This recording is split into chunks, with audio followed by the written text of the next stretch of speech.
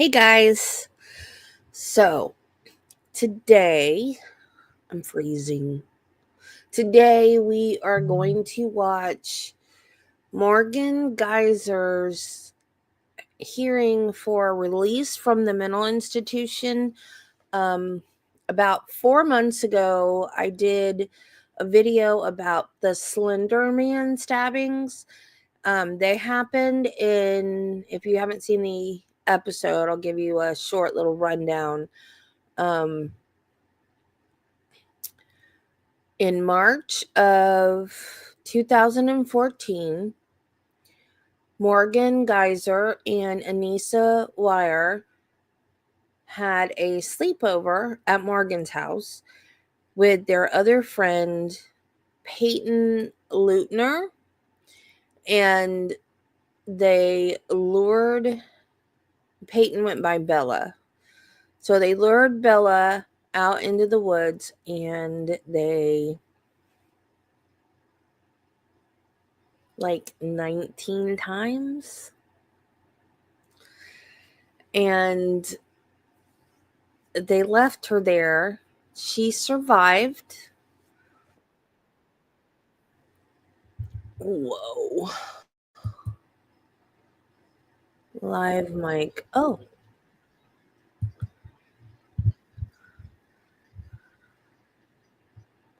I think they're starting. Okay. So, she survived. The girls they found walking. They were walking to Slenderman's mansion. Slenderman, I can't remember what year Slenderman came to be, but the origin of Slenderman, there was a photo contest to make a figure that would be frightening to children, but he has a mysterious origin. You don't know what he is, what he wants. So it was just like a picture contest, and the guy that won just put Slenderman in the back of kids playing on a playground. And then it became a creepypasta, and the stories grew and changed. And so some people thinks that he's bad and he kidnaps children. There's other stories that no, he takes children out of bad circumstances and saves them from bad home lives. I mean, it's taken on a life of its own. He has tentacles that come out of his back. He makes kids have radiation sick. I mean, it's just crazy stories about this mythical figure. And these girls believed that he was real. They believed that if they did this for him, that they would get to go to his mansion and be proxies. Now, the word proxy, I mean, I could be wrong, but I've always thought that the word proxy meant in place of.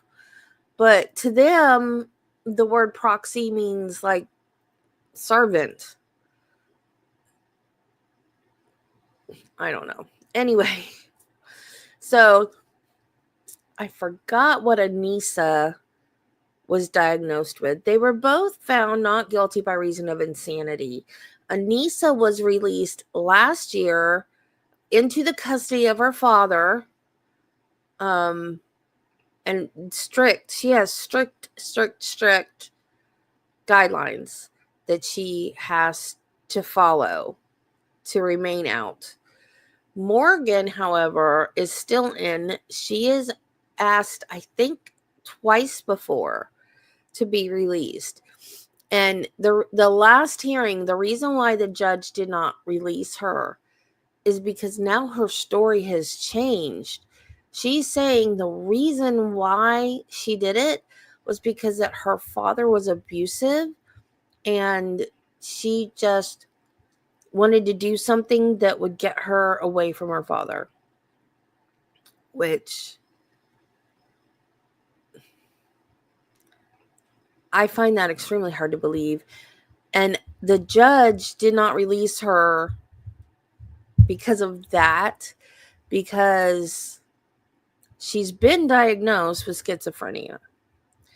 She coerced another girl to help her do something horrible. And now she's saying, oh, thank you, Judy. Ally or Confederate. Why did I think it meant in place of? Okay, well, my definition was wrong. So well, they said servant, so their definition isn't right either. Theirs is closer than mine. Okay.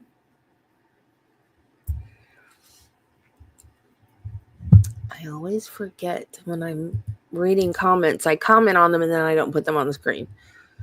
Ally or Confederate. Okay.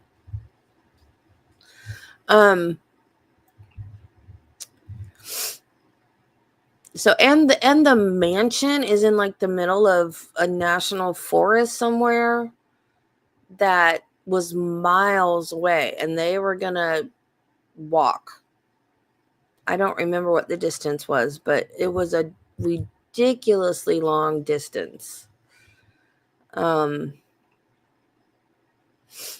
But the judge said because she has now changed her story that she did it just to get out of the house, that shows even more manipulation and makes her even more of a danger on the outside. So I agree with him, because she shouldn't have changed her story, because the other story kind of makes it, I don't want to say not her fault, because it is her fault, but she did it because she was schizophrenic. And now to turn around and say, oh no, I knew what I was doing the whole time. I did it because my dad was messing with me. Her dad, by the way, unalived himself in 2023.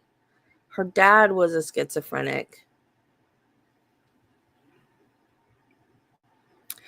Munchausen by okay. Okay. Yeah. Munchausen by proxy. Yeah. I guess that's probably why I thought that too. Yeah. But her poor mom. And I think in the episode that I did, I didn't like blame the mom. I hope it didn't come across as I was blaming the mom. I just think that the mom, they knew that her dad was schizophrenic, and she's saying that she's seeing things. Like, she had hallucinations at a young age, and they just blew it off as, oh, a little kid pretending. But I think with the dad's history of schizophrenia, I think that she should have had that checked out.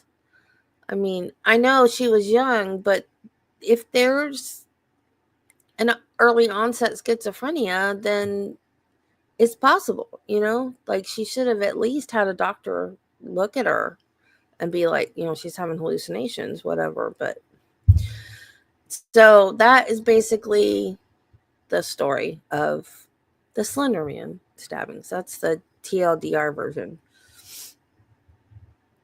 So let's take a look. I'm going to turn my camera off. Let's see if they started yet.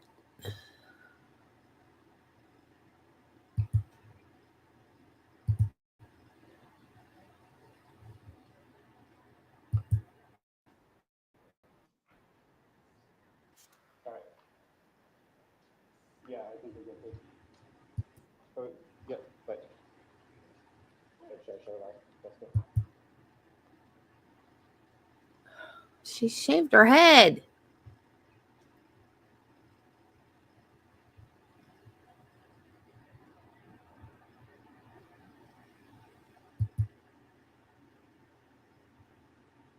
Well, if you guys look at the thumbnail, I think her hair is different in every picture of her. It's like she can't decide how she wants to do her hair.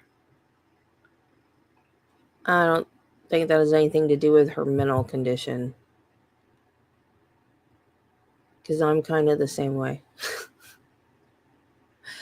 Except I'm not going to go so far as to shave my head.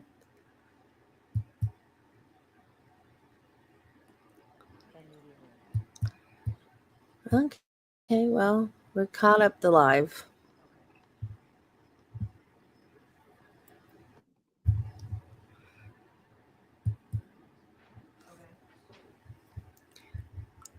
In one of the pictures on the thumbnail, and I think that was a picture from her last hearing.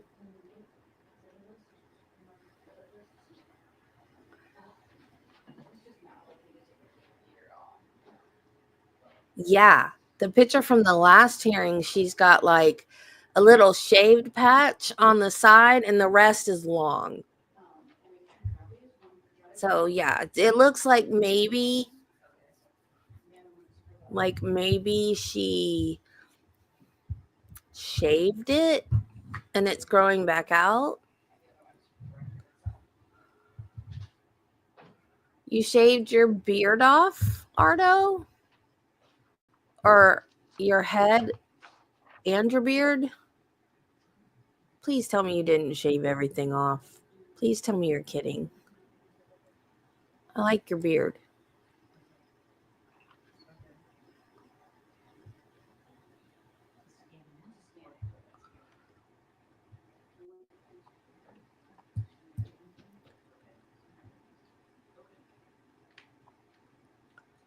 Cheek beard.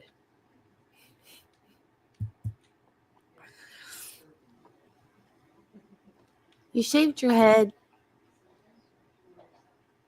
You shaved everything.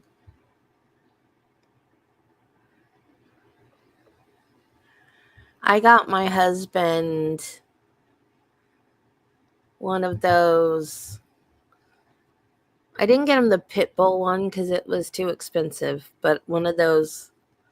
I don't even know what to call them. They're like the head shaver things that makes it easy to do yourself, where you just stick the way you hold it is different, so you can just like rub it all over your head. I don't remember what the brand name was, but yeah.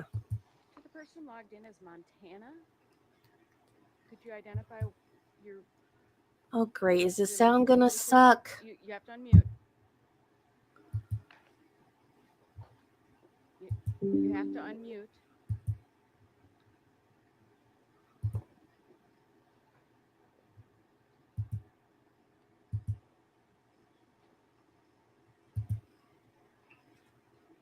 I'm Payton's grandmother.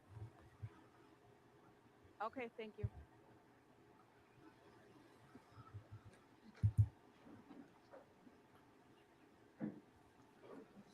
But he doesn't do his completely bald. He's got like teeny tiny. It's like stubble head. But I love it.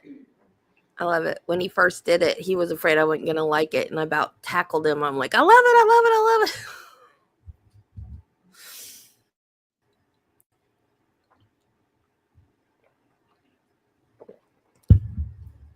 Because I hate comb overs. And if he was going to go the comb over out, I don't know what I was going to do. He's always worn his hair with like a deep side part, like an over exaggerated side part. So even though it wasn't really a comb over, it kind of looked like that just because, and he's always worn his hair like that. So it's not really a comb over. It just looks like that because of where he puts his part. And then he was starting to get a little bald spot at the crown of his head.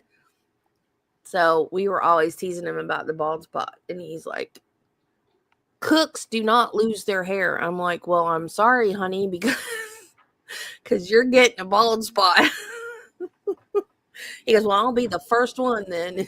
So he kept telling me he wanted that razor Weiser. And so I got it for him Christmas, not this past Christmas, but for you, and he loves it.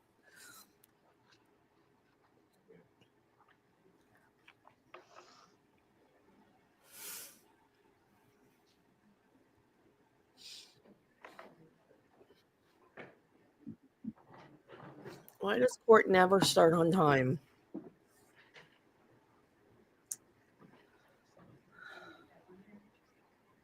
Doesn't have armrests.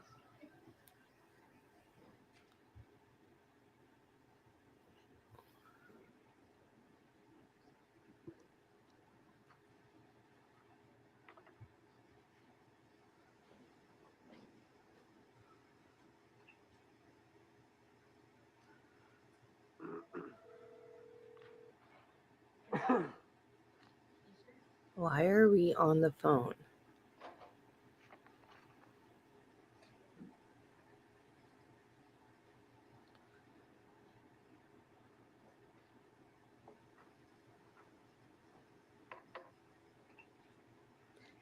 Thank you, Ardo.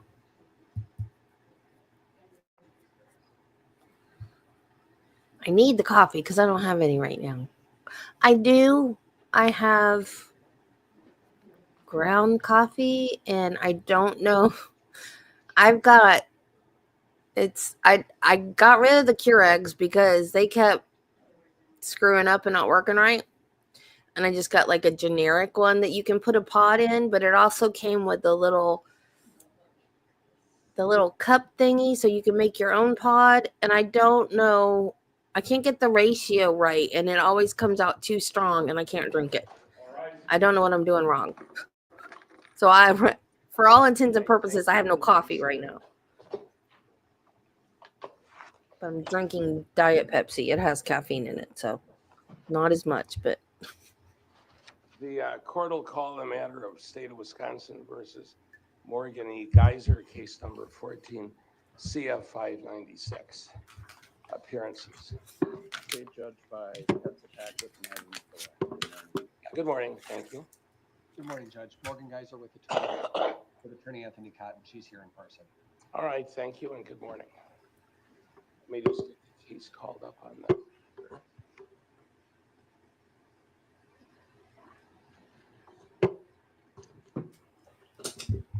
Thanks, sir.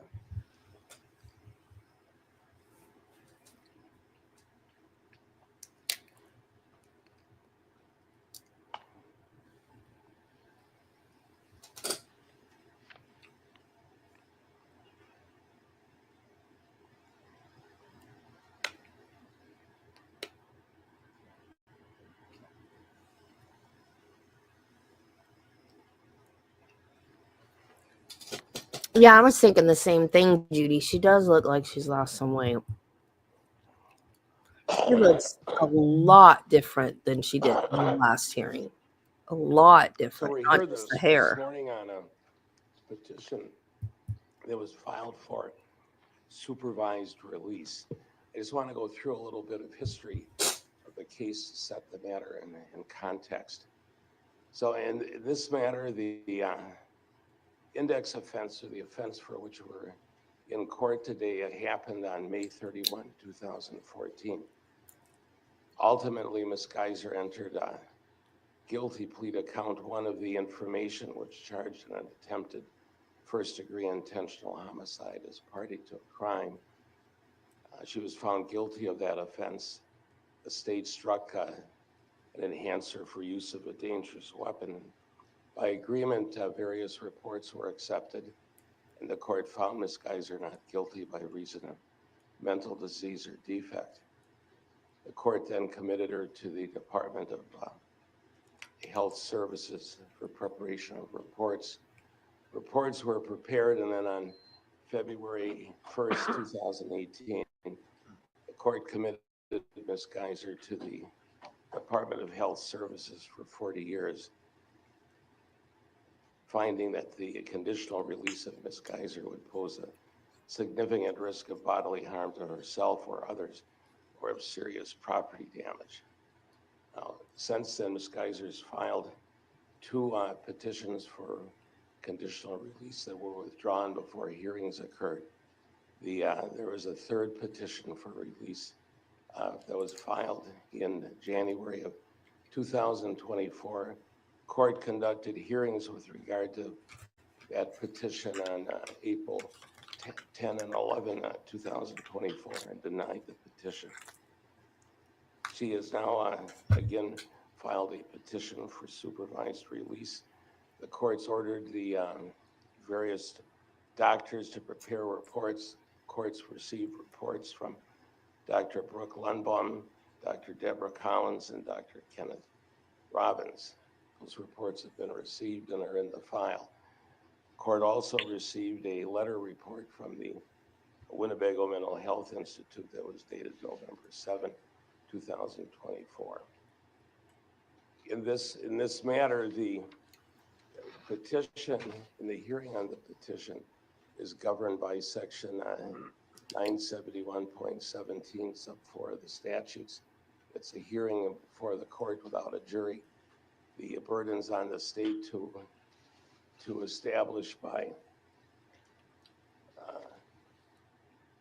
the burden is on the state's burden in this case is approved by clear and convincing evidence that the commitment should continue because the individual is presently a danger to herself or to others.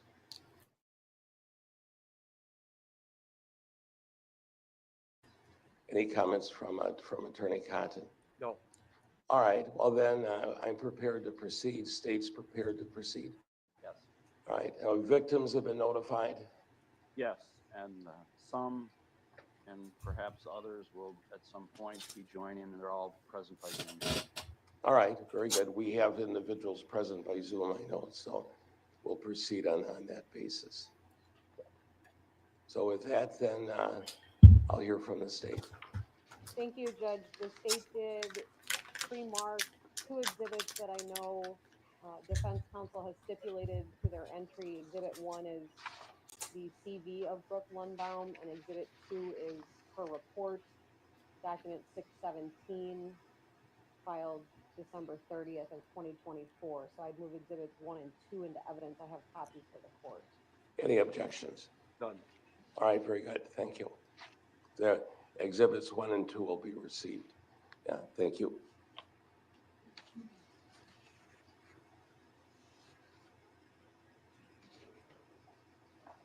And Dr. Lundbaum is appearing by Zoom. Correct. The state would call Dr. Lundbaum. Okay, doctor, are you there? All right.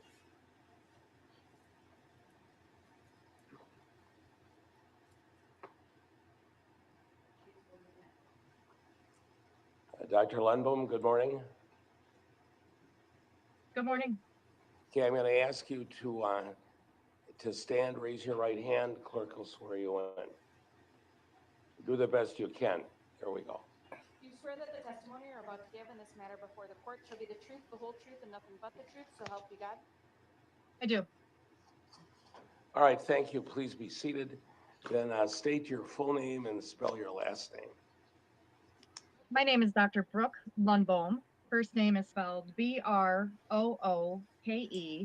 Last name is L-U-N-D-B-O-H-M.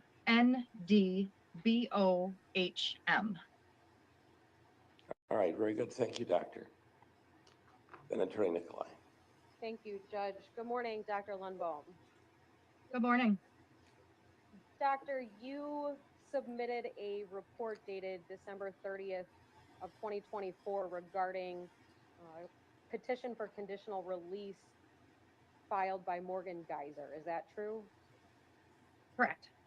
And that report has already been admitted into evidence as Exhibit 2, but you're familiar with that report as you sit here today, true? Yes. And you've had a long history with Ms. Geyser. Is that also accurate? Yes. And in fact, on page 2 of your report, you actually outline the various evaluations and reports that you've done regarding Ms. Geyser and her various stages of psychiatric stability. Is that true? Yes. And those date all the way back to 2016. That's correct, although I also did complete a competency examination early on in the evaluation as well, or the case as well, which was actually 2014. And in April of last year, you actually testified at a conditional release hearing for Ms. Geyser as well. Is that true? Of this year, that's correct. Of 2024. Oh, I'm sorry, 2024. Yes, that's right. Okay. So I just have a few questions. Ultimately today, Dr. Lundbaum, you did form an opinion for the judge regarding your belief of whether Ms. Geyser is ready at this point for conditional release, right? Yes. And what is that opinion? At this point, I am in favor or in support of her petition for conditional release. Specifically, I don't believe that she currently poses a significant risk of substantial harm to herself, others, or to property damage. And doctor, is that opinion different from the opinion that you gave in April of 2024 at that conditional release hearing? It is. Okay. And I just want to ask a few questions about the change in opinion. So I want to talk a little bit about some of the risk factors that are identified. Can you talk to the court about what the HCR 20V3 is? The HCR 20 is a risk assessment instrument that is commonly used in the completion of conditional release assessments or other violence risk assessments. It is not a psychological test in that it gives a specific score or answer to the question, but it is comprised of a variety of different factors that have been linked through the research to help examiners determine risk and protective factors. The HCR 20 is broken into 3 separate parts with historical factors, clinical factors, and then also risk management items. Is one of the clinical factors lack of insight? It is. And is that important to consider when trying to identify someone's risk for violent recidivism? It is one of the several different factors to consider, but it is an important factor, yes. And what is meant by lack of insight? So insight relating to a person's understanding of their mental health condition, but also insight and understanding of the different factors, warning signs, triggers that have brought a person to previous acts of violence. In terms of your concerns in April of 2024, did you have concerns about Ms. Geyser's insight into her mental illness? Yes. And at this point in time, well, strike that. Did you, in April of 2024, have concerns about Ms. Geyser's credibility as a reporter? I did. And so I want to talk about kind of that trajectory over time, if we can. Can you remind the court, please, of the initial findings regarding the psychological diagnosis that Ms. Geyser had at the time of the index offense? So at the time of the index offense, there was consensus amongst a variety of professionals involved in the case that she was experiencing symptoms of a psychotic spectrum disorder that was eventually pretty consistently diagnosed as schizophrenia. The symptoms that she displayed of particular relevance were delusional ideas related to the fictional character of Slenderman, but also a variety of auditory and visual hallucinations, disorganized thinking, disorganized behavior, and instability in her emotional regulation. Were those symptoms things that were observed objectively as well as reported by Ms. Geyser subjectively? Yes. And were those symptoms something that professionals believed prompted the index offense? Yes.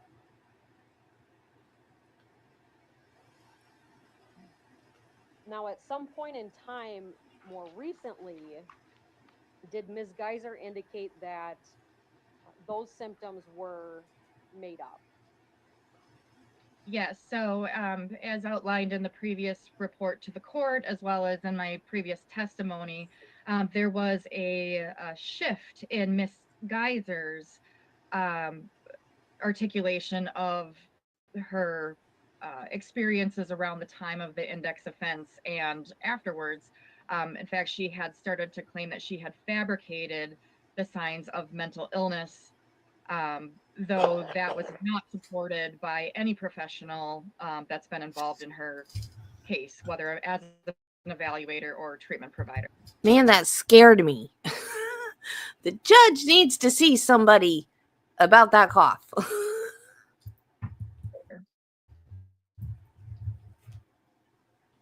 And I believe I recollect that even the last time you testified, Hi, raindrops and feathers. Welcome. we talked about this, and you even challenged Miss Geyser about the fact that her claim of fabrication just wasn't consistent with the other evidence, right? Correct. And what did Miss Geyser say about that?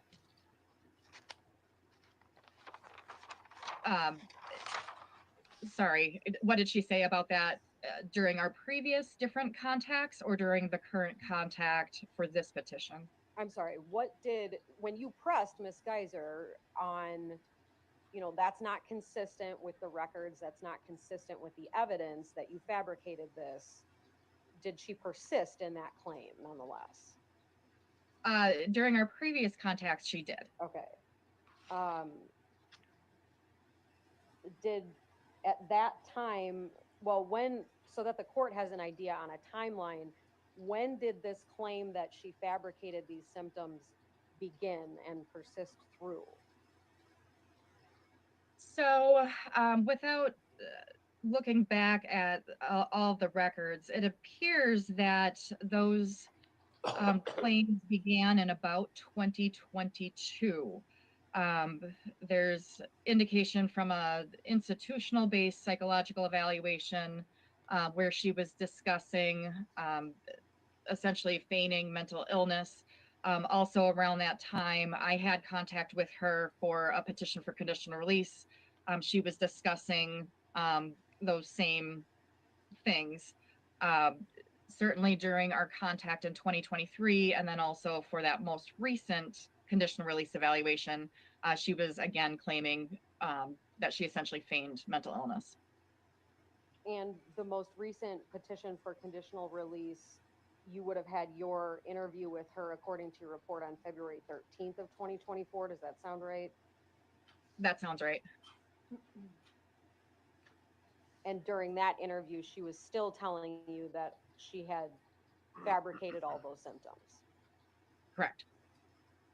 Now, so during this time period of between 2022 and 2024, at some point in time, were her psychotropic medications discontinued? So the available information reflects that her treating provider at the Winnebago Mental Health Institute began to taper her from her antipsychotic agent, which was Invega Sustenna, in the fall of 2000 or fall or winter of 2022, with that taper being complete in about January of 2023. So the record suggests that she has not been taking an antipsychotic agent since about that time, though she's continued to take antidepressant and anti-anxiety medications. And that remains true as of today's date? Correct.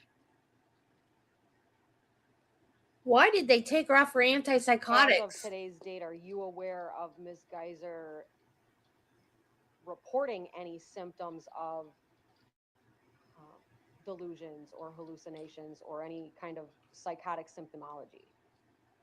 In review of the records, the last time that she either evidenced or expressly discussed overt psychotic spectrum symptoms was in about 2021, I believe it was. So there's been a several year period now where there's been an absence of those acute or overt.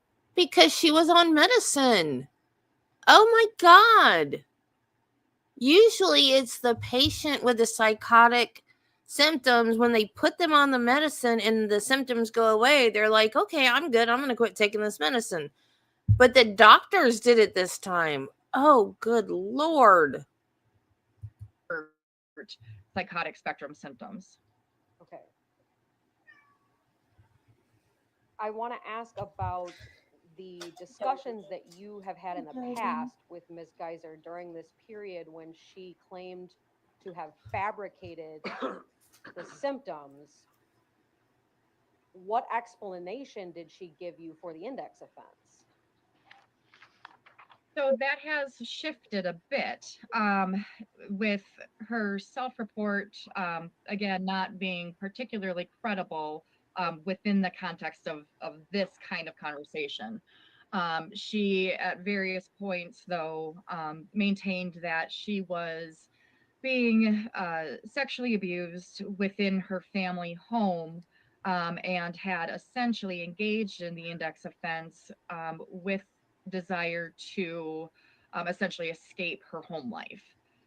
Again, that not being consistent with the totality of information that exists.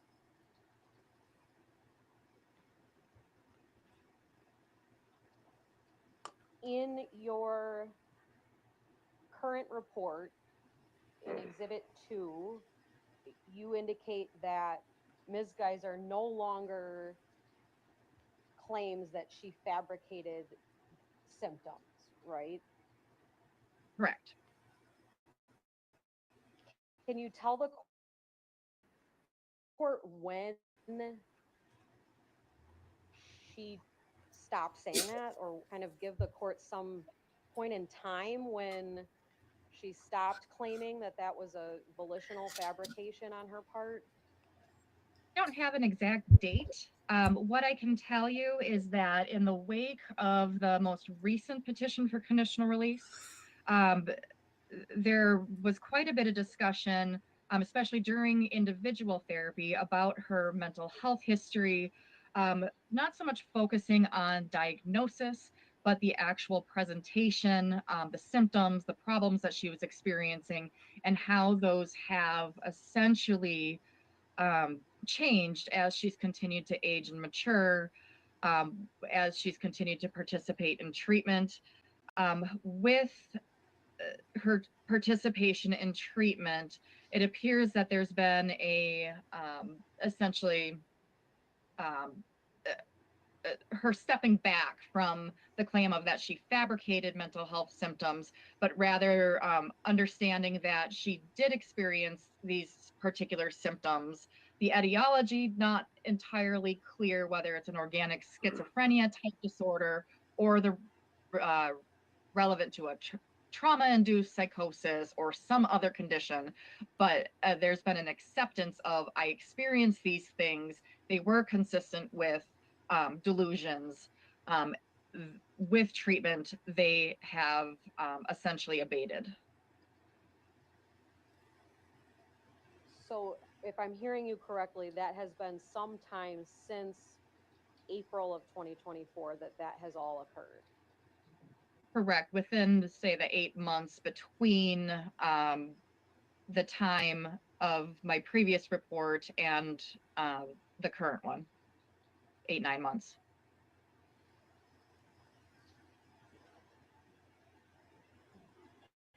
Have you ever asked Ms. Geyser why she would claim that she had fabricated those symptoms? We did discuss that during the current clinical interview for the current petition. Um, she had vocalized that it's been difficult for her to appreciate and understand the different experiences and symptoms. I think the other two people, they said there were victims here by Zoom. So I'm thinking they might be the grandparents of Payton. Because I know they're not her parents and they're older. I mean, maybe even grandparents of Anissa. Because I think that Anissa's family consider her a victim as well. But I don't know for sure. I just know that the judge said that some of the victims were there via Zoom. She's experienced over time, in part due to the young age that she was when the index offense occurred, in part due to memory not necessarily being fully formed or being impacted by the severity of her symptoms over time. Also, there's been changes simply because of development and maturity, changes in her chemical makeup as she's continued to get older. Her current understanding is that she experienced fantasy related to these different fictional characters, and within the context of her mental illness, fantasy essentially became blurred with reality, where she had a difficult time determining the difference between essentially what's fiction versus what's real.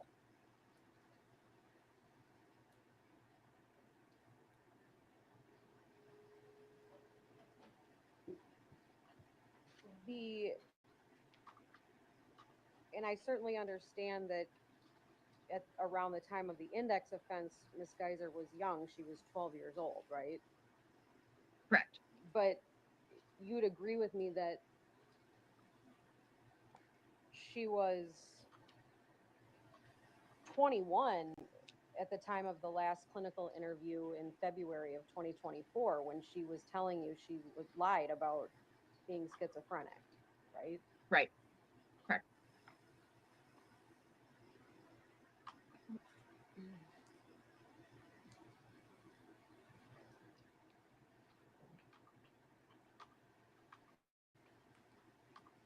Would you agree that in this case that there is a core, there's a lack of clarity regarding the motivation for the actual index offense?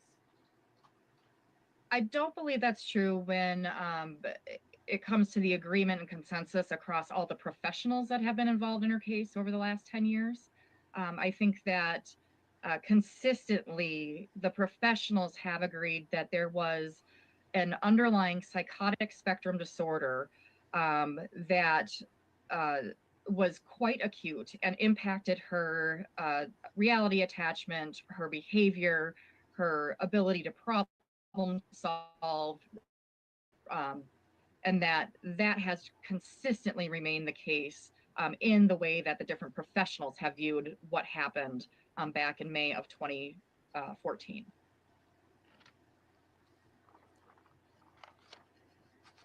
Thank you, Doctor. I want to talk a little bit now about kind of the idea of relationships. And do you have any concerns about the strength of interpersonal relationships for Ms. Geyser, both historically and currently? I do. Could you explain to the court a little bit about your concerns in that regard historically for Ms. Geyser? Not, it's a pretty broad question, so I'll try to break it down a little bit here. So historically, Ms. Geyser has demonstrated difficulties in forming bonds and attachments with others. There's a pattern of interpersonal conflict, whether it's other patients at the institution, her family members, individuals that she has, acquaintances or friendships that she's made. That said, she is an individual who's essentially grown up in a adult psychiatric hospital, so her opportunities to have kind of typical developmental social relationships have also been impacted just by virtue of her placement.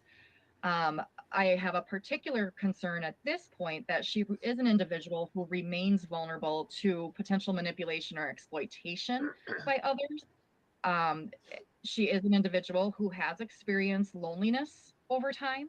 Who And hasn't? as part of that, which she recognizes, has made some poor choices with regard to her friendships or relationships with others, because she essentially wants to have connection with people, connection that she otherwise does not have the opportunity for, again, by virtue of the institutional setting.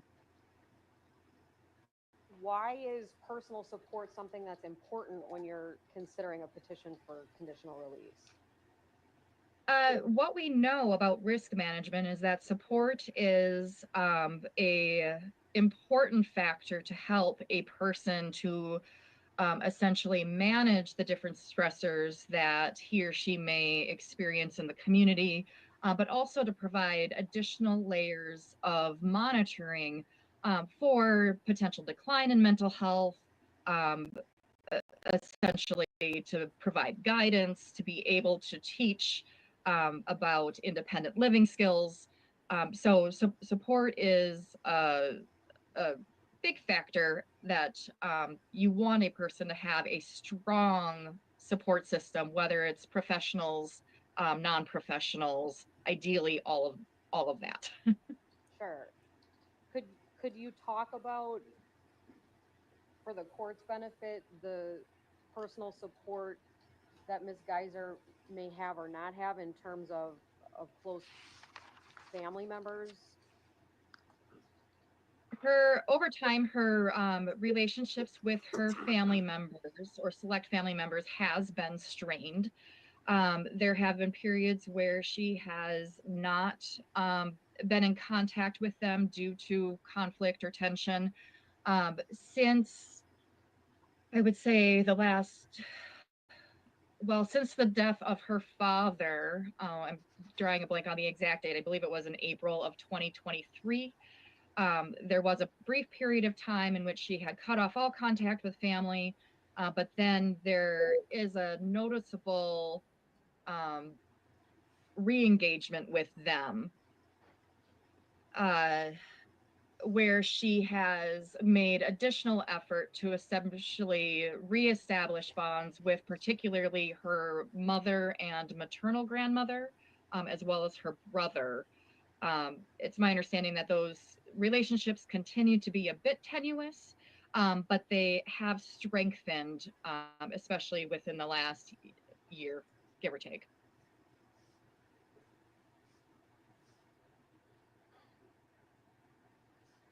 When you completed the Minnesota multiphasic personality inventory with Ms. Geyser, was there any insight into how she perceived her social support system using that tool? Yeah, with that tool, she responded that she perceives her social support system, especially with respect to her family relationships, as being tenuous. And in your report, you indicate that she actually holds negative feelings about her family and blames them for difficulties. Is that accurate? That is what the instrument indicated. It's also consistent with her presentation over the course of time. And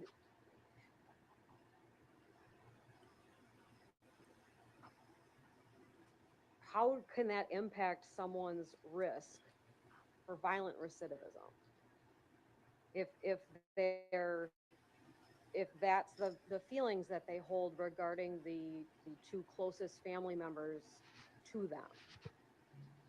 In and of itself, fractured family relationships wouldn't necessarily augment a person's risk if there's additional levels of support that they can rely upon. In Miss Geyser's case, she would have the benefit of rather significant professional support surrounding her if she were to be discharged to the community. Ideally, she will continue to bridge those gaps that exist with her family members and continue to strengthen those. However, frankly, a lot of people in the community don't have great relationships with their family. And in and of itself, like I said, that doesn't necessarily suggest that she would be at higher risk for violence. It's just one factor to consider, especially when we're creating a risk management plan for her discharge to the community. Sure.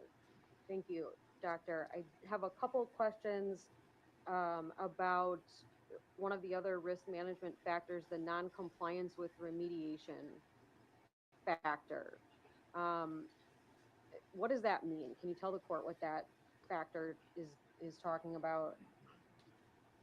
So that factor would be trying to predict her, when it comes to the risk management factor, trying to predict the likelihood that she is to follow the conditions and expectations of her treatment plan, of her supervision plan.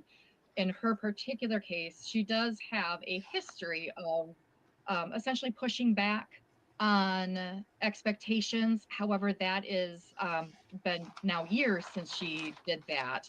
Her recent stability and rule compliance in the institution does bode well for her success within the community, especially given her more recent willingness to accept feedback and guidance from individuals who are involved in her care.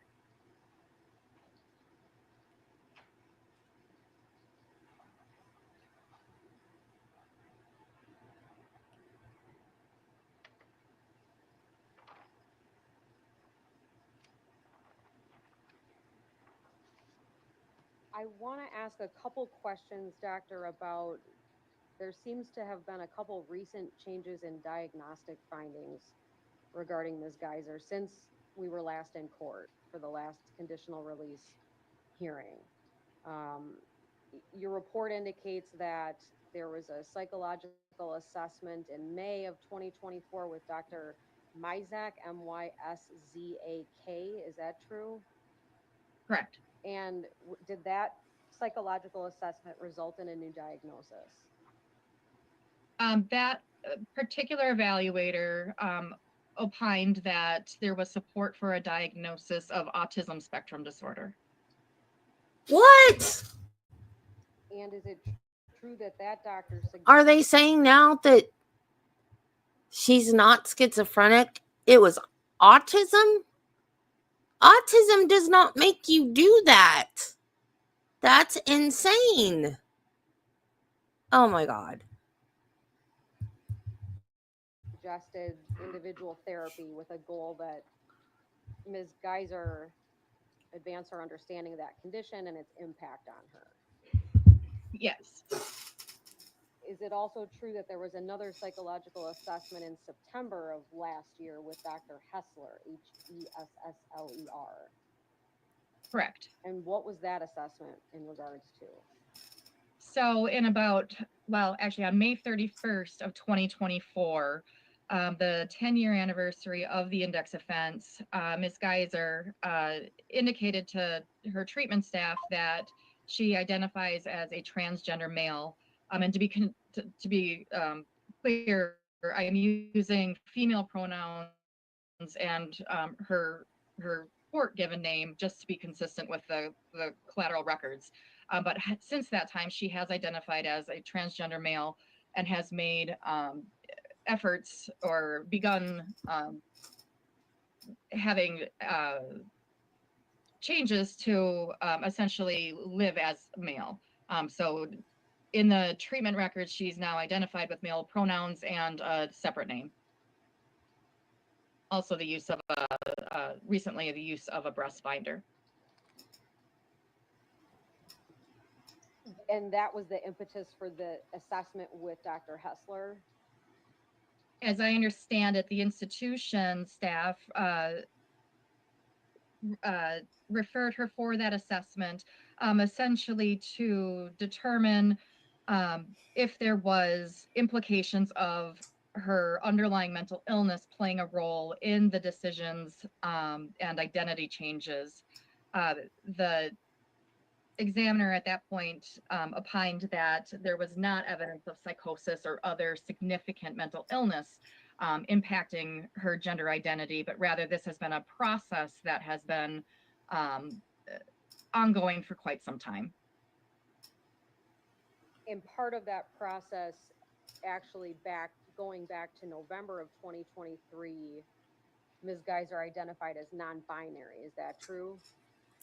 Right. At that point, she identified as non-binary and had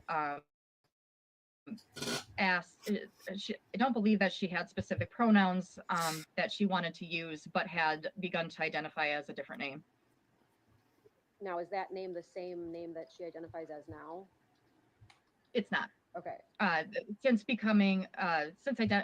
essentially coming out as transgender male, she has chosen a distinctly male name. Okay. And ultimately, through that assessment, Morgan can be either male or female. I would keep my name if it could be like an androgynous name. I would keep it, but that's just me.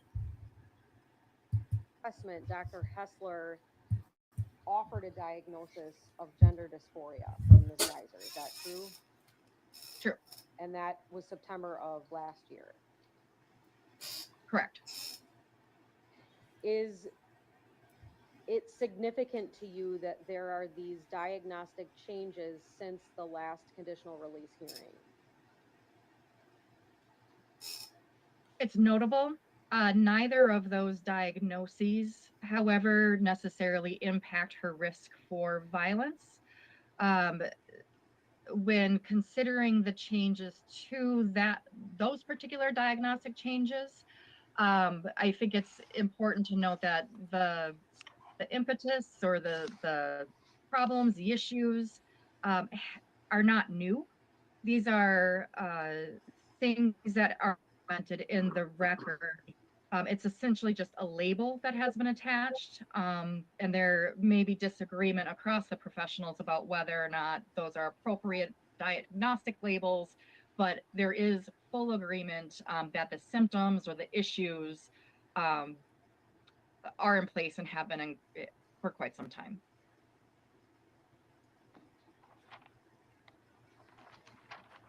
And doctor, I just have one more area of questions for you. I wanted to ask you a little bit about, it seems like both Ms. Geyser and you seemed to discuss the likelihood that if the petition were granted, that a placement would be appropriate in some. I agree 100%. Yeah. So now she's changed her story again because the last story didn't work. She knows exactly what to say. Some sort of a supervised Hey, Robbie. home. Is that fair to say? Yes. Are you aware of any specific location that's been identified that would accept Ms. Geyser at this point in time? It's my understanding that process would have been premature. So as I understand it, if the court were to grant her petition for conditional release, there is, I believe it's 60 days that her community-based treatment team would be working with her institutional treatment team to essentially come up with a conditional release plan that would include a specific placement, residence, treatment programming for the community. So a specific location is not yet identified, though I am aware that there are locations in our state that would be appropriate. So there are locations that you believe are able to. I only watched the first season of that. I wondered what they did when she transitioned. I wondered how they were going to do that. I got to go back and watch. How many seasons are there now?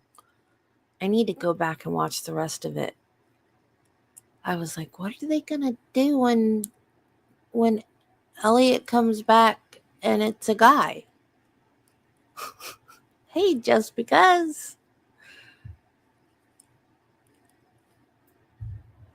I guess they figured it out. I was wondering about that. To provide the appropriate supervision for someone like Ms. Geyser. I am aware that there are a number of facilities in our state that that would match as essentially what I described in the report. I don't have a specific recommendation for a group home or residential treatment facility that essentially goes outside the role of a conditional release examiner. But would it be fair to say that in terms of the safety of the community, it would really require that type of a step down, in your opinion, for Ms. Geyser?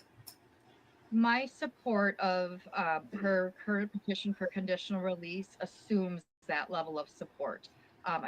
Essentially, it's the next step in the progression toward community-based adjustment. It's the least restrictive environment that is one step down from where she is at this point.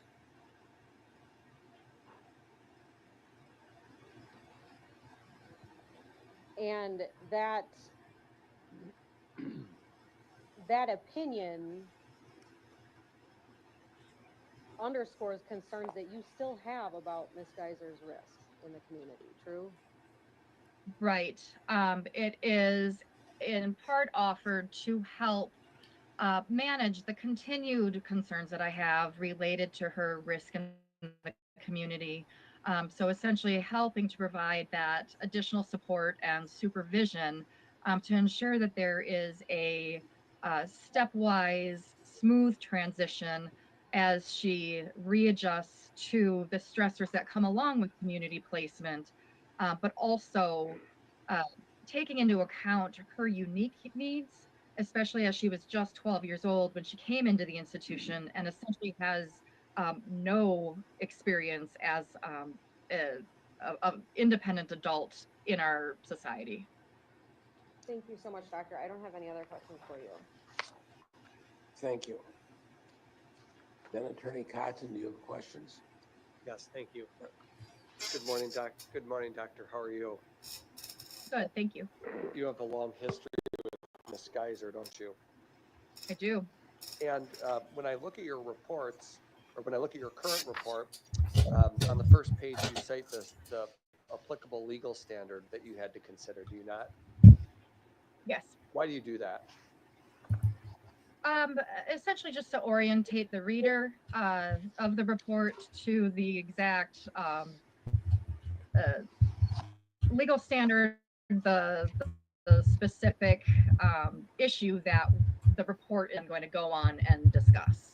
Okay, have you ever, outside of Ms. Geyser, have you ever done reports like this before in your professional career? I have. Okay, you've testified in other cases? I have. You've, in some situations, recommended release, and in others, the opposite? Correct. Okay, how many years have you been performing these types of evaluations? I started doing these particular kind of evaluations as a postdoctoral forensic psychology fellow in about 2008. And I have been licensed in the state of Wisconsin since 2009. While by no means the primary area of my practice, it is a regular part of my practice since that point. Got it. And would it be fair to say that what you're focusing on for purposes of this type of evaluation is what other Ms. Geyser poses a significant risk of bodily harm to herself or others? Correct. As well as serious property damage? Correct. And of course, you're familiar with the history of this case. There's no serious property damage that ever occurred, right? Right. Really, would you agree with me that the singular violent event in Ms. Geyser's life really was the crime for which she was adjudicated NGI? I would say interpersonal violence. The most significant and severe incident would be the index offense. There is also indication of self-injury over time, Yes. but that's been years since that has occurred. Yes, many years ago, she did have a suicide attempt in October of 2021 at the facility, right? Right. So we have now a significant length of time with no such attempts, right? Right. Now, on page, starting with page 3 of your report, you discuss Ms. Geyser's contemporary institutional adjustment, and you indicate that she resides on what type of unit? The unit is named Choices. It's a minimum security unit. It's the same unit that she's been on for quite some time, several years. And what does that suggest, if anything? Uh, Or what does that tell us about Ms. Geyser? At Winnebago, most of the units, frankly, when it comes to this kind of commitment, are minimum security. There are some medium or higher security units, but those are for more acute individuals and individuals who essentially just got to the institution. It does suggest, though, that she has maintained a level of psychiatric and behavioral stability to warrant her placement there versus potentially going back to the more restrictive housing unit. And since, would it be fair to say that since June of 2022, so about 2.5 years now, Ms. Geyser has been placed in the pre-integration phase? Right. Which means what? It is, so her particular unit has different phases that correlate to psychiatric stability, behavioral stability, also come along with different privileges. As I understand it, the pre-integration phase is the last or final phase that is available to patients on her unit that have not yet received support for conditional release. So essentially, she's at the highest unit or highest level. Yes, the with the most privileges before she can move to the integration phase. She currently has the most privileges that are available to patients at Winnebago. And then whenever Judge Boren grants conditional release, if it's after this hearing, she would be promoted to the integration phase, as you understand it, right? Right.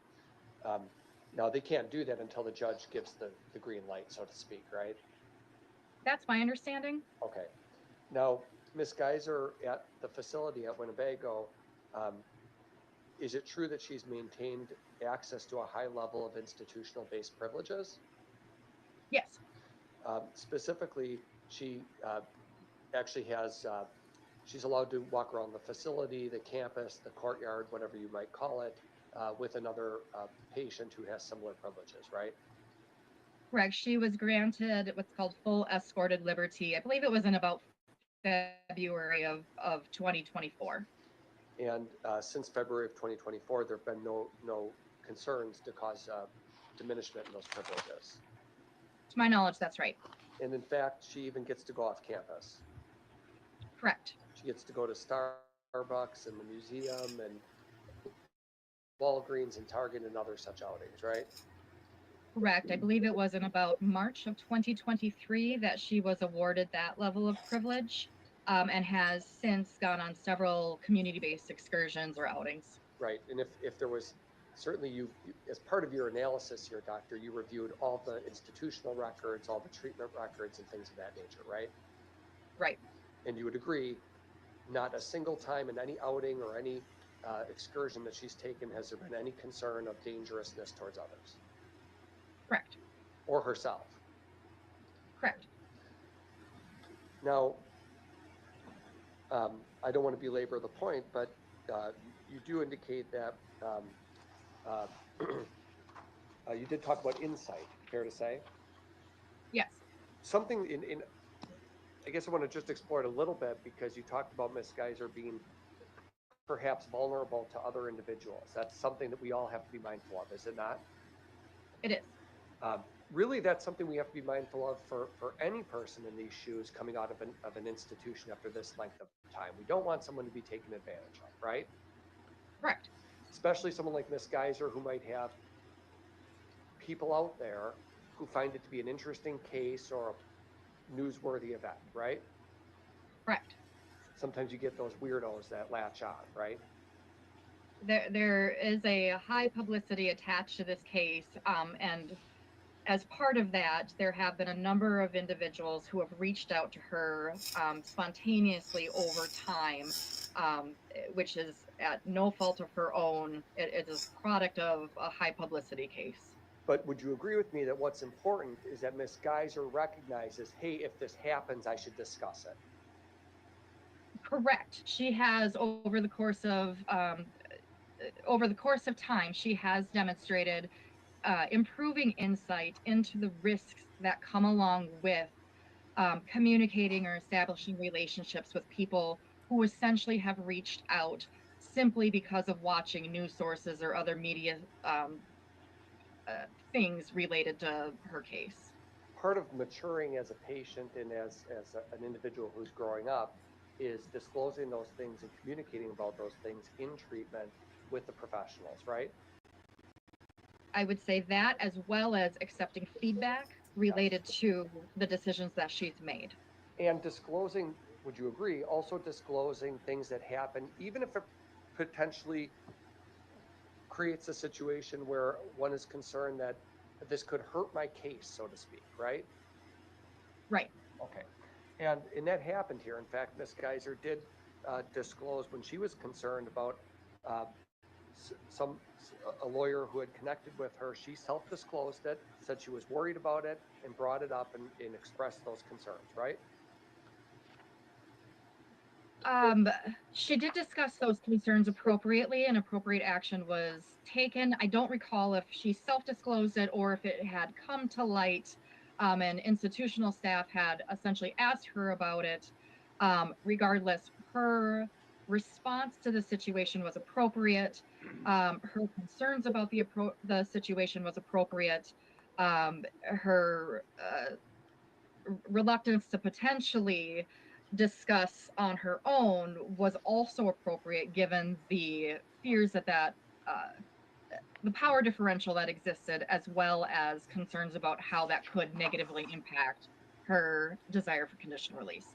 Does Ms. Geyser currently participate in regular therapy with the social workers? She does. And your report notes 100% attendance between July and September of 2024. That's with group psychotherapy, but also she has excellent attendance with her individual therapy. And have you spoken to those professionals, or did you not speak to them directly? I did not speak to them directly. I had access to the numerous progress notes related to those contacts. Now, when Ms. Geyser was evaluated by Dr. Myzak, you testified previously, just spelling Madam Court Reporter, it's Myszak, Dr. Myzak. That was May of 2024, right? I believe so, yes. And that was the purpose of that was simply to determine whether there was any autism-related spectrum condition that could be identified, right? Right. And as I understand it, number of people might be on the spectrum in one way or the other as we gain more understanding of the condition, right? Right. May not be that there's more people with it. It may be that we just, as a society, have a better understanding of the spectral nature of the condition, right? Correct. In any event, what's important for this hearing is, was Ms. Geyser resistant in any way to that evaluation or diagnosis? Not to my knowledge. Does one having an autism spectrum disorder make them a violent person? No. There's no relationship between autism and violence that you're familiar with, right? What I would say is that the diagnostic label here is not the thing that I would focus on when examining a person's risk for violence. What I'm interested in particular is the symptoms or issues. Frankly, whether it's an autism spectrum label, schizotypal personality disorder, schizophrenia, what we know is that the symptoms or the problems that were described are consistent with what we already knew across the course of the records. Got it. So we should be less, I think what I'm hearing you say, and correct me if I'm wrong, is we should be less concerned about the labels and more concerned with evaluating how the person is functioning and doing. Right. Okay. Whether it's schizotypal disorder, schizophrenia, autism, real issue is the person stable and are they proving it? Right. And is the person receiving appropriate treatment surrounding those particular symptoms or problems? And does the person continue to evidence those symptoms or problems? Or do they continue to be a prevalent part of the daily psychosocial picture? I really don't want to, I think for Ms. Geyser's sake, get too deep into this, but there is some evidence, there's self-disclosure, a report by Ms. Geyser about the sexual trauma she endured as a young child. Right. From her father. Right. In other words, he was her caregiver and he was sexually abusing her, as it's been reported. As it's been reported, correct. You used the phrase trauma-induced psychosis. That is a condition, is it not? Yes. Is it just what it sounds like, that because of someone's trauma that they're enduring, they can exhibit psychotic features? Correct. When that trauma disappears, you said her father died in April of 2023. When that, and she's been removed from her father even before that for many years. Right. When that trauma disappears, would one expect to see a diminishment of symptoms sometimes? I would say that that's hard to say. Everybody's experience with mental health conditions, regardless of the nature or the label of it, is unique to that particular individual. What I would say is that there's been now observation for several years where psychosis, those acute symptoms of psychosis, have not been a prevalent part of the clinical picture. Sure. And the professionals noted it back when she was an 11-year-old turning 12 and 12 turning 13. The professionals noted symptoms back then, but you testified that in 2021 was the last time there was any acute or overt psychotic symptoms by Ms. Geyser. Right. As I recall the records, in 2021, there were some ongoing issues related to her report of auditory disturbances that she specifically described as being demons. But there has been nothing of that sort for the last, whatever that's been now, 3 years. Yes, going into 4 years now. Correct. And you testified that Ms. Geyser's had considerable discussion with her individual therapy about her condition as the years have gone by, right? Right. And there's been a significant improvement in her personal insight into what she endured as a child, right? Right. Put simply, we hope that people mature. I would say that it's a combination of factors. So maturity, as well as since that suicide attempt in October 2021, there's been a noticeable shift in her engagement in treatment. And so as she has continued to take treatment more seriously and become consistently engaged and invested in it, she's benefited as well. So has demonstrated improvement in her understanding as time has gone on, albeit not in a perfect trajectory. Is there any, I'm sorry, what hasn't been a perfect trajectory? Her insight. Okay, but as she sits here now with your clinical evaluation, you would agree that she has insight into herself and her condition? I would say that it continues to be a process for her. It is a process that will continue likely throughout the entirety of her life, but certainly throughout the last, whatever it's been, 8, 9, 10, a noticeable improvement in her understanding of her mental health how she discusses her mental health, diagnostic labels aside. Now, when Miss Geyser is released, you talked about her placement in a group home. You called it a stepwise approach, right? Right. So there's a number of facilities that exist that she can reside at. That's my understanding. Okay, and we can ask people from Winnebago more questions about how they do that. I would say that Winnebago probably has an understanding, as well as the individuals who would be a part of her conditional release supervisory team, so case management especially. Okay, as part of your evaluation with Ms. Geyser, you asked her about some of her plans for the future, didn't you? Yes. Would you agree that her plans are fairly normal and rational plans for someone in her situation? Would you agree? Yes. She's heavily invested in her artwork. She's a talented artist and writer, isn't she? She is. She's also somebody who expressed an interest in maybe selling artwork someday. Correct. Or writing for a living, being an author. Correct. Professional author has been a goal of hers since she was quite young. So that's rational for somebody in her shoes to think about how they might support themselves in the future. Certainly, she'll be on supervision. Judge ordered 40 years. She'll be on supervision in some way for much of her life. But saying I want to be an artist and I want to be a writer for someone in her shoes is a rational goal. Yes, I would say so. Gender identity, does that relate to violence? No, not typically. And in her case, I would suggest that that's not a factor that's particularly relevant to her risk.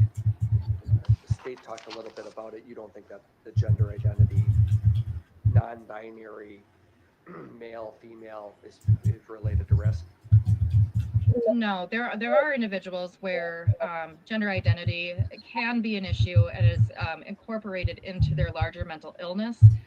There's not evidence of that for Ms. Geyser. And in fact, that's why it was important to have the evaluation done by Dr. Hessler, right? Right. I'm sorry? Right, correct. Got it. So Dr. Hessler can diagnose the dysphoria. Seems like that's common. That seems more prevalent now that I'm hearing than. Would you agree as a doctor? So just briefly about gender dysphoria. So not all individuals who are dealing with gender identity would experience that, but really what it is it relates to the emotional state attached to that disconnect in gender identity versus the physical body. In Ms. Geyser's case, she had described feeling discomfort, especially in her own body, looking at her body over the course of essentially her entire adolescence and now adulthood. Okay.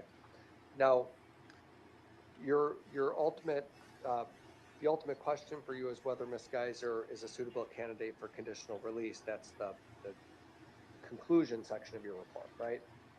Right. Now, it was Ms. Geyser. It's important that a person who's going to be released on conditional release have an understanding of what the plan is, right? Correct. And when you spoke with Ms. Geyser, she anticipates living in a group home. That's her expectation, right? Correct. She doesn't say, I'm going to just go into rent my own apartment and be an artist and live independently in the community. She recognizes the need for a group home. Correct. She recognizes the stepwise approach and is fully on board with that and can vocalize a number of benefits that would come along with it. One benefit is getting her out of an institution, right? Correct. Because she's maximized all the services she can get at the institution. I don't know that I would say she's maximized all the everything, but certainly she has been at a high level. And at this point, she's obtained all of the privileges. The next step is logically, if using that stepwise approach, the group home placement or supportive residence in the community where she continues to receive supervision, but it's no longer in that locked institutional ward. Right, because she's, as you said before, for better or for worse, she's spent a lot of her formative years inside a mental health locked facility, and that's not the most conducive environment to one's independent growth. Correct. And so a group home will provide a structure, but a bit more privileges so she can gradually reintegrate into society. Correct. And the reason why you support that is because you want to make sure it's important to make sure that there's continued monitoring and professional support for her, right? Right. I'm concerned not only about the safety of the community, but I am concerned about her safety and that she's able to appropriately cope with the demands and stressors that she's likely to face without experiencing deterioration in all of the improvements that she's made over time. Now, the relationships with her family in some respects, you noted are, for a lot of people, you said lots of people don't have great relationships with their family, right? Right. But what you noted was that Ms. Geyser would have, you said, tremendous professional support, right? It's my understanding that there is the option. Everybody's conditional release plan is different. Is the ability to have significant professional supports around her for the lack of support that she has potentially otherwise. Clinical factors you looked at in reaching this ultimate conclusion, you talked about the HCR test, but clinical factors you looked at are whether Ms. Geyser has negative attitudes. You found none. Correct. In the past, she has displayed negative attitudes related to treatment, but that is not anything that is prevalent at this point. And active symptoms of major mental illness, you found none. Correct. In my review of the records, I had described in the previous report to the court in March of 2024 that there were still some ongoing concerns about emotional regulation and anxiety, unprovoked reactions to unknown triggers that were reminiscent of her trauma. Since that time, there's nothing in the records to suggest continued symptoms that once plagued her, like crying spells, anxiety attacks, periods of dissociation. She continues to describe some nightmares, but they don't appear to be as disruptive as they were even as recently as that last conditional release report. Okay, impulsivity, you found none as well, right? Right. And unresponsiveness to treatment, you found none. This is all page 13 of your report. You found no evidence that she's unresponsive to treatment. Correct. And again, that risk management part is a prediction of what she's likely to face, but her institutional stability, her acceptance of rules, her willingness to accept feedback, that all bodes well for her compliance with conditional release. So it's a which is good. It's a predictive tool, and we're trying to predict dangerousness, right? Right. No evidence of covert manipulative behavior prediction either, right? Correct. Low self-esteem. The HCR indicates low self-esteem, but you said in your report, in terms of her presentation towards you, she was a fairly confident young woman, right? Yeah. Over time, she in direct interviews, she presents as quite confident, well-spoken. She's incredibly bright. But the totality of information, including from the current psychological testing, suggests that she is an individual who harbors low self-esteem and can be especially self-critical. Yes, of herself, self-critical, of looking at herself and critiquing her own behavior. Correct, and kind of driven from this desire for perfection, which, as we know, is not a realistic expectation for self or others. Yes. Bottom of page 13, as you reached your conclusions, you talked about Ms. Geyser's assistance that she would have in the community with a wide array of professionals. You noted a case manager, probation agent, and mental health professionals all available to provide assistance, right? Correct. And in pro-social. Yes. She hasn't had a lot of opportunity to foster age-appropriate relationships outside of the mental health hospital, but that's through no fault of her own, right? Right.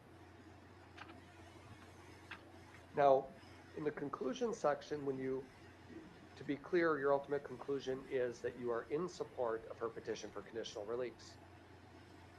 Yes.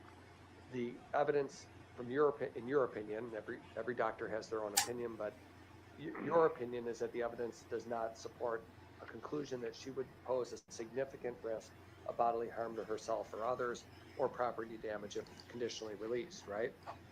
At this time, that's correct. And that's offered to a reasonable degree of professional certainty. Yes. You note considering the totality of the information, so with your long history with Ms. Geyser, including a competency evaluation early on in the case, you note that the totality of the information suggests a much more positive trajectory since a suicide attempt way back in October of 2021. Yes, that's right.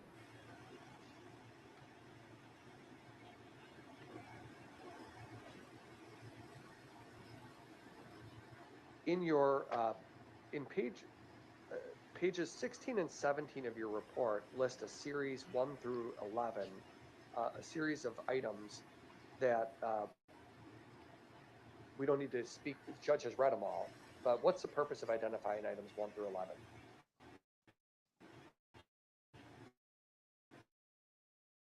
So my support of Ms. Geyser's petition for conditional residence within the supportive residence, I would not be in support of her petition for conditional release if it was essentially just going into the community without a variety of different support services, as well as the ability to effectively monitor her behavior, her relationships, again, with the goal of wanting the community to be safe, but also I want her to be safe and well protected.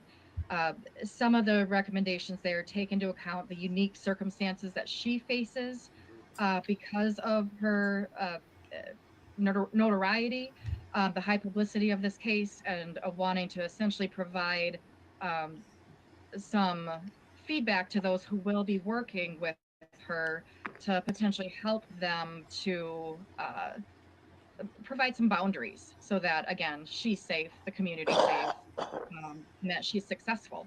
Sure. Winnebago Mental Health Hospital isn't going to just release Ms. Geyser right into the community with no plan, though, right? No, as I mentioned earlier, so as I understand it, there's 60 days that her treatment team in the institution and the conditional release supervisory team would be working together to come up with a comprehensive and specific conditional release plan. And you're familiar with the letter from Jennifer Parnell that was filed with the court where, and she's a physician assistant at Winnebago, document 608 that the judge had referenced at the beginning here, but you're familiar with her letter where she indicates that the client will not be conditionally released until the plan is approved by Judge Boren, right? So I'm not familiar with that particular document or the other examiner reports, but that makes sense to me. That's my understanding as well. Right. The team has 60 days. They put together the plan. They send it to the judge, and he makes the final call. Right. Okay. Thank you. Any redirect? No, thank you. Doctor, I just wanted to go back to your comments about Ms. Geyser's assertion that she fabricated the initial description of what happened in the background with Slenderman. Does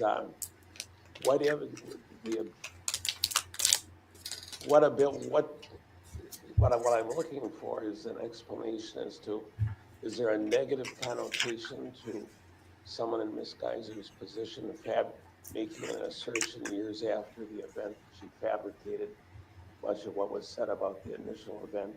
Is it meant to try and create a more favorable standing from her point of view and how to proceed with perhaps a conditional release petition? What's the motivation for that? So I think I had testified to this back in April of 2024. The impetus for her making these claims is not fully known.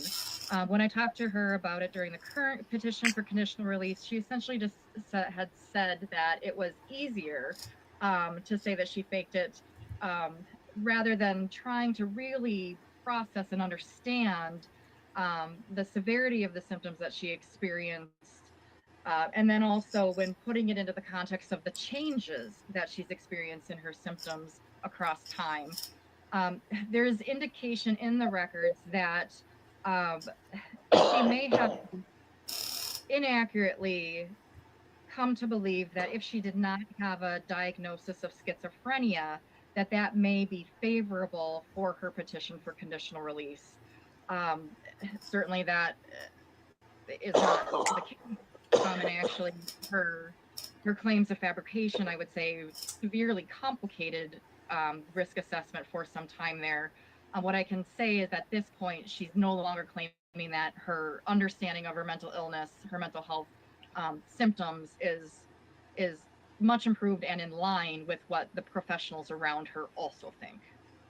Does a person's ability, though, to make the assertion that she fabricated key elements of what brought her to the current situation impact her credibility as to what she says currently as to her status? Is she capable of manipulating the system in order to gain a more favorable result?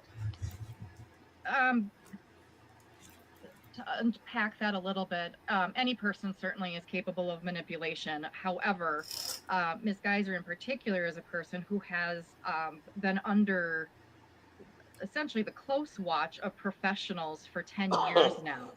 And there's absolutely no support for the conclusion that she faked things.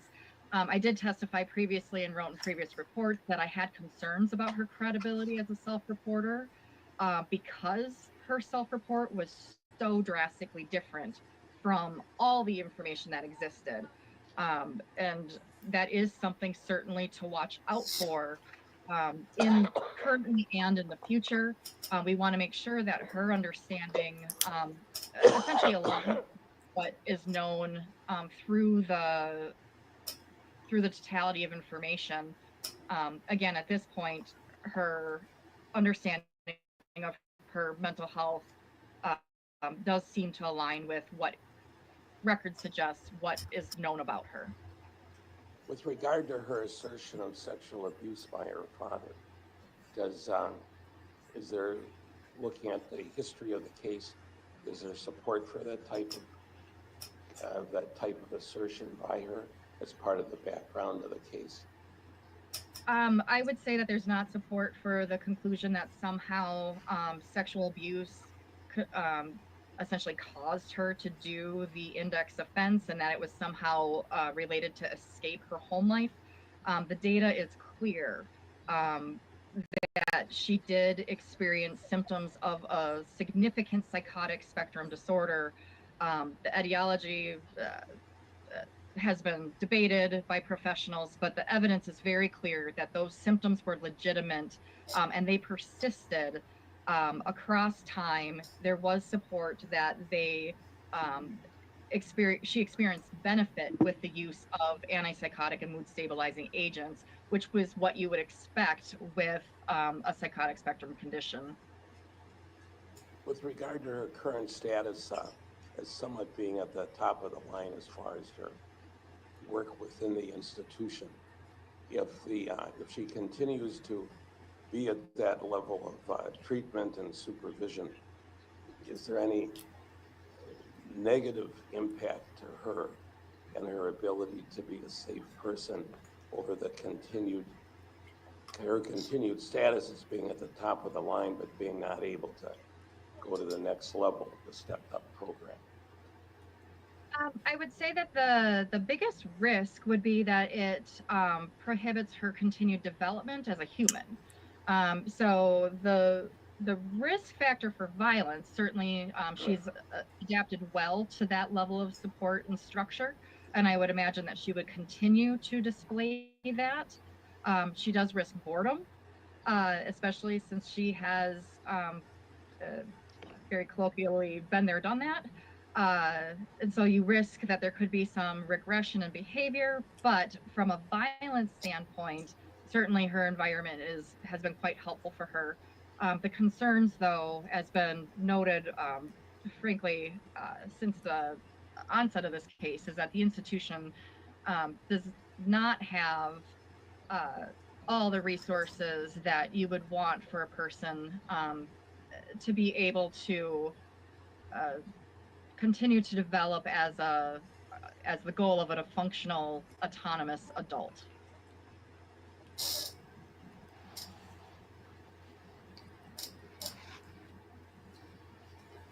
I'm just reflecting on my notes for a moment.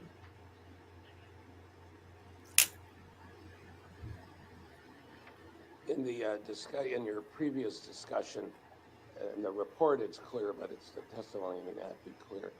When Ms. Geyser has been at the top of her supervision and goes off campus, if you will, off the institution, she's always escorted. True. She is escorted when she has gone into the community. She has unescorted privileges on the Winnebago campus. So there's never been a time up to this point that she's been unescorted within the community on any of her trips to the library or to the store or anything like that.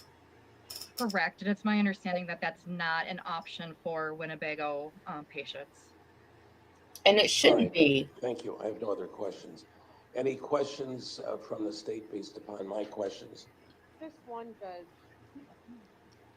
Doctor, should it cause the court any concern that regardless of etiology, there is this consensus by the professionals that at the time of the index offense and around that time, severe and acute psychotic symptoms persisted with Ms. Geyser, and now they're gone.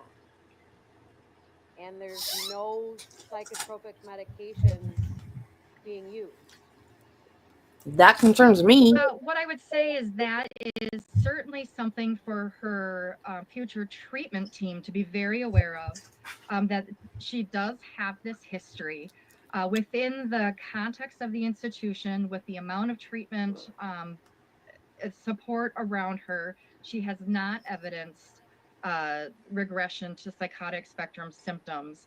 But I believe that she could be at risk for developing those in the future. And that's certainly something that her treatment team would want to be closely monitoring and aware of.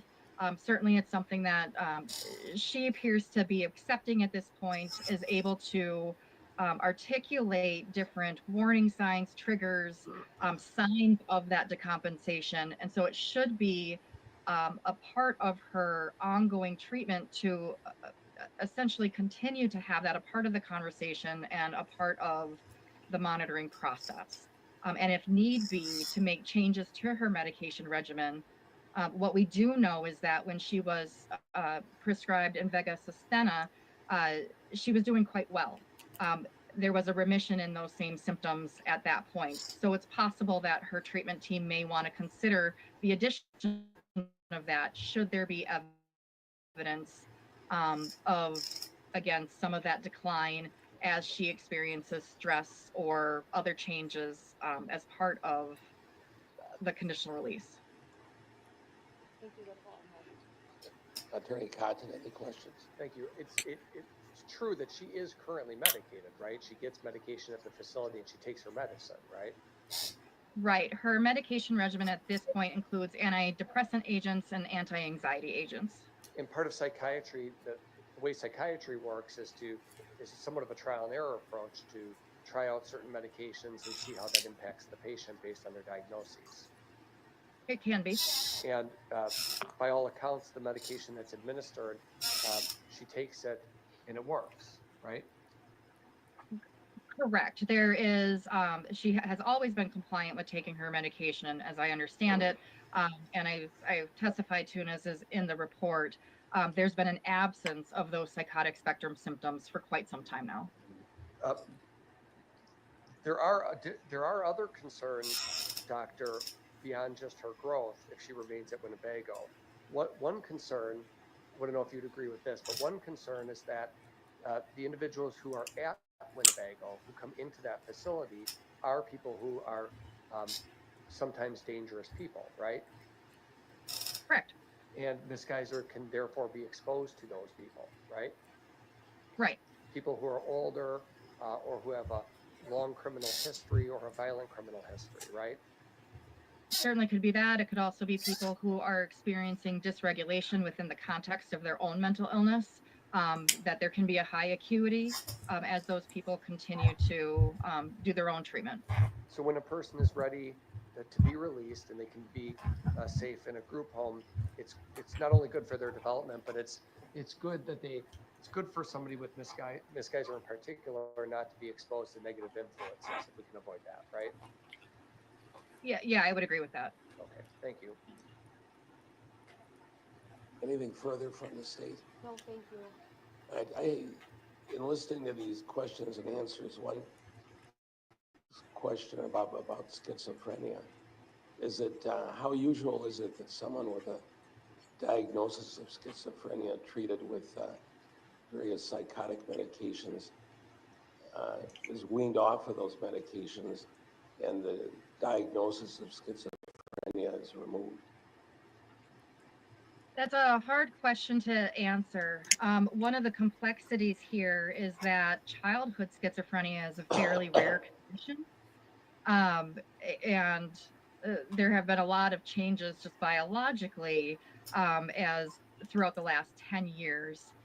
Certainly there are people who can effectively manage their illness without psychotropic medications, but while engaging in non-pharmaceutical interventions. There's certainly the possibility that Ms. Geyser's been able to effectively manage her symptoms better, and they have essentially gone into remission simply because of the support and structure that she's experienced. So again, I would caution the people working with her in the future to remain sensitive to the fact that she does have this history. That said, there's nothing to say that I can't say with 100% certainty that she's going to face similar delusional ideas, auditory hallucinations, similar symptoms like she did in the past. It's certainly possible that those will continue to be absent as she continues to move forward here. The biggest thing is that she works closely with those treatment providers, and everybody is aware of her history, of the warning signs, the triggers, the signs of decompensation, and that they have a plan in place to react appropriately if that should happen. Any additional questioning from the state? No, thank you. Anything from Attorney Content? No. All right, well then, thank you, Doctor. Appreciate you being able to be here today. Thank you for your testimony. May I be excused? You may be excused, yes. Thank you. Is the doctor under subpoena? Yes.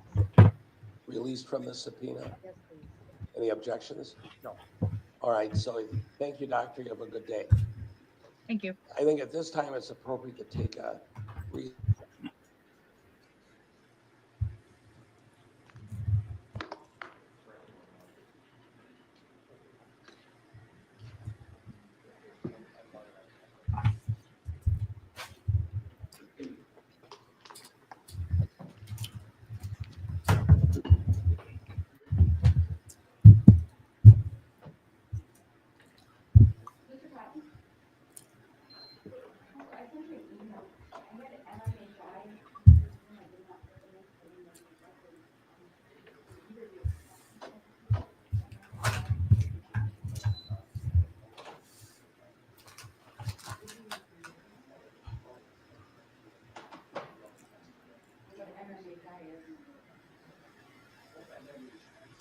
It's entirely possible to hold over. That's probably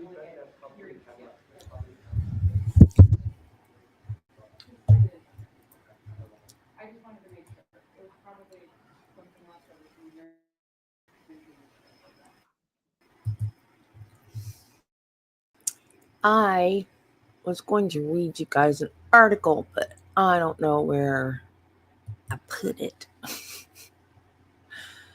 Oh, let me see if I can find my history. History.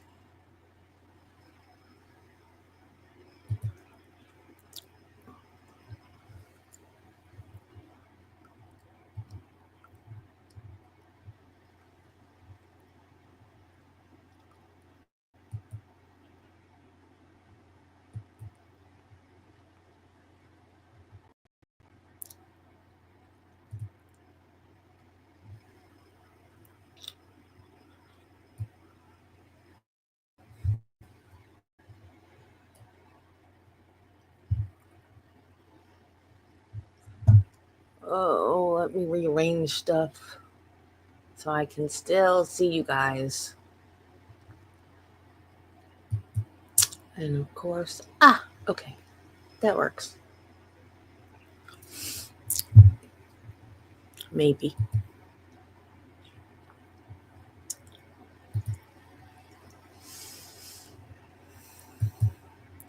Woman who stabbed childhood friend to impress Slenderman won't be released. This is an article that came out after her last petition. So this is what she looked like then.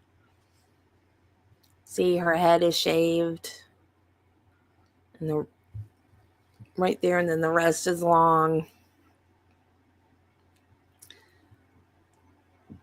This happened in Waukesha, Wisconsin, the same place that the Daryl Brooks Christmas parade thing happened.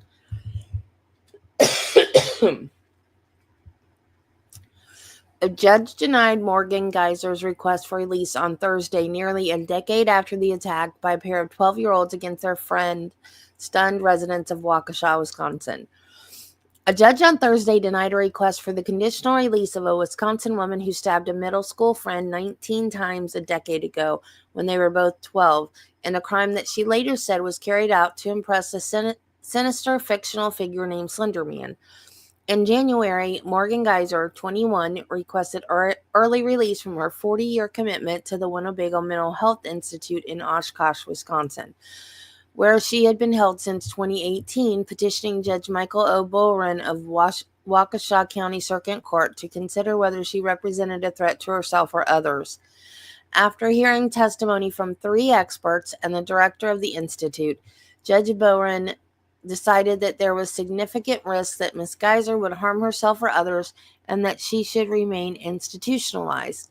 Ms. Geyser, who appeared in court on Wednesday in an orange shirt and pants, her wrist in shackles, had no immediate comment.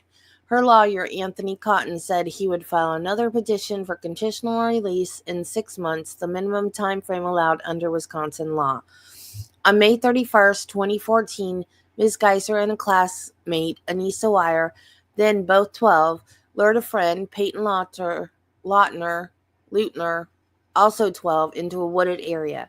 Ms. Geyser stabbed Ms. Leutner 19 times as Ms. Weiser urged her on. Severely wounded, Ms. Leutner crawled out of the woods and was found by a cyclist. She was taken to a hospital where she later recovered from her injuries. The police found Ms. Geyser and Ms. Weiser hours after the attack near a highway. They said they were on their way to a mansion in Wisconsin's North Woods that they believed was the home of Slenderman, a fictional character generally depicted as a tall, shadowy figure with a blank face.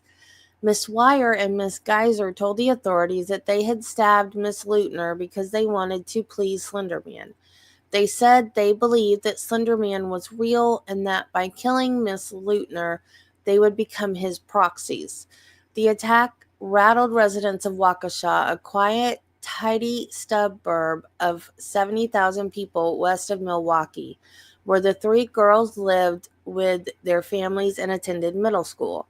The case also raised questions about how parents could keep their children from exploring the darker corners of the internet, such as the forum where Slenderman was born. Some of Miss Leutner's relatives, who a prosecutor said vehemently opposed Miss Geyser's release, attended the 2-day hearing that concluded on Thursday.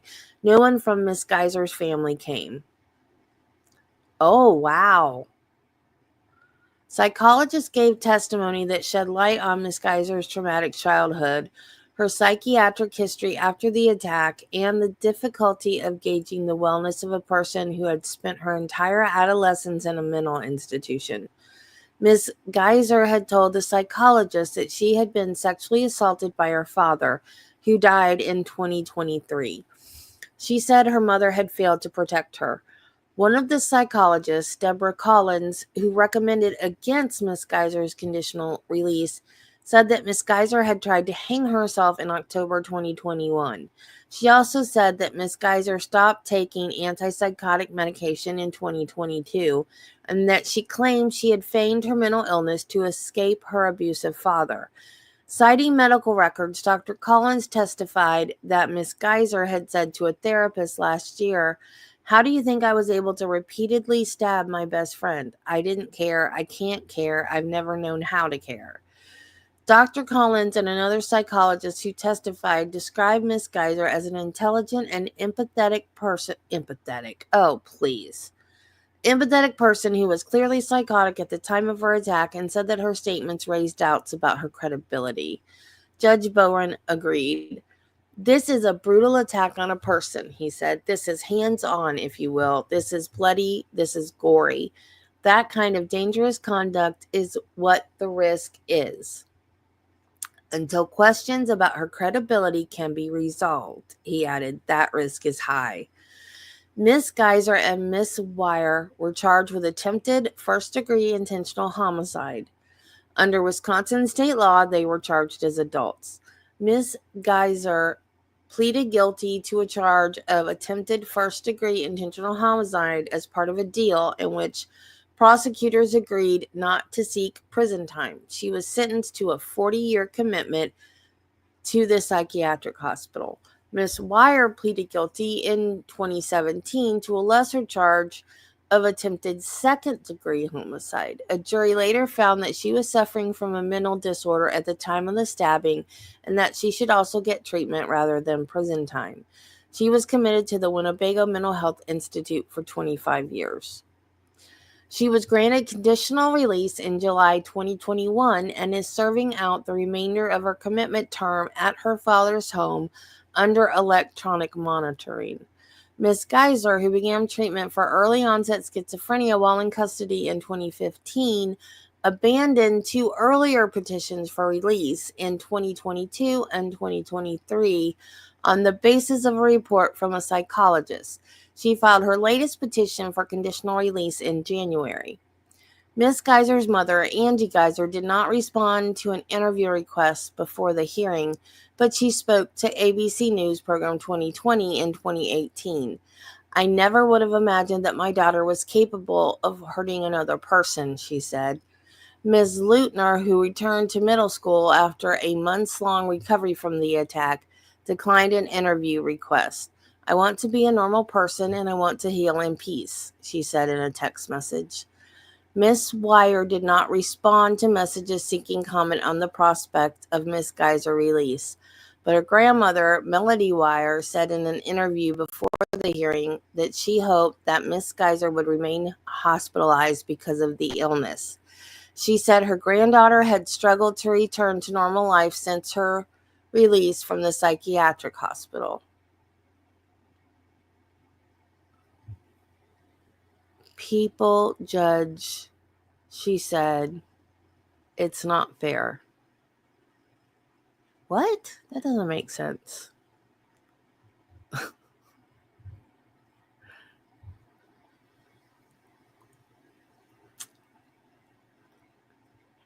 People judge, it's not fair? What? That doesn't make sense. Okay, well, whatever.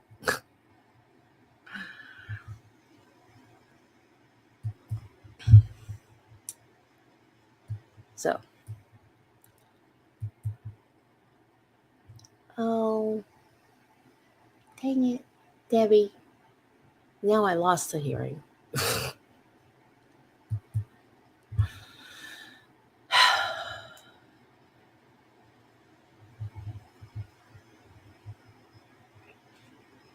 I'll find it again.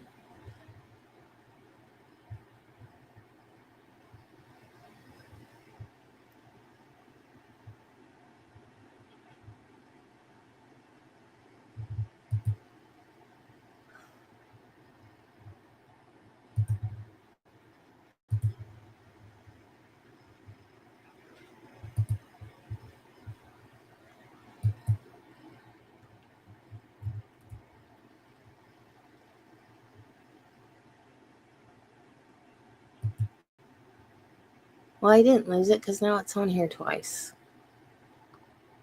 I don't know what I'm doing. I'm a professional. Yes, I am.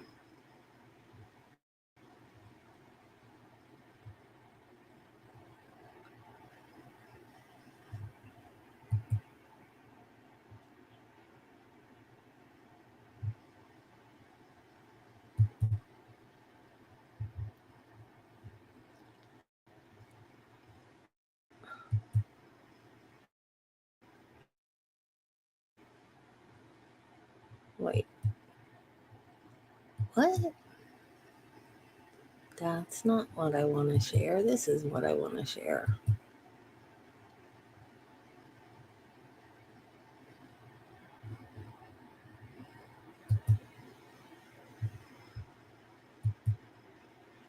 There. Yay.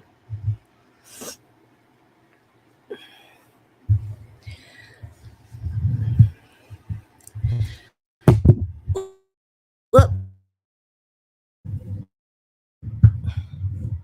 Understand appearances. I understand we have an additional witness to call by the state. No, sir. State point. Oh, state is resting. Yes. Come on, StreamYard work. Oh, okay, very good. Then turn to Attorney Cotton. Thank you. We call Kenneth Robbins. Well, All Ronnie, right, Dr. Robbins, are you on the hook? I tried to put your comment on the screen, but StreamYard is just not having it right now. If I keep trying, I'm probably going to crash. Yeah, I can understand that too, but I've seen interviews with her dad, and I mean, I know you can't tell.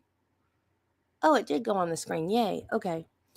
You can't tell from an interview whether or not someone is abusing their kid, but this poor man, he seems so broken about what happened, and he cried talking about it, and he explained his schizophrenia and like the hallucinations and stuff that he has, and how like distraught he was over the fact that he passed that on to his daughter.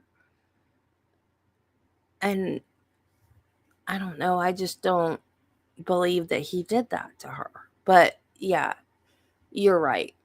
You're absolutely right. Her actions don't make it right. And I guarantee you, in this day and age, a child that's being abused at home can go to anybody at their school, teacher, guidance counselor, principal, anybody, and say, this is what's happening at home, and they can get help, because school personnel are mandatory reporters. Like I said, we don't know, like there's no way to know. But just her dad just seemed broken. I can't explain it any other way. He just seemed like a broken man because of it. But I mean, there's always a possibility. But like, who thinks that way? I mean, you know what I mean? Like, who thinks, oh, I'll stab my best friend and then they'll put me in prison, so now my dad can't mess with me anymore? Like, who thinks prison's a better alternative?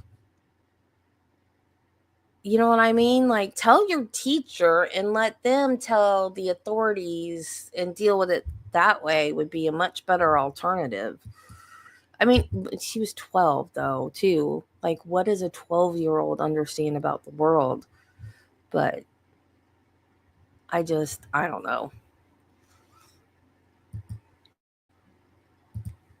Up.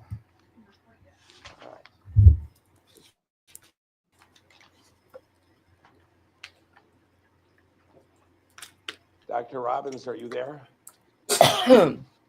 Now you're muted, so you have to unmute. Sorry about that. Yes, I'm here. Okay, doctor, good morning. Morning. You're being called as a witness by Ms. Geyser and Attorney Cotton, so I'm going to ask you to... I'm confused. Doesn't the state want her to stay in? So that was the state's witness that said, oh, yeah, you can release her. So now this doctor is going to say the same thing. So they're going to release her.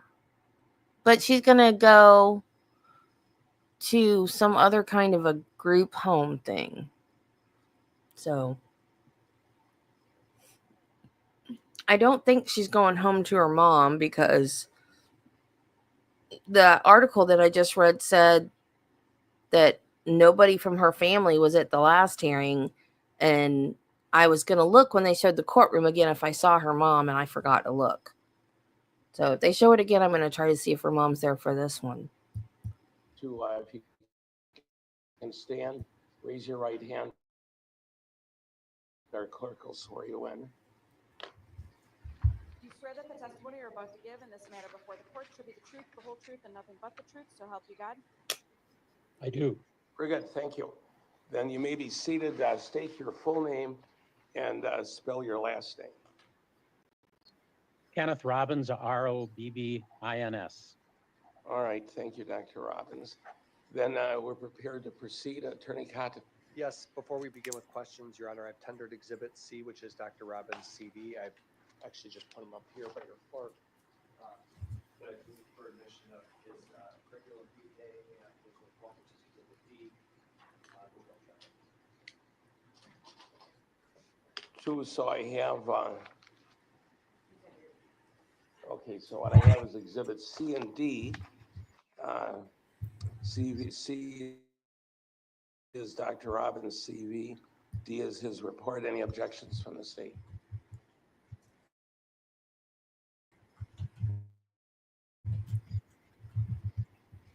Thank you for being here. I understand you're by Zoom from California. That's correct. If you have any trouble hearing us, just let us know at any point, okay? I will. Thank you. Doctor, I'm assuming that you're out of the fire. I'm sorry that I'm out of the. That you're out of the fire. Glad you're safe. Thank you. Now, you are the Director of Mental Health for the Tribal Health of Lake County right now, That's accurate. and you're also the Psychiatry Consultant for a hospice center. Correct. Are you a consultant for the Winnebago Mental Health Institute, and if so, what do you do? Yes, I am, and what I do is I go over cases with nurse practitioners and physician assistants to help them when they're struggling. And you're an adjunct professor at UW-Madison? Correct. Are you do you have any affiliation with the Mendota Mental Health Institute? I was the medical director at Mendota for most of the 1990s. You were the medical director? Correct. Okay. And you're a doctor of psychiatry, are you not? I'm a medical doctor with a specialty in both internal medicine and psychiatry, yes. And you have board certification in the same? I do. As well as neurology? Well, psychiatry and neurology is one board, but my board certification is in psychiatry. Got it. Dr. Robbins, you've had a long history with Ms. Geyser, would you agree? Yes, I would agree. Going back how far, if you can recall? Going back to shortly after the original criminal contact back in 2014. And you've been appointed by the court to conduct an evaluation in this case for conditional release. Exactly. Are you familiar with the criteria that have to be considered when determining whether a person should be released? Yes, I believe so. Okay. Specifically, whether a person is a danger to themselves or others, whether they're a risk for substantial bodily harm or property damage, right? Exactly. Now, did you keep the statutory factors in mind when you conducted your analysis in this case? Yes. And did you prepare a report? I did. let's walk through do you have your report in front of you today, Dr. Robbins, or no? I do. Okay. If you need to refer to it, you can just let us know if you need to, but I'll just ask you some questions from that report, okay? Yeah, if you don't mind, I'd like to make one correction. And I only noticed it as I read through it here in California, but what I say in the first sentence is not accurate. It says that that I'd interviewed her on February 21st of 2024, which I did, but I didn't update it. My most recent interview was November 13th, if you don't mind me making a correction. Yes, I was going to ask you about that. You did interview her back in The very first line of his report's wrong. You had one job, dude. One job.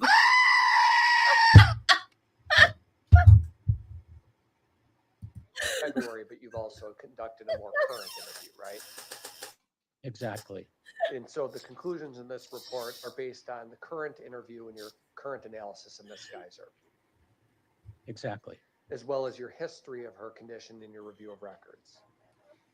Correct. What if anything did you do in preparation for this report? Did you speak with any professionals at Winnebago, or did you review any records? I did. So I reviewed all of the Winnebago records, and I did speak with the psychiatrist who's been working with her. In your review of when you say you reviewed all the records, what does that mean? I went through her computerized medical records and updated myself on her behaviors and what the various professionals at Winnebago have written about her since I last saw her. Are you you're aware of the current diagnoses that the professionals are operating under? Are you not? I am. Don't we all, Ardo? Is Ms. Geyser receptive to her diagnoses? She is. Is she being treated? She is. Yeah, don't we all? You note, so as we walk through your report, you indicate that it was opinion on page two, in the sort of the middle paragraph, you indicate that it was the opinion of multiple psychiatrists and psychologists that Ms. Geyser met the criteria for schizophrenia based on a variety of symptoms that were observed back when this offense happened. Do you still believe that to be true? Yes. But you note that this is your language, the conceptualization of her psychotic challenges has changed significantly in the last 2 years. What do you mean by that?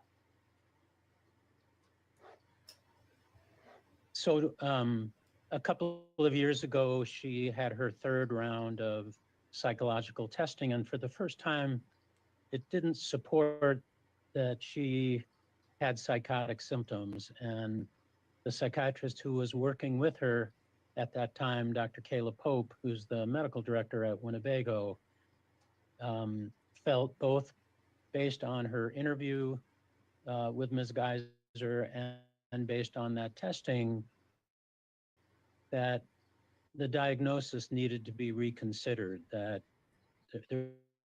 there support for a diagnosis of schizophrenia, and ultimately the diagnosis was changed: social anxiety disorder, generalized anxiety disorder, and autism spectrum disorder. So the psychotic diagnosis, the diagnosis of schizophrenia, was eliminated after she was weaned off of her antipsychotic medication, and there was no return of any psychotic symptoms. Does that mean that Ms. Geyser was somehow faking it back in 2014? No, I don't believe that to be true. As a 12-year-old or so? Correct. What do you believe to be true? So I'm not certain. I think, as I put in my report, I think either she was experiencing transient psychotic symptoms, which is to say psychotic symptoms that didn't persist and gradually went away, which is certainly something that's possible, or the intensity of her fantasies based on some of the trauma she had experienced were so intense that she believed them to be true. the trauma being her sexual abuse by her father. Exactly. And you note in your report that in 2023, Dr. Pope, meaning the medical director of Winnebago, identified the fact that Morgan had a breakthrough with her mother related to that, and the mother acknowledged all the red flags that existed about the abuse. Exactly. Up until that point, Morgan's belief was that her mother had not believed the things that she said, and her mother came around and began to recognize that Morgan's reporting had been accurate, and she had not believed her, and having her mother come around was really quite traumatic for her. And with her mother's support, they reopened a legal case against the father and made a report, right? Exactly. Now, what Dr. Pope recommended is that Morgan be weaned off some of the antipsychotic medication to see whether she would deteriorate. Isn't that how it was approached? That's exactly how it was approached. Is that the right way to do it as a psychiatrist? Is that the right way to approach a situation like this? Yeah, if there's a question about whether someone truly has psychosis and they're on antipsychotic medication, gradually weaning them off the antipsychotic medications and seeing how that impacts symptoms is absolutely the right way to do this. So that was done in this case, and how is it unfolded? There's been no return of what appears to be psychotic symptoms. She's done very well off antipsychotic medication. Is it important to maintain some medication regimen with Ms. Geyser, or is she still medicated though? She is still on medication, really to treat her anxiety symptoms that are associated with the diagnoses I mentioned earlier. You note that Ms. Geyser's behavior has improved significantly since 2021. There was a suicide attempt way back then. Has there been any evidence of aggression or danger to herself since 2021? There's really been no danger of aggression throughout her hospitalization. And since that 2021 It's a miracle. incident, there has been no evidence of any suicidal ideation. Does Ms. Geyser report a better relationship with her family as time has gone on? Yes, particularly with her mother and her brother. She has a very supportive relationship with her brother? Correct. And things have improved to some degree with her mother. Exactly. Now, Morgan, I'm sorry. Does Ms. Geyser have goals for the future that she's discussed with you? She does. What are those? She'd like to ultimately become a therapist working with people with substance use disorders, and recognizes it'll take some time to get trained properly for that. And in the meantime is thinking about other jobs such as working as a librarian. Librarian. Yes. In your professional opinion, are those realistic goals for somebody in Ms. Geyser's situation? Yes, she's it's been clear throughout the testing that she's had that she's very bright and has a lot of potential. If she were granted conditional release, where would She is very smart. If you guys go back and watch the episode that I did on this, she speaks like an adult at 12. Like words I don't think I even knew when I was 12 years old. But can you imagine her being a therapist? Like, imagine if one of her patients Googled her. Can you imagine? Oh, yeah. When my therapist was 12, she stabbed a girl. I mean, come on. And he said, yeah, is that a really realistic goal? Yeah, he said that with a straight face. Yes, that's a realistic goal for her. I'm sorry, but and what if the psychotic symptoms just come back? Like they just went away? schizophrenics are like hallmark of their disease is that they quit taking their medicine because the symptoms go away. The symptoms went away because you were on medicine. But he just said that that's normal, that they wean them off their medicine to see if the symptoms come back. What? What the heck? I don't see. I have been diagnosed with major depressive disorder, and I have been on Zoloft. They put me on Prozac first, and it made me bipolar. It made me worse. And they put me on Zoloft, and I have been on Zoloft since I was in my 20s. And every time I did the same thing. That's depression is another one that's one of the symptoms. And I did the same thing because my psychiatrist even told me, if you start to feel better, you can wean yourself off, which I did. And that was a big mistake. I have tried 2 or 3 times to get off of the Zoloft. And I learned after the second time that's not going to work. And the only reason why I don't get depressed is because I'm on the medicine. So I have been on it my entire life. So 30 years I've been on this medicine, and I'm not going to quit ever again. And in fact, we've had to increase it. I think I'm on 200 milligrams a day now. And I started off, I think, at like 50. Yeah. Yeah. Like, you're right, Ronnie. What if being around her mom triggers it? Because now if she's in a less strict environment, her mom can see her more often. And maybe, it sounds like her mom is starting to say, okay, I guess maybe he did do something to you. Maybe he did. I'm just saying, the interviews that I've seen with him, he looks like a broken man about all of this. So I don't know. I guess he could have, but he just did not. But of course nobody seems like they're the type of person to do that, I guess. But he was a broken man in that interview.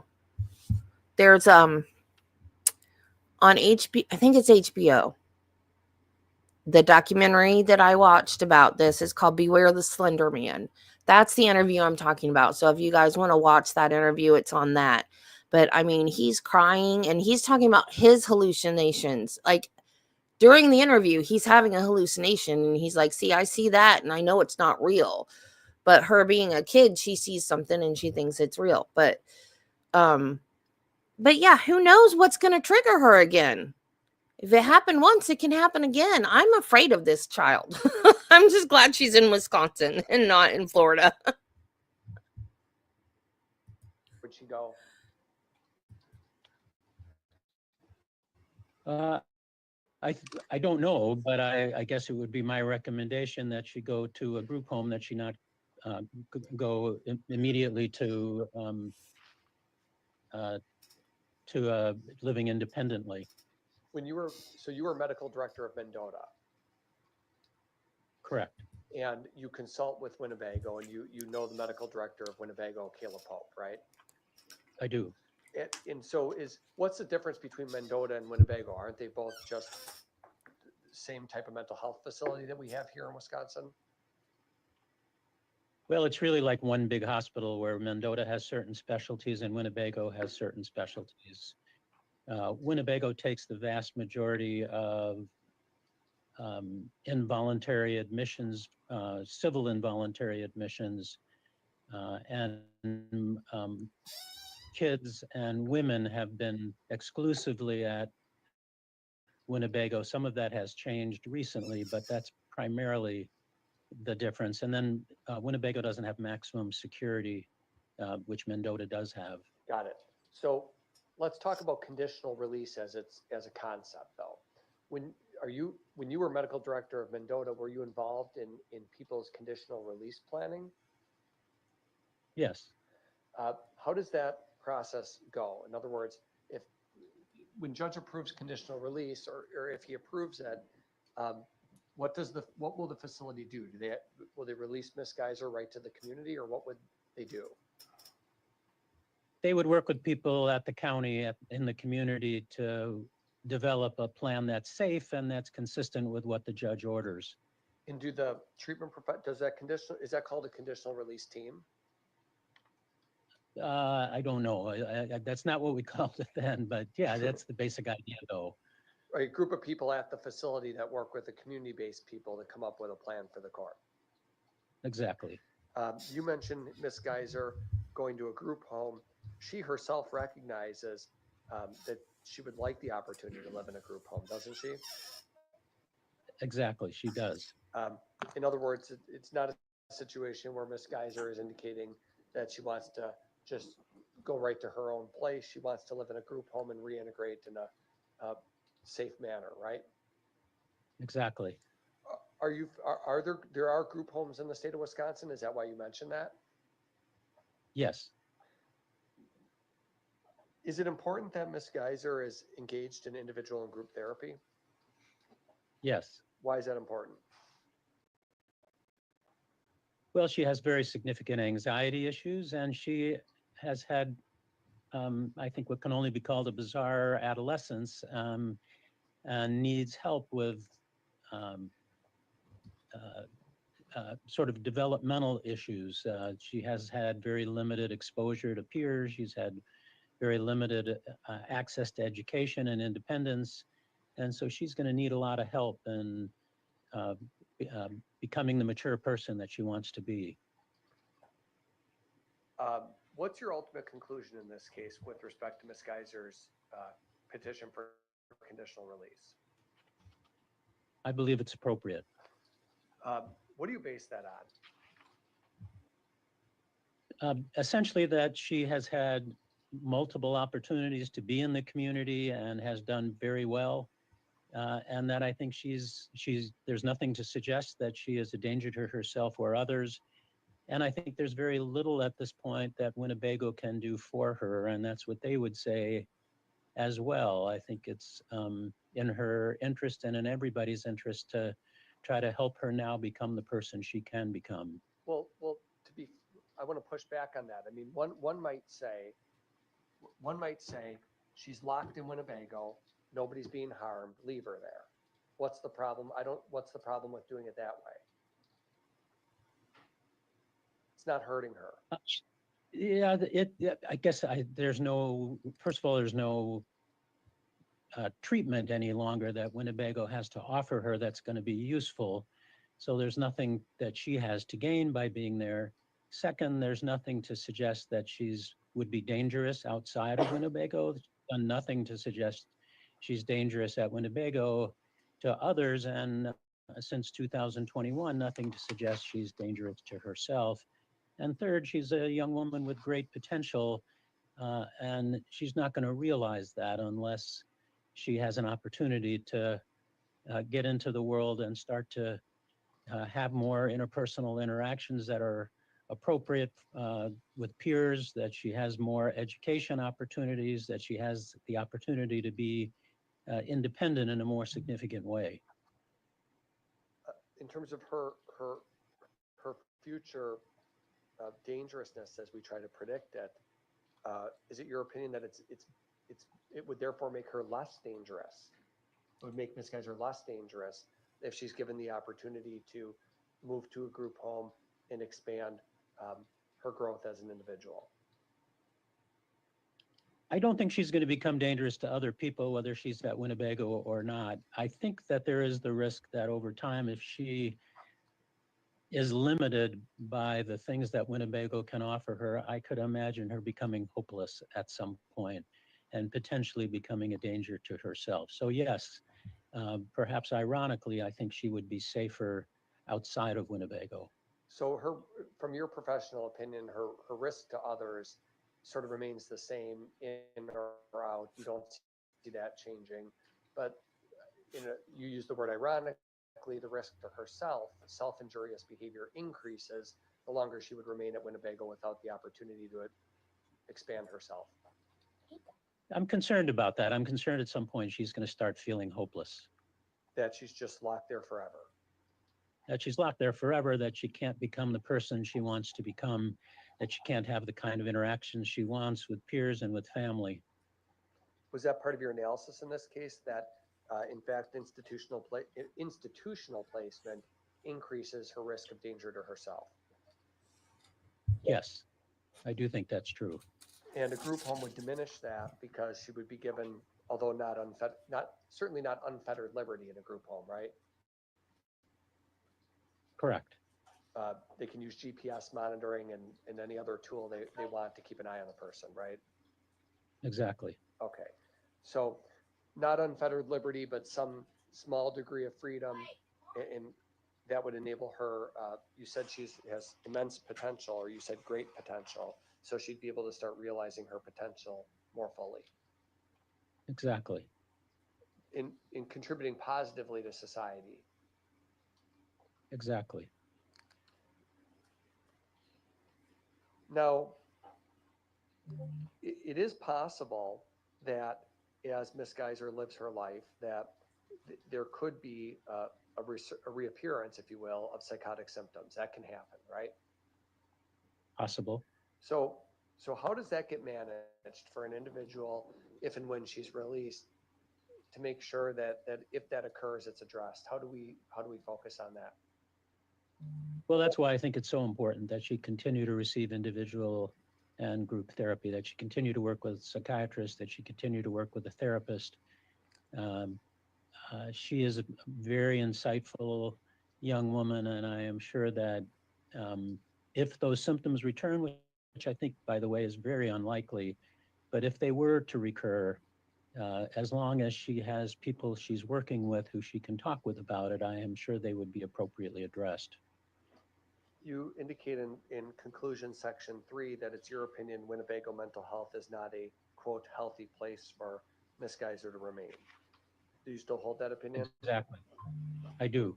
And that has nothing to do with the staff. They have a very good staff and good professionals there. It has to do with Ms. Geyser's growth as an individual. That's fair.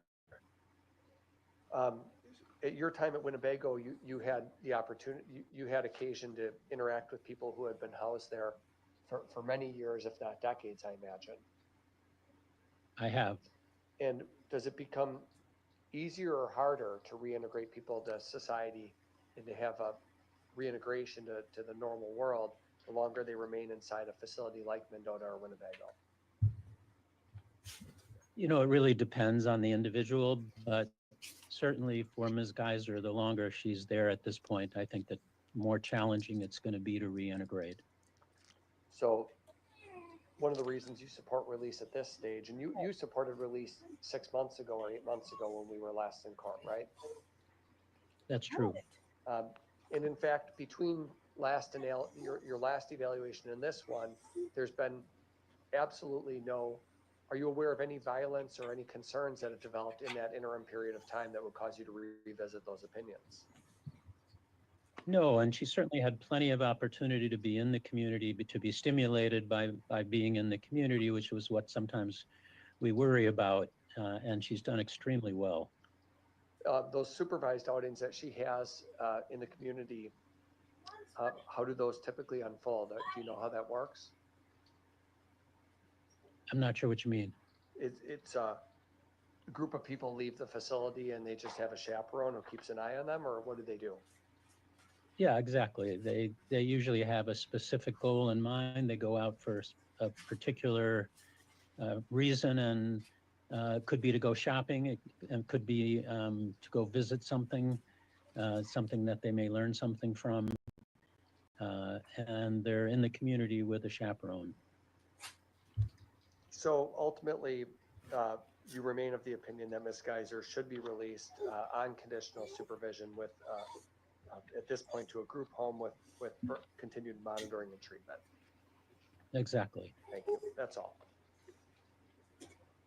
Cross-examination. And Dr. Robbins, it would be those individuals running that group home that would make the decision as to how and when Ms. Geyser could come and go from that group home, correct? Well, I'm not sure exactly. Usually it's there is a team that's working together. So it would be people from the group home working with together, coming up with a behavior plan. But that team, if we call them that, would be in charge of her comings and goings, correct? Yes, within the parameters that the judge sets forth.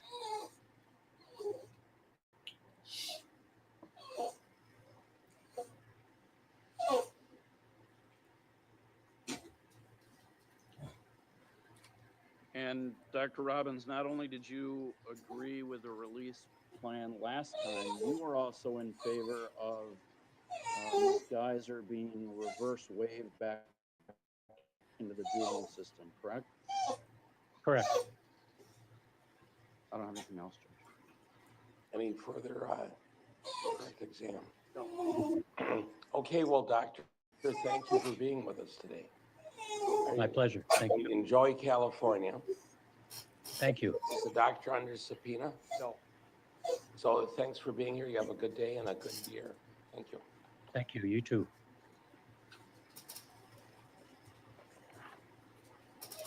Further witnesses? Yes, Dr. Deborah Collins. Do we have that? Okay, give me just one second. It's a good point. It's a very good point. And we know she's manipulative, so. Spike, don't make me have to mute.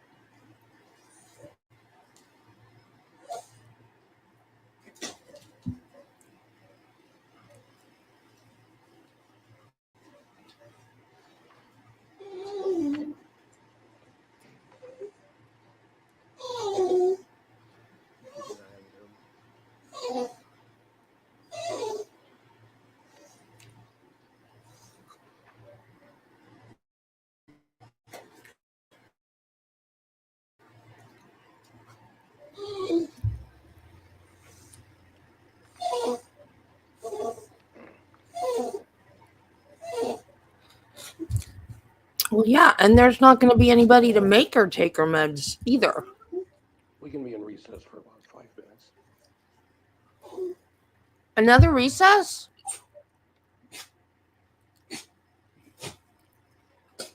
Spike? Am I not sharing fast enough? Good Lord. You are not starving, dog.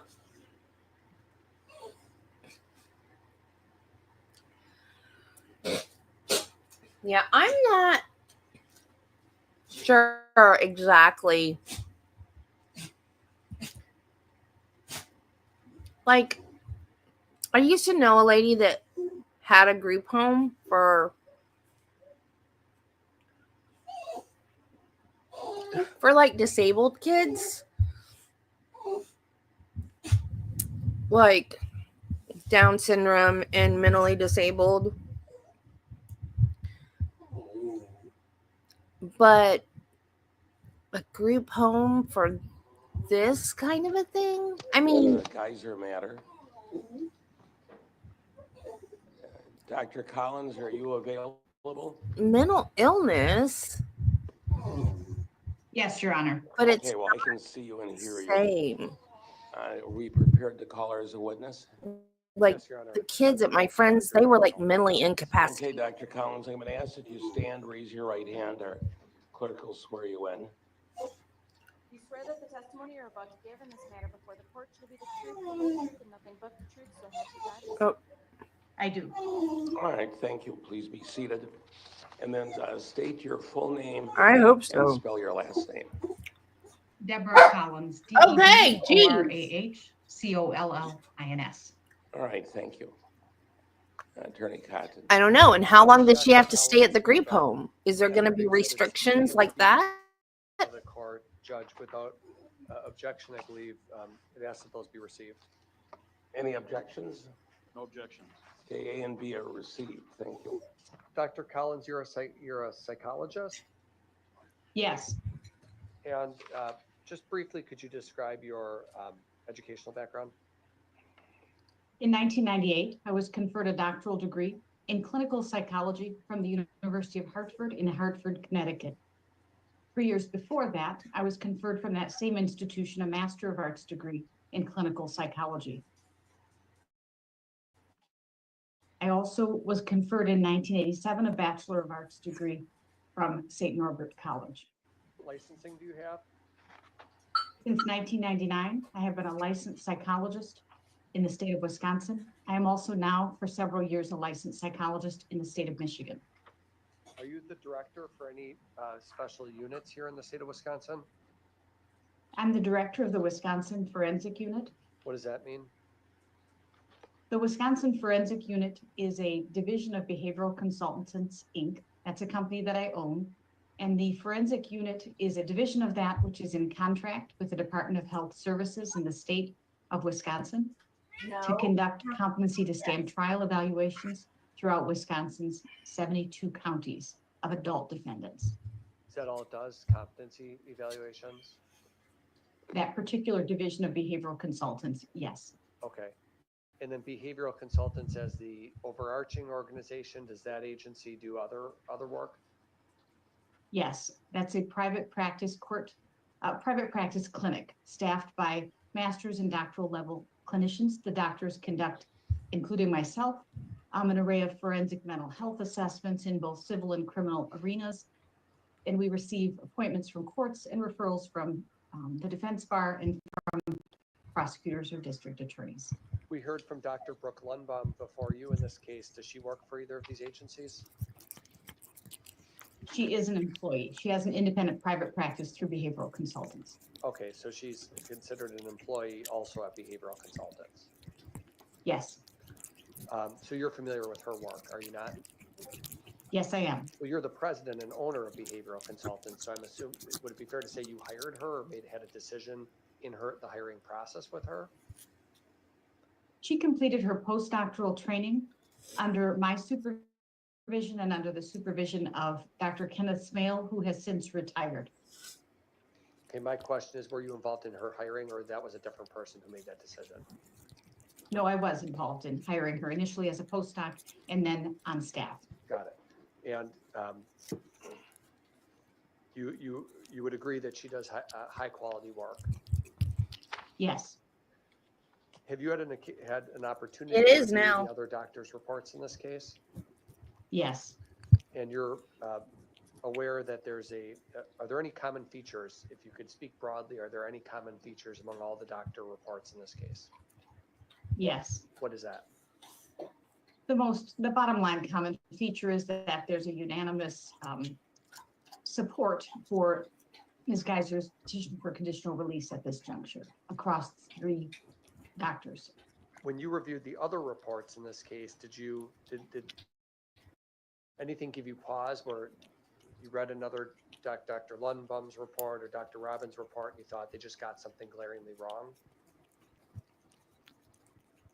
No, I certainly stylistically, we have differences. Certainly things we would emphasize, there are differences, but I saw nothing glaringly that drew my attention or drew concerns for me. Stylistically, one obvious point is that your reports tend to be incredibly long, detailed, and thorough versus other doctors who might have a more condensed form of writing.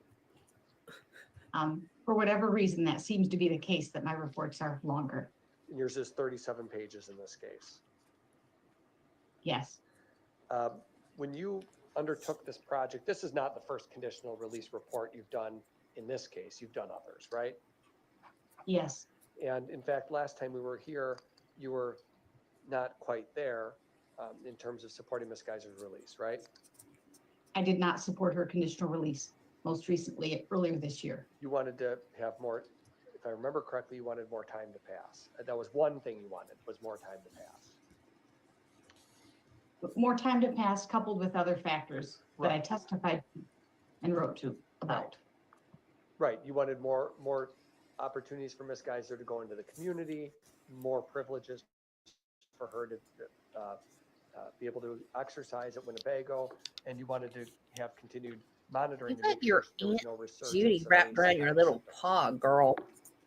Correct. I think there was also an emphasis on sort of her increased stress tolerance, so likely increased hours of employment. Yes, I remember that. So now this report that you've dated December 9th, you started by discussing the standard for the court to consider. You are familiar with what the court has to reflect on in deciding whether to grant conditional release. Yes, Specifically, whether there's clear and convincing evidence that Ms. Geyser poses a significant risk Run. of bodily harm to herself or others, or serious property damage. That's the narrow statutory fact question to be answered. yes. And it's a prediction, isn't it? We don't know with 100% certainty anything. I would say from the perspective of a mental health professional in 2025, the issue is not a prediction so much as it is a risk assessment. So appraising what would heighten risk, what would mitigate risk. So we know we can't predict the future, I guess is what I'm saying. How do you do how did you do a risk assessment in this case, doctor?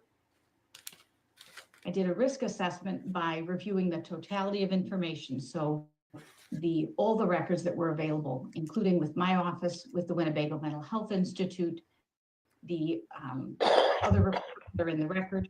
I also use structured professional judgment tools to make sure that my review of the risk factors wasn't just from the hip, if you will, or based on my own experience, but it drew from the literature. And what we know from the literature that places someone at heightened risk for violence and what also can mitigate risk.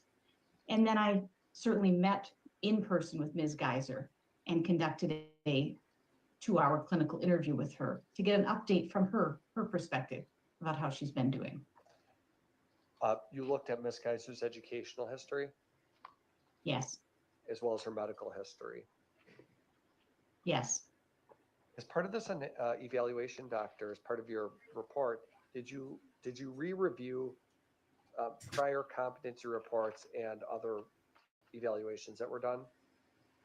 Yes. You reviewed the competency report from June of 2014 by Dr. Lundbaum, did you not? Yes. And a competency report from earlier in June of 2014 by Dr. Robbins. Yes. You reviewed medical records from Ms. Geyser's first hospitalization at Winnebago from August to December of 2014. I would say I reviewed the summaries of those. So I've not reviewed the thousands and thousands of pages in preparation for my report today, but I had those summarized and reviewed all the old reports that have been done, including with my office. Why did you want to go back and read summaries from 10 years ago and competency reports from 10 years ago? What's the point of that? In this case, one could be biased by simply having contemporary information if someone's doing very well for the last 6 months. Wanted to see what the longitudinal course in this case and for Ms. Geyser is. What are her vulnerabilities? What are her strengths? How far has she come? And I wanted to be reminded of the totality of that, not merely the past 6 months. Another bias could just be that you could rely on your memory, and sometimes memory is faulty, so you want to go back and re-review the reports to make sure you're recalling things correctly. Certainly. So you did all of that. You also reviewed the summaries that existed from her second hospitalization at Winnebago from December of 2015 until March of 2016. Yes. In fact, there was a Chapter 51 detention that took place back then when Morgan was still a child, and you reviewed summaries of records from that. Yes.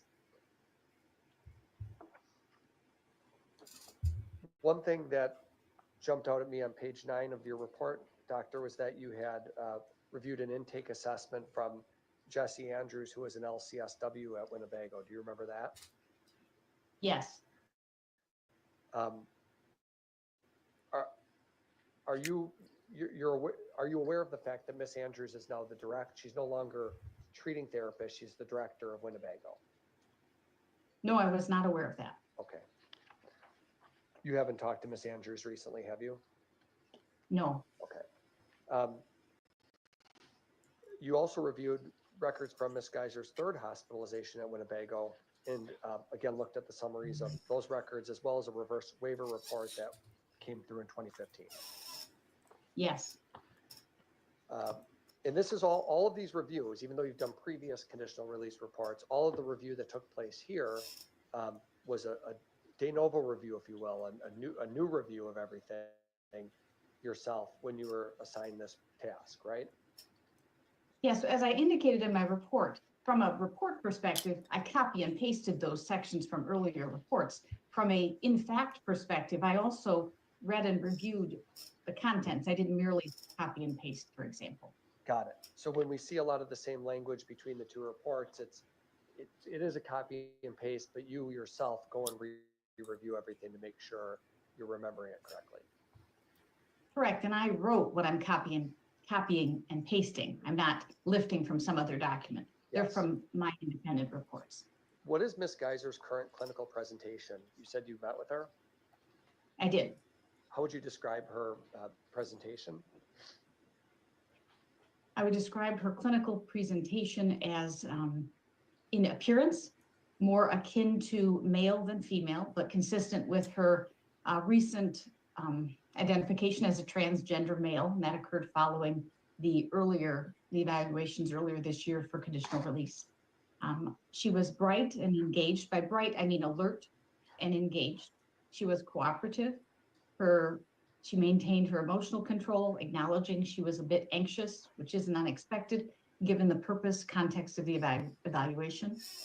There were no signs of acute emotional distress, and there were no signs of acute psychosis. So her reality contact was in place.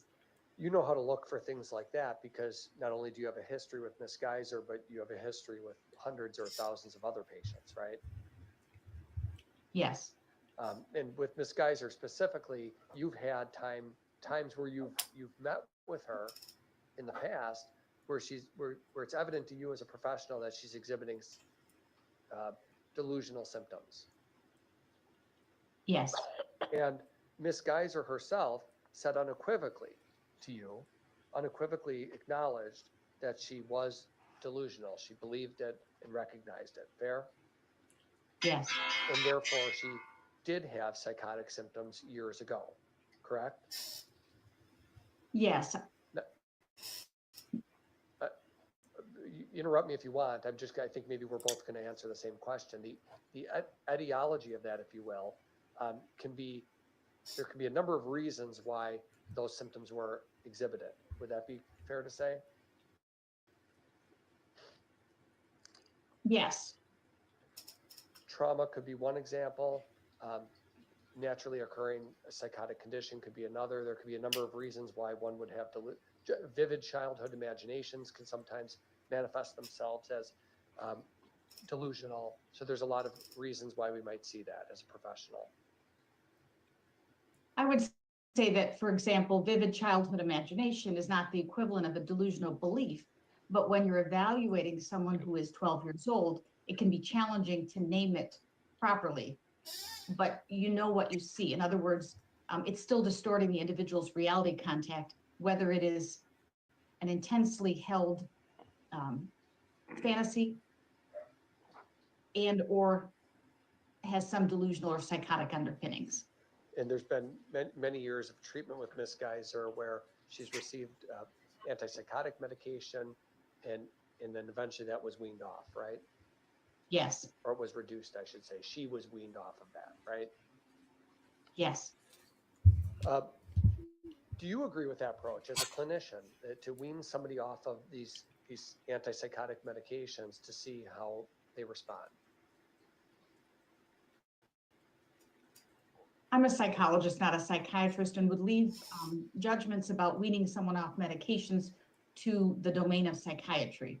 What I would say is in practice, I have seen that occur, and especially in a hospital setting, that's preferred so that you can closely monitor someone to see the impact of that weaning, if you will, on someone's psychiatric status. Okay. Now, when you spoke with Ms. Geyser, she discussed with you her last petition for conditional release that was brought to Judge Bourne, didn't she? Yes. And she, even though, and at that time you weren't in support of release, we've already covered that, right? Right. Nor was Dr. Lundbaum. Correct. Now, Ms. Geyser made a decision to still proceed with the hearing and have the court make a decision. For what reason? What she told me is that she wanted to see what the court and what others wanted her to do, to work on, to achieve, so that she might ultimately be granted conditional release. Is that a good or bad for her future prognosis? I think it is most likely good or favorable in weighing toward her prognosis, because what it indicated is her willingness to go into quite a stressful circumstance, a court hearing that would bring her lots of attention, media attention included. And it would also show her openness and proactive effort to see what else she could do, so that presumably she intended to work on it. Well, to obtain conditional release. And it also demonstrates how she handles defeat, doesn't it? Or rejection. Yes, in this case.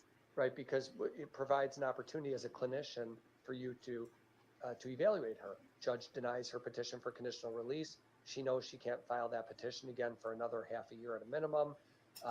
You can look at that as a clinician and say, well, did she try to commit suicide? Did she go back behind the doors and start slamming things around and creating a disturbance? Right? It gives you a concrete event to look at, a significant negative event to look at from her perspective and evaluate it. Correct. And I would say from Ms. Geyser's perspective, she didn't have the benefit of knowing how she would react to that hearing, but was trusting she could manage it. And managing something that's more stressful than really a lot of people in society even have to confront, because as you noted, significant media attention and publicity associated with even making the request. Yes. Based on your review of the records and your discussion with the professionals, how did she handle that rejection? Without problem and well. And she remained goal-oriented and worked on the things that the court expected her to work on. Yes. Or worked on the things that the professionals also indicated she needed to work on, right? Yes. She has attained pre-integration level at Winnebago, meaning the highest applicable level of privileges, right? Yes. And her access to the canteen, the vending machines, that independent privilege that was given even after the last hearing, that was a new privilege, the final thing she was waiting for, right? Yes. She enjoys off-ground supervised outings every other week. Could you just describe that briefly for the court? What Ms. Geyser enjoys is with other patients who have the same privilege and choose to exercise it. In addition to supervising staff, she's accompanied into the community to places like the library, the dollar store, other retail merchants, coffee shops. And there she exercises liberty, possibly for an hour or however long that the outing entails. Starbucks, Target, dollar store, Pick and Save. She's been able to go to all those places. Yes. Any concern of her becoming violent or being dangerous to herself or others that you've seen in those outings? I have no record of any concerns being raised by her behavior in the community when escorted. Any holds or reductions in her level of liberty privileges that you're aware of? No. Ms. Geyser's sleep has been improving, even in light of her the court denying the petition last time. Isn't that true? Yes, And we do know as we learn more and more about the human brain, how important sleep is to one's well-being, right? yes, She's also working a few hours a week. She works at 2 hours a week at the log cabin workshop. yes, And actually, she has multiple jobs they've employed at Winnebago, doesn't she? yes. I believe a total of an estimated 5 hours a week. She works at the log cabin workshop. She folds laundry and is working through something called the Hope program. Yes, She continues to visit with her mother, doesn't she? Miss Geyser's mother visits her every other week at Winnebago. yes. Do you consider her mother and brother to be key components of her support system? And if so, why? I would say that presently, that is how Ms. Geyser identified them as key components of her support system outside of the institution. That hasn't consistently been the case, though presently for the past 6 months or so has been so.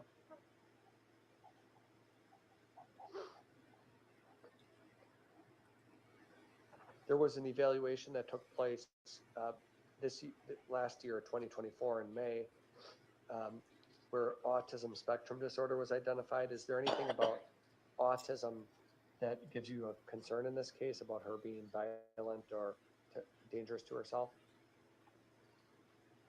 No, because I've not seen that report, and nor have I seen outside of that report and independent of it, a history of that diagnosis applied to Ms. Geyser. Is that So go ahead. she only received that in the context of that evaluation, and I requested that report multiple times and never received it. So I can't really speak to the diagnosis. I don't know the basis of it. Okay, autism isn't known as being a condition that connects with violence, is it? Not necessarily so. Ms. Geyser is also focused on her physical health while she remains at Winnebago, isn't she?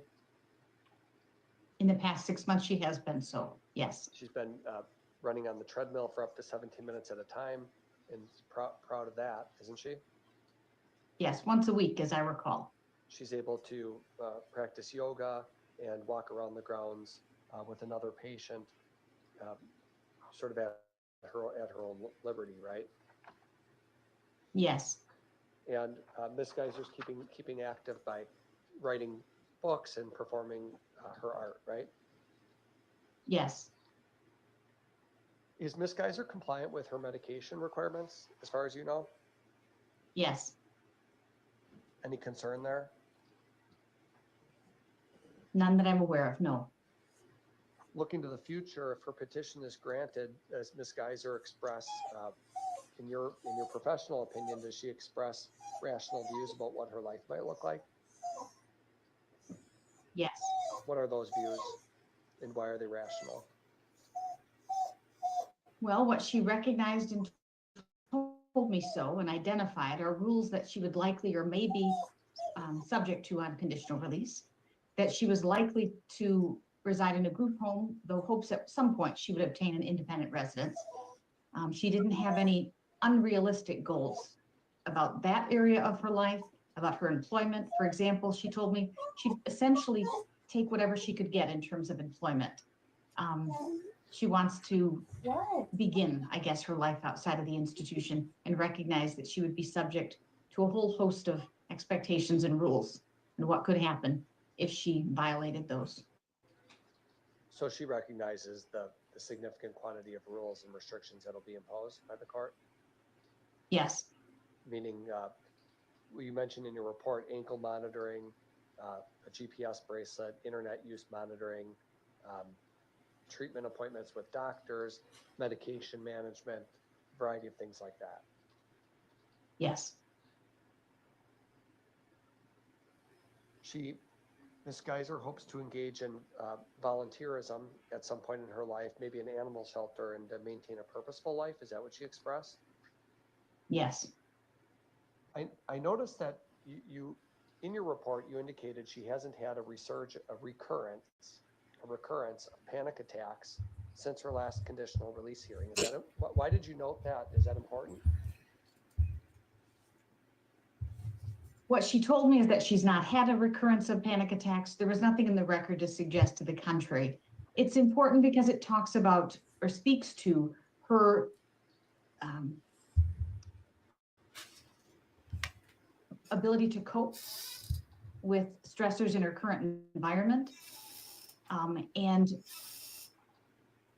vulnerability to destabilize in terms of a panic attack under stressful circumstances. And maybe this ties into what we discussed earlier, Dr. Collins, but you noted that there's been no recurrence since the last conditional release hearing.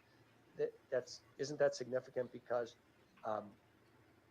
had she responded to that stressful event with panic attacks and destabilization, that certainly would give you concern about her release to a group home, right? Yes, it wouldn't be a bar to her release to a group home. It just might speak to her vulnerabilities and readiness. Right. So there's not only does she appear ready, but there's also a level of maturity and insight that she's exhibiting about how to handle stressful and negative situations. Yes. Why is her wellness recovery action plan something that you described in your report? I described it because she provided it to me. It was highly detailed, and it gave me something that she had prepared independent of merely talking to a conditional release examiner, of how she had thought through her plan. Was this something you told her to put together? No. So it's her own plan. I mean, how did she come up with this? As you understand it, did she work on it with her therapist at Winnebago? I'm not exactly sure. Sometimes it's with the social worker that an individual comes up with it. Sometimes, and it may be the case in Ms. Geyser's, I simply don't know, a person is advanced enough that they can work on that with a reasonable degree of independence and generate it themselves. This was not the first version of a wellness recovery action plan that Ms. Geyser had developed. I'm going to read a sentence to you and just ask you for your reaction to this. I want to make a positive impact on the world around me. I acknowledge and understand the gravity of my past actions. Nothing will undo what I did to get here. I can only try in the present and future to do better things. You quote that, I guess it's not a sentence, it's more of a paragraph, but you quote that in your report. Who wrote that? Ms. Geyser. How did that come? How did you come to get that statement? Did you ask her how she felt about the crime that she committed when she was 12? That particular statement was written in the context of the Wellness Recovery Action Plan by her. Do you feel that statement? Do you feel that statement is significant in a way? Is that why you quote it verbatim in your report? Yes. What's significant about it?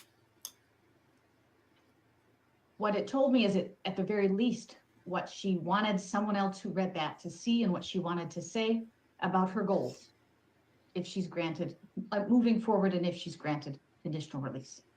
What about the sentence that she acknowledges and understands the gravity of her past actions? Is that important? Yes, coupled with all that we know about Ms. Geyser and what she talked to me about the index offense.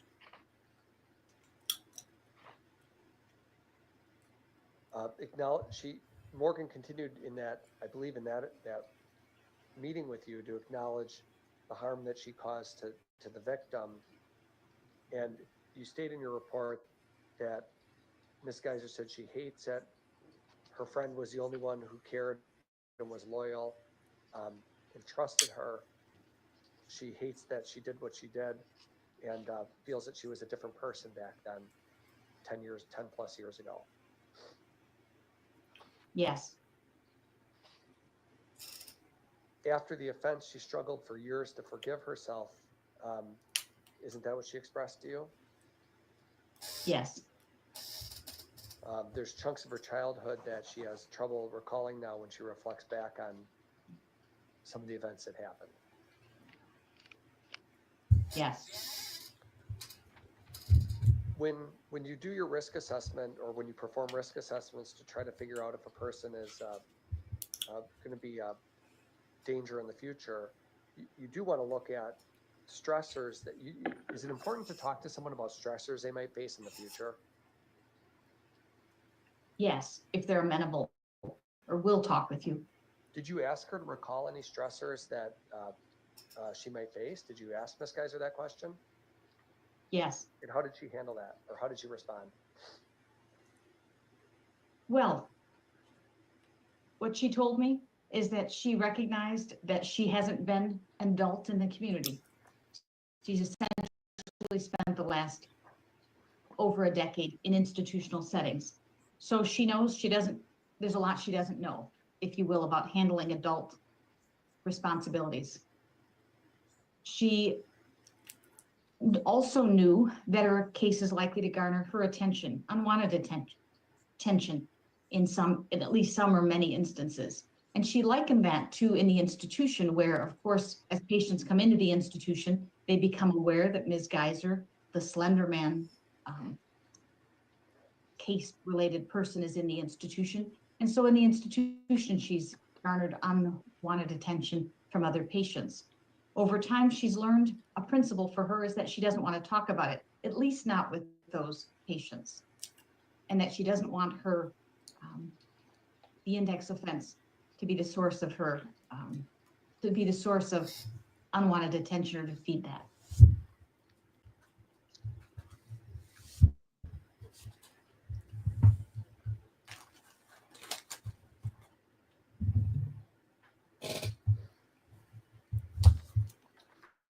You performed the HCR 20 examination on Ms. Geyser? I didn't perform it on her. I used that as a structured assessment tool for the data that I had. So it's not a psychological test that you perform on someone. I guess that's what I'm saying. Got it. It's a tool that you relied on. Yes.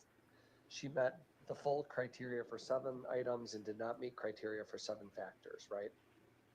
That's only on the historical factors. And then there were clinical factors and risk management factors to consider as well. Yes. What's the bottom line conclusion when you consider that? The bottom line conclusion is that essentially most of that was unchanged from 6 months ago. Okay. So it told me that there still remains and will always remain for Ms. Geyser, in fact, some historical risk factors that place her at elevated risk for violence as compared to an individual who did not stab a peer 19 times over 10 years ago. That's unchanging. It's a historical factor that cannot be changed and will always be there. Correct, but when we look at dynamic factors or factors that can be changed, that are amenable to treatment, then her history in the last 10 years also demonstrates several protective factors that she has and factors that are about her that are amenable to intervention and treatment. And at this juncture, I believe make her ready for conditional release. What are those protective factors or dynamic factors? The protective factors include her intellectual resources and her capacity for problem solving. She has improved coping skills for managing stress that she has worked on and developed with the assistance of years of treatment and the treatment team she has at Winnebago. She has an demonstrated improved capacity for self-regulation, emotional self. Use fantasy or to use, I guess I would say fantasy or retreat motivation to proactively pursue a pro-social life course moving forward. Her compliance in the institution is remarkable, both with medication and with treatment. Her lack of behavioral management problems in the institution, her lack of violence toward others in the institution and toward herself. Those all bode well for her readiness for conditional release at this time.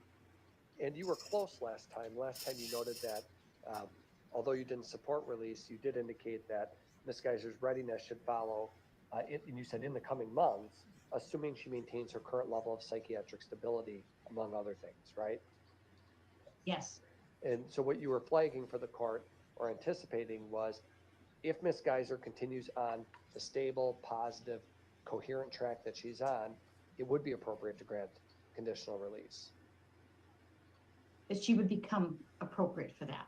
Right, she would become an appropriate candidate for that, Yes. and that the court should then grant it. That's your opinion. The court should grant it.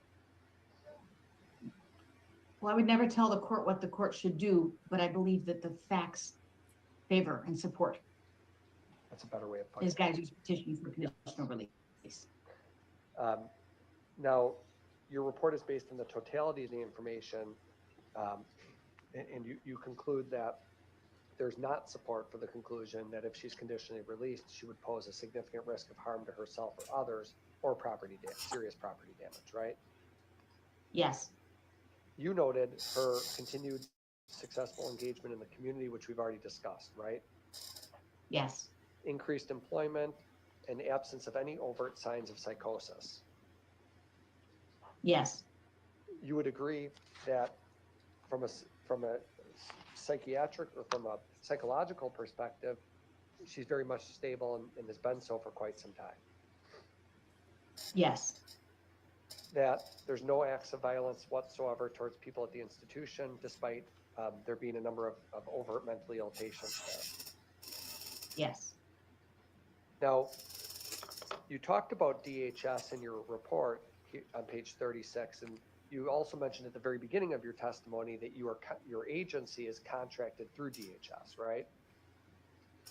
Not in the capacity I conducted this evaluation, but only exclusively for competency to stand trial evaluations. Okay, but I was sure, but you have familiarity foreign permits conditional release. Your recommendation is that there be a carefully crafted plan by DHS and submitted to the court for approval, right? Yes. And at the bottom of page 36, you list all the things that you would look to, that you would expect as part of that report. Do you have any changes to that, or does that all remain the same? That remains the same, and I would anticipate that there would be more expectations. I was merely outlining broadly some of those, but likely be more. Okay. Do you have, in your professional career, have you ever worked with a team on a conditional release plan? Is that something that you've done before? No, that's not my role. Got it. How many of these types of reports do you estimate you've done in your career, meaning conditional release reports? Hundreds. Ms. Geyser has spent her adolescent years and early adulthood living in an individual institutional setting. What are the negatives? Yes. What are the, certainly there's and close supervision. What are the negatives? Certainly the ongoing exposure to pathology, to mental illness as compared to wellness, that is not a positive overall, although there may be, as with any experience, some silver lining to that. The exposure to patients who at times are violent, who test limits, who can colloquially get in your face, if you will, say negative things about you and having to cope with. You don't have in an institutional setting. What you don't have is as you move through adolescence and into early adulthood, you don't have the natural demands that occur to adolescents and to early folks in early adulthood to obtain employment, your first job, for example, to have the expectations of an employer placed on you, maintain responsibilities of employment.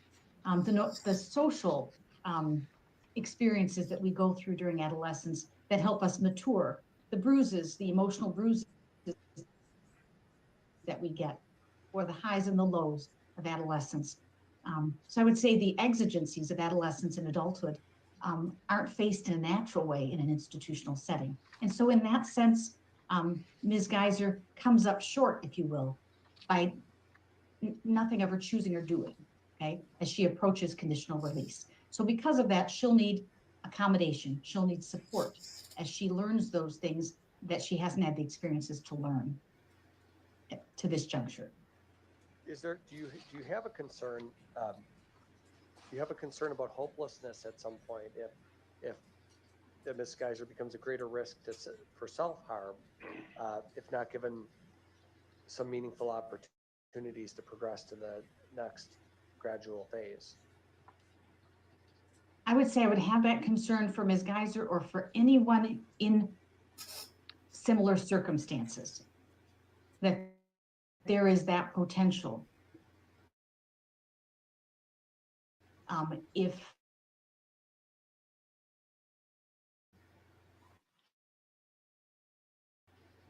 they remain locked in a certain place and space and have no power to effect change, there is a risk of hopelessness. And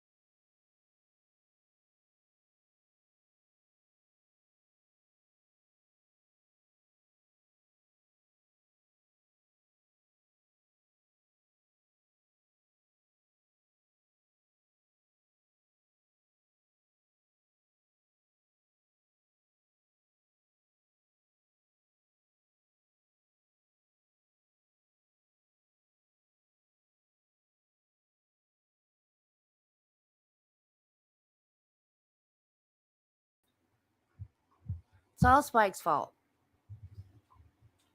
I tucked him in. He came in here and started whining. And I got up. And then it crashed. So it's all Spike's fault. Well, it was going so good. I cannot wait till February 6th and I get new internet.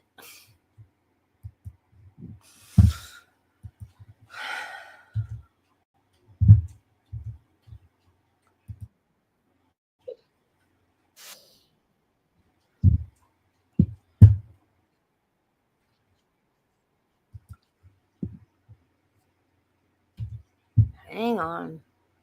I'm working on it.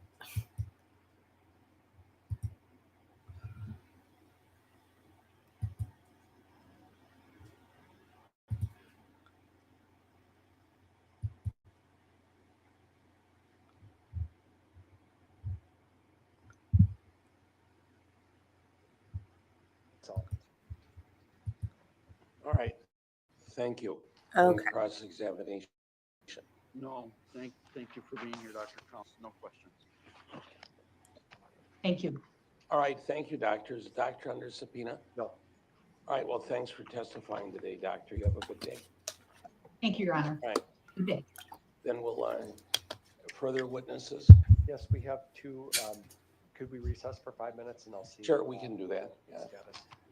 How late Is this, let's just, it's a 11:45. If we recessed at this point, came back at say 1:15, Perfect. how's that for the state? That's fine, Judge. I don't anticipate these witnesses being lengthy. No, 15 minutes or 20 minutes each. All right. So we can have them ready to go right at 1:15 or continue with them now. What I'm looking at, what happens after the two witnesses? After the two witnesses, both sides be prepared to argue and the court render an opinion or take it under advisement. All right. I agree. All right. Well, if the witnesses are short, let's do them now. Okay. Let me Then just take a lunch recess and then come back for argument. Okay. If you give me 5 minutes. Sure, go ahead. See if they're ready to go.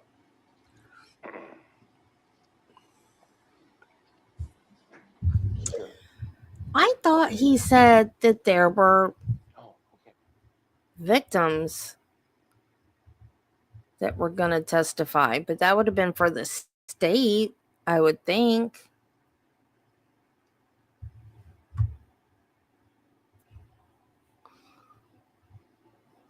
So I guess there's not, unless they were Peyton's grandparents and they were like, sure, let her out, but I don't think so.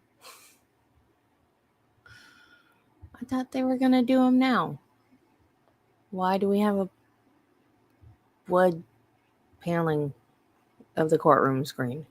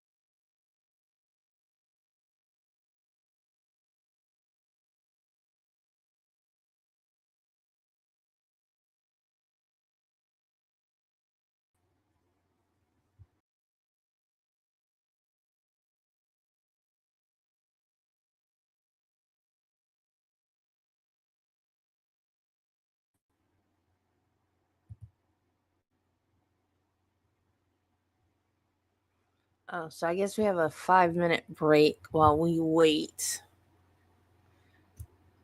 for witnesses. And everybody left me.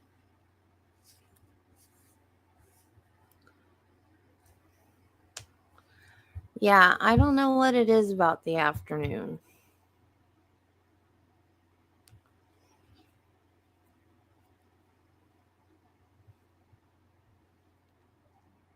Because that's what happened on Tuesday. We were doing good in the morning. In the afternoon, it just kept crashing. Just one after the other, after the other, after the other.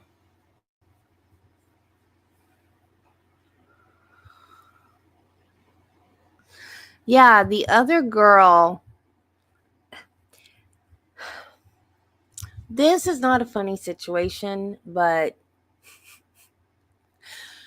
I am a nurse, and healthcare workers have the strangest sense of humor because we deal with life and death every day or end of life situations, and we find the most absurd things funny. So, one of her, I don't remember what it was exactly, but one of her restrictions is something like she has to live with her dad till she's like 30 or something like that. And Travis and I were talking about that, and I was like, what happens if she meets somebody and she wants to start dating and they get serious, like, and then she has to tell him, well, like, what if her boyfriend's like, well, let's move in together, or, let's get engaged. She's gonna have to tell her boyfriend, well, we're gonna have to live at my dad's house till I'm 30. what is she gonna say? Oh, well, honey, why do you have to live at your dad's house? Because when I was 12, I stabbed a girl.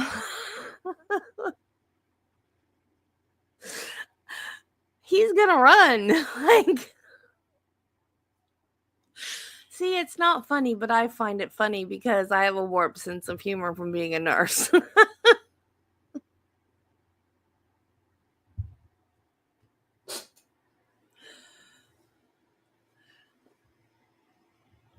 But I was just thinking, I mean, in a way, it's sad because her whole adolescence has been spent in an institution. Both of them. Like, how do you learn to be a person? School, well, I mean, a lot of kids are homeschooled nowadays, and if I had little ones, like my stepdaughters, they're 30, and Casey will be 32 in February, and they don't have kids yet, but I have said if they have kids, I will homeschool their kids for them. But because of the things that are taught in school now, I would not want my kids learning some of the things they teach in schools now. But when I was a kid, that was part of school, the socialization part. Like, that's where you meet your first boyfriend, and that's when you first, start learning social interactions, and you have your first best friend, and you have your clubs in high school, and you learn you pick up, I want to play an instrument, and I want to try to do this, and I want to be in plays at school, and I want to join the choir, and I want to do this or that, or and it's socialization skills along with the education. Like, that's what high school is. High school is like, it teaches you how to be a human. And if you're in a mental institution, you're not going to get that. Ms. Parnell, are you there? So as smart as she is, she's behind now.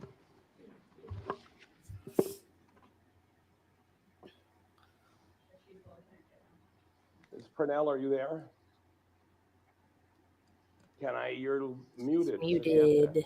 Unmute. All right, can you hear the court? Yes, I can. Can you hear me? Right. Now it's Exactly. Thank you. Great. So I'm going to, you're being super called. So stand if you can, raise your right hand, and our clerk will swear you in. Do you swear that the testimony you're about to give in this matter before the court should be the truth, the whole truth, and nothing but the truth, so help you God? I do. All right, thank you. You may be seated. Then state your full name and spell your last name. My first name is Jennifer. My last name is Parnell, Parnell. All right, thank you, Ms. Parnell. And then Attorney Cotton. Yes, 1 minute, please. I hope we hear that in the arguments.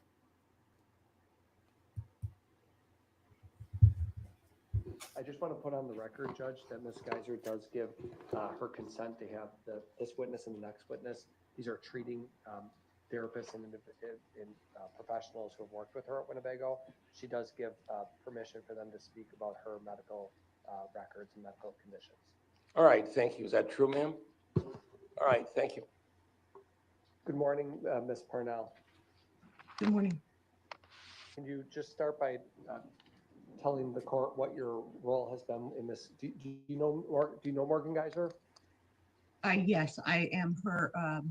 I was her treating psychiatric provider at Winnebago Mental Health from April of 2024 until November of 2024. And what was your role with Ms. Geyser from April to November of 2024? I'm a board certified psychiatric physician assistant, so I was her primary psychiatric provider. So you're not a doctor, but you're a physician assistant, is that correct? That's correct. And you were providing services for Ms. Geyser during that time? That's correct. Madam Clerk, am I able to share my screen with this witness or no? Let me just see if it works. Let me ask. So, Ms. Purnell, did you author a letter from November 7th, 2024 for Judge Boren? Do you remember? Yes. And I don't suppose you have a copy of that letter sitting in front of you right now, do you? I do not. Okay. I'll ask you about some of the information in that letter, and you just let me know if it's accurate, okay? Yes. So back in November, November 7th, 2024, we have a letter that was mailed to Judge Boren from Jennifer Parnell, PAC provider. Is that you? That's me. And you remember authoring that letter? Yes. It's about Ms. Geyser. Yes, that's correct. Why did you write that letter, just if you remember?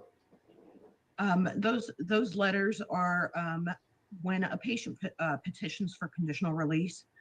It is standard practice that we give diagnoses, medications, kind of where they're at in their phases, how they've been doing in the institution. Each time that they petition for conditional release, we send that to the court. It's not to offer an opinion, but it's more of a factual letter. You're not here, right? You're not in a position to offer an opinion. You're just a fact witness to talk about Ms. Geyser specifically, right? That's correct. Is it accurate to say that as of November of 20, now you're no longer with Winnebago, right? You've left and moved to Florida for family. That's correct. Family reasons, right? That's correct. But you still have your licensing and your certifications here in Wisconsin. Yes. Now, Ms. Geyser, her treatment consisted, as of November, just a couple months ago, her treatment consisted of groups to address mental health issues and education. Correct. And she has worked on coping skill building, individual therapy, leisure activities, and vocational training. Is that fair to say? That's correct.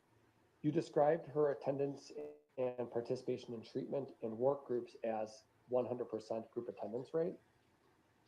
Yes. Is that something you witnessed, or are you just describing what others have witnessed?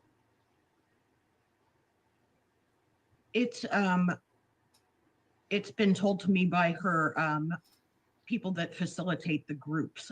They keep a running tab of that because it can affect those phases. And Morgan has been described as a cooperative participant in treatment groups. Correct.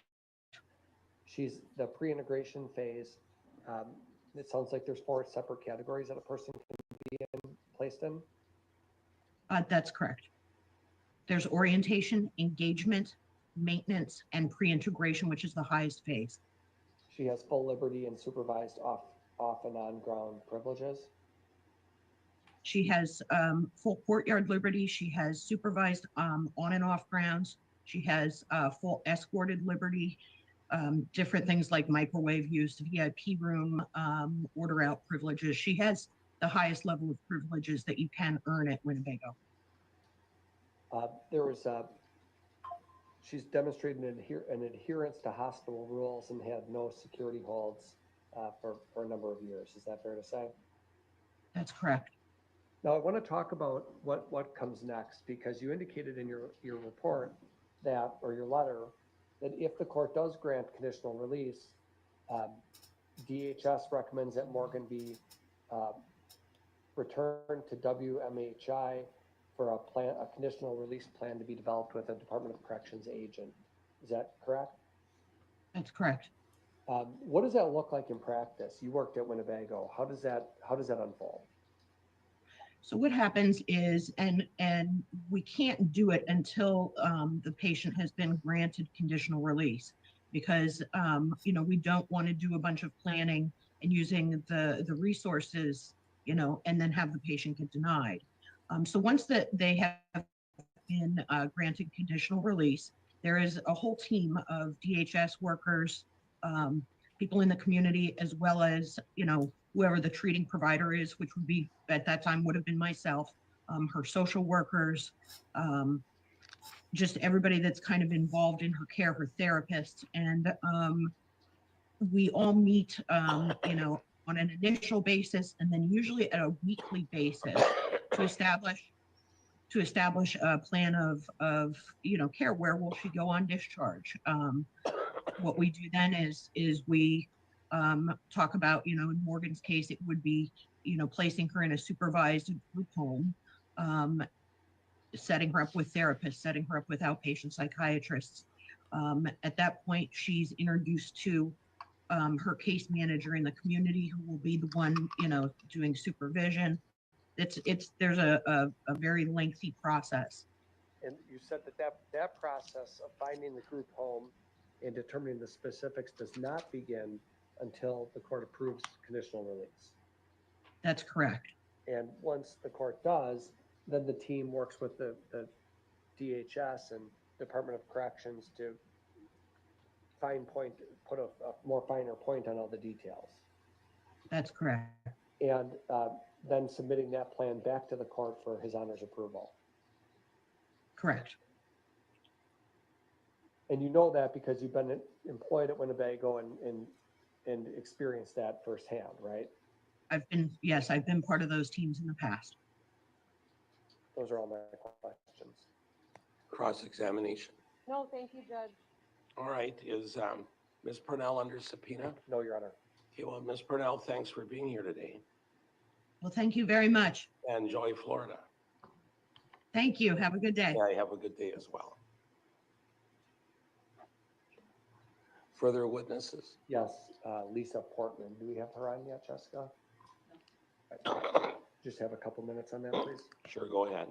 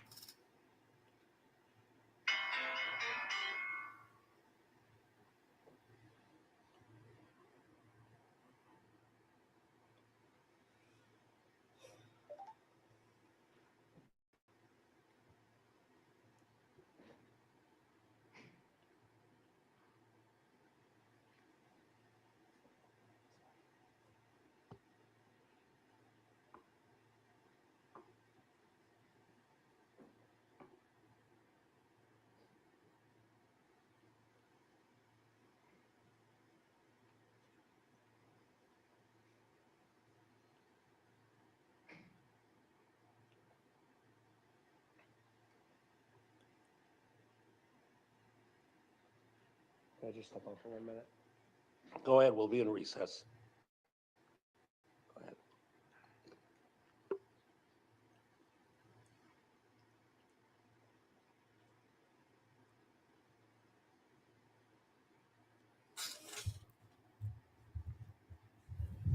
Was that?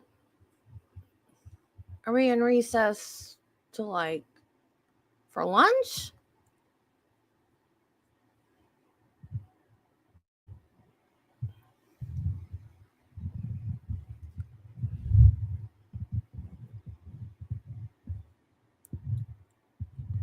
Is that all the witnesses?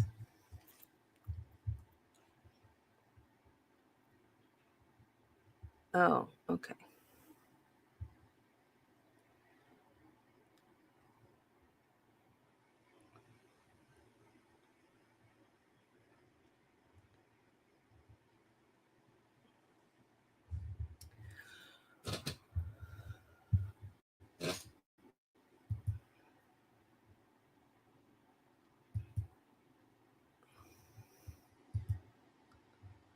Hi, guys.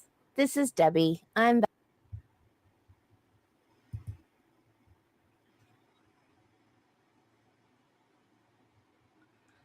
Yeah,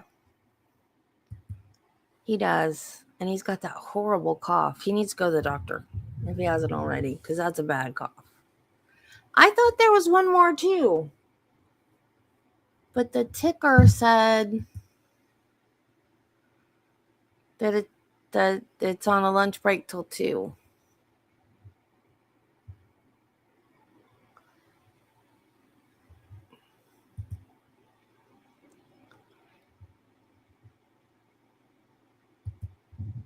Back with more No, don't do that. Why does it sound like that? If you want to watch an episode of Criminal Minds, it's based on a true story. This is the story. And the episode is called The Tall Man. It is season 14, episode 5. So this week, I've got another one with an urban legend of sorts and a mental disorder. Actually, 2 mental disorders. And thank God no one dies in this one, but not for trying. Before we get interchangeably, but Bella is Payton.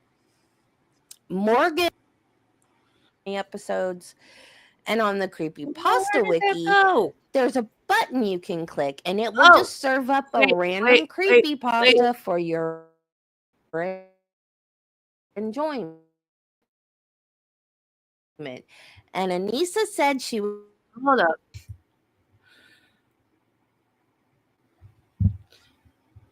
What just happened? Thank you. The judge shows back up and mumbles something.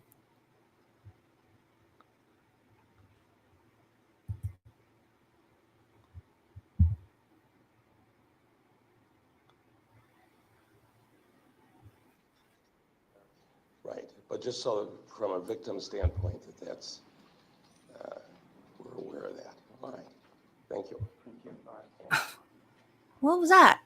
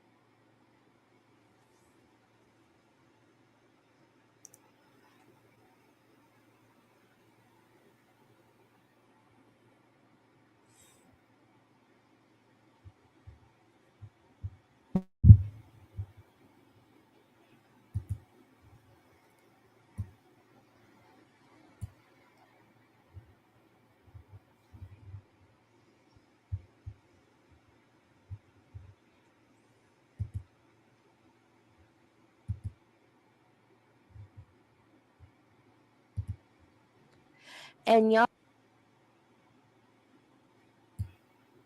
Wiki, of course, is the criminal. Okay, that is the Creepypasta Wiki.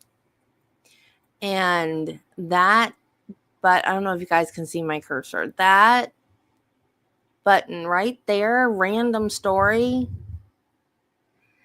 Anissa was the one that actually told Morgan about Slenderman.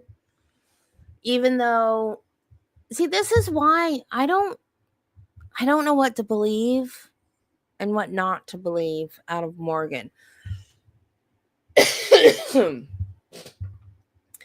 Because Spy, quit whining. I am doing something. So Anissa, that random story button, you can click it and it'll just bring up like a random creepy pasta for you to read. And she would do that to fall asleep. So the creepypastas is what she would read before bed to help her fall asleep. And she told Morgan about Slenderman. But then Morgan started saying that she had hallucinations of Slenderman all the way back to her when she was like 3 years old. But she didn't even know about Slenderman until Anissa told her. So that's why I don't trust anything that comes out of this girl's mouth. And then the whole thing about, oh, I made it all up because I wanted to get out of the house. I just don't trust anything that she says. I just don't.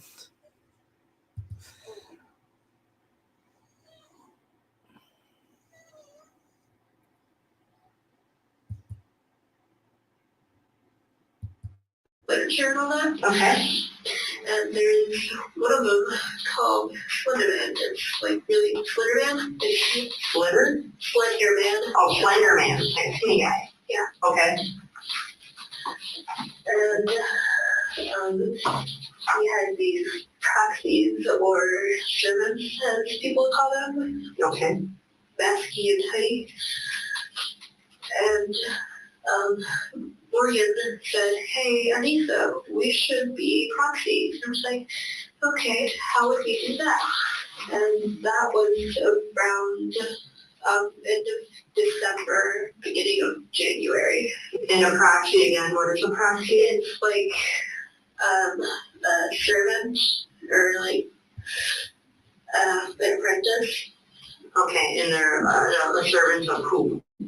The Could be. Whichever,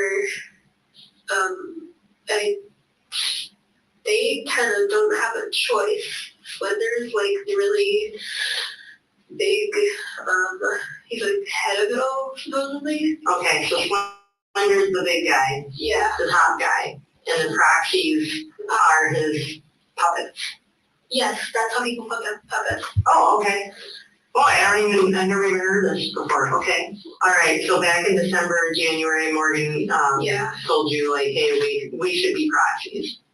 Same thing. Yeah. And you said what? Like, I said, okay, how would we do that? And she said, we have to kill Bella. Okay. Okay. And do you know why she said that? Like, why she said that? Because we had to supposedly prove ourselves worthy to Slender. What does that do for you? Does that to get Slender to like you? Or to feel important? Technically, if you're a proxy, you have to live in, supposedly you live in Slender Mansion. Take orders directly from him. So that'd be neat to you? You would enjoy that, or you think that'd be kind of cool? At the time? At the time it was really cool, but I wanted to prove all skeptics wrong. Okay. After a fun-filled night of skating, dolls, dress up, etc., they just early. And Payton thought that was unusual because at other sleepovers, they would try to stay up, and usually all night. They at least try to stay up as late as possible. Okay, this is Morgan's interview. I can't really tell who Anissa likes and doesn't like. So you think she dislikes Ellen? Probably, yeah. She always calls her, I don't want to say it. Who? She always calls her a bitch. Why? I don't know. Because she's being one? I'm just assuming. I don't really know what the definition is. So you like Ellen pretty much? Have you ever been mad at her? She was my only friend for a long time. Because why would you hurt your only friend? It was necessary. What do you think necessary? I don't know. Somebody told you that? Mm-hmm. Does Anissa have any other friends? Mm-hmm. I hate her other friends. What are her other friends? Caitlin's nice. There's this girl named Frankie, and she seems to hate me. And there's this girl, and I don't know her name. So Frankie's the one that doesn't like you? Frankie doesn't like me. She said I was creepy. I like the smile. So you guys have been, when you say you guys have been planning this for December, when did you decide that you were gonna do this today? In December, she said. But how did you know that on May 31st, 2014 was? We didn't know it was going to be May 31st. We knew it was going to be at my birthday sleepover. We have no idea how difficult it was not to tell anyone. Just told I wanted to be locked up so that I couldn't hurt her, but that time passed and now I'm in here because we were careless. I knew this would happen. I knew we'd get in trouble. So you wanted to get locked up so you would get in trouble? I didn't really genuinely want to be locked up, but at one point I sort of did. It seemed. So you guys decided a while ago that on the sleepover night that this In was what you December. wanted? Yeah. Why do you think it was your sleepover night that Because we would all be together. It was a flawless plan, actually. So Morgan and I were also debating who does the deed, and at first it was me, but like I said, I was too squeamish and said, no, you do it. So Morgan said, whatever you want. So like I finally just had enough and said it now, because I was starting to get a little freaked out. And then Morgan jumped on top of Bella and started stabbing her repeatedly, and that's when I turned around because I couldn't stand to see that.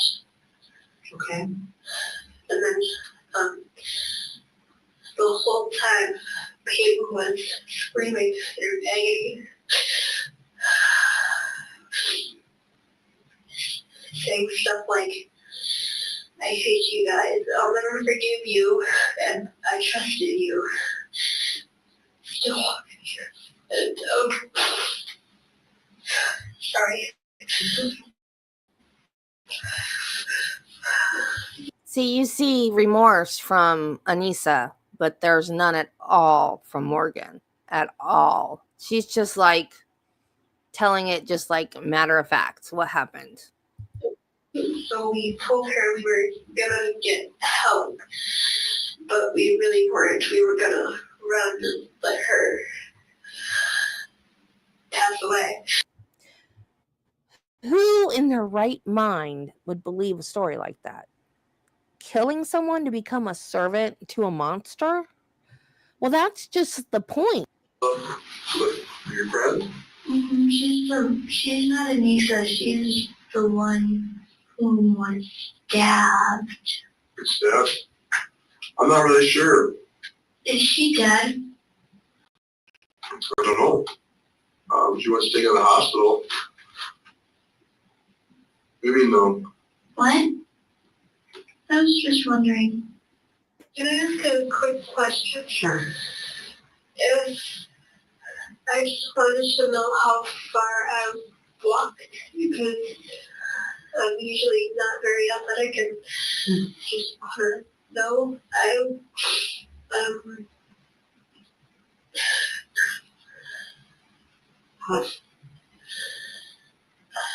Trying to think of someplace close to where I live. You know the Kmart that closed down in Waukesha? Off of Sunset? I do. Mm-hmm. I walked from there. Morgan and I walked from the condos close to there, the marshy area, all the way to Steinhoffel's, to where the sheriff found us. Okay. Do you know how far that would be? You know, I'm not real certain. I think, why don't I just try to get some specifics as to where, because I honestly don't know where the deputies found you, and I'm being 100% honest with you. And this whole time that I'm going to be talking today, I'm going to be very honest. and I'm not sharing any tricks or anything, okay? I see that you're upset, and, but I will try to find out that information for you. Are you going to put me in prison and I'm gonna rot and die? Please don't cut off my head.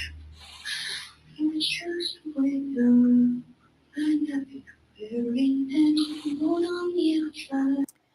In Wisconsin, minors do not have to have parents present during questioning.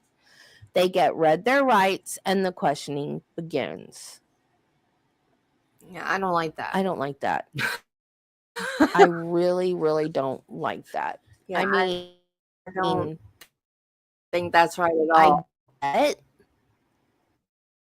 it shouldn't interfere in an interview, especially if your child's going to be tried as an adult. But I would. Killed, do you honestly say that? Well, yeah, because he could be anywhere from 6 feet to 14 feet tall. He's, like I said, a tall guy who constantly wears a suit with a red tie. He doesn't have a face. His skin is white. And at his own will, he can, exploit these tendrils from his back and, strangle his victims. For the creepypasta, when he said he targets children most. And so I was really scared, knowing that Slender could easily kill my whole family in 3 seconds. When Morgan... To believe that the only way that they could prevent that was for them to become proxies for Slenderman. But to prove to Slenderman that they were worthy to become proxies, they had to kill someone close to them. After doing so, they had to leave behind. It was really odd, which is why I put it in the episode.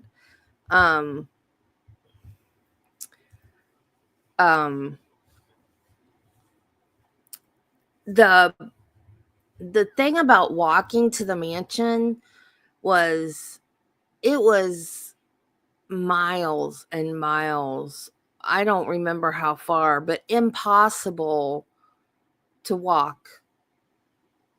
I mean, if you were going to walk that distance, you would need like hiking gear and food and supplies and that kind of a thing, because it was in the middle of a national forest. Yeah. So, I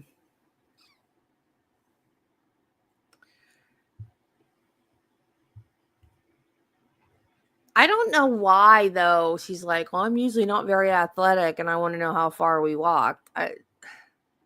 It was just odd. And I think it shows a 12-year-old mindset. Like, yeah, she's not right in the head, but also she cares more about how far did I walk than am I in trouble? Did my victim live? Am I going to go to jail? Can I see my parents? No, there's not really a mansion. It's all made up. It started off, let me see, I'm pretty sure that the pictures are in here somewhere. Where did I put them? That's not it.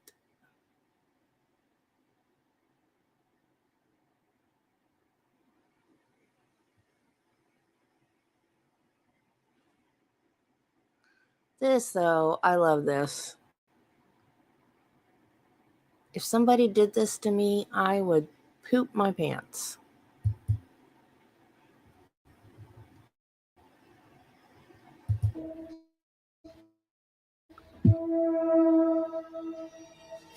Run.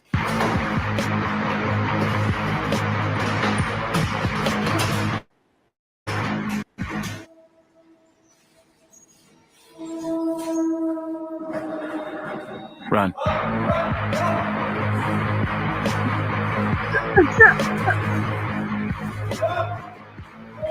And the second, videos of people encountering Slenderman or catching him on film. Dude, let's go back up to the. Dude, oh my God!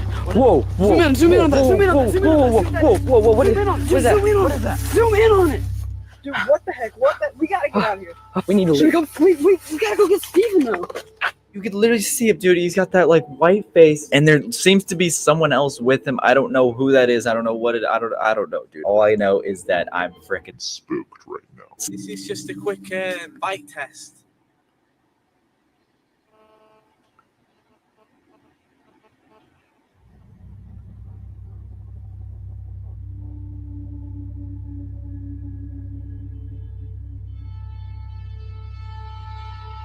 So supposedly this guy just left his camera running and didn't know that this guy was in the field or whatever. It's so easily fake. It's ridiculous. Good stuff.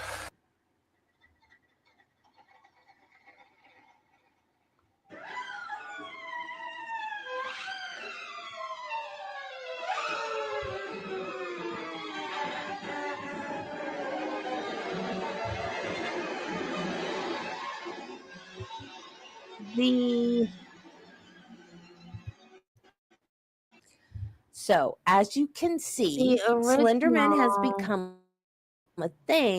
The original thing was, I could have sworn I put the pictures in here.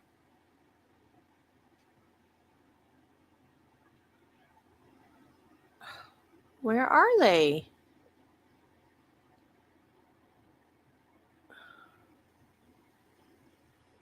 There.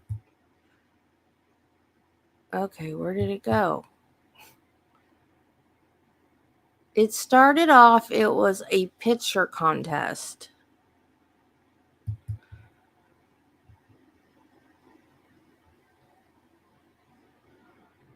I guess I'm going to have to Google the original pictures. I know they're in here. I just saw one. But it's not letting me grab it. I guess I didn't leave it long enough for me to grab it like this. Oh, shoot.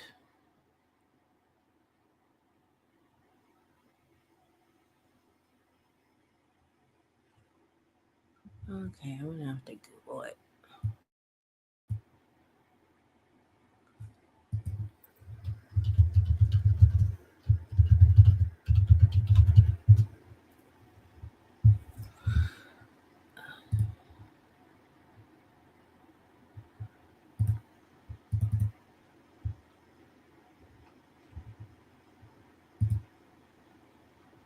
Well, come on.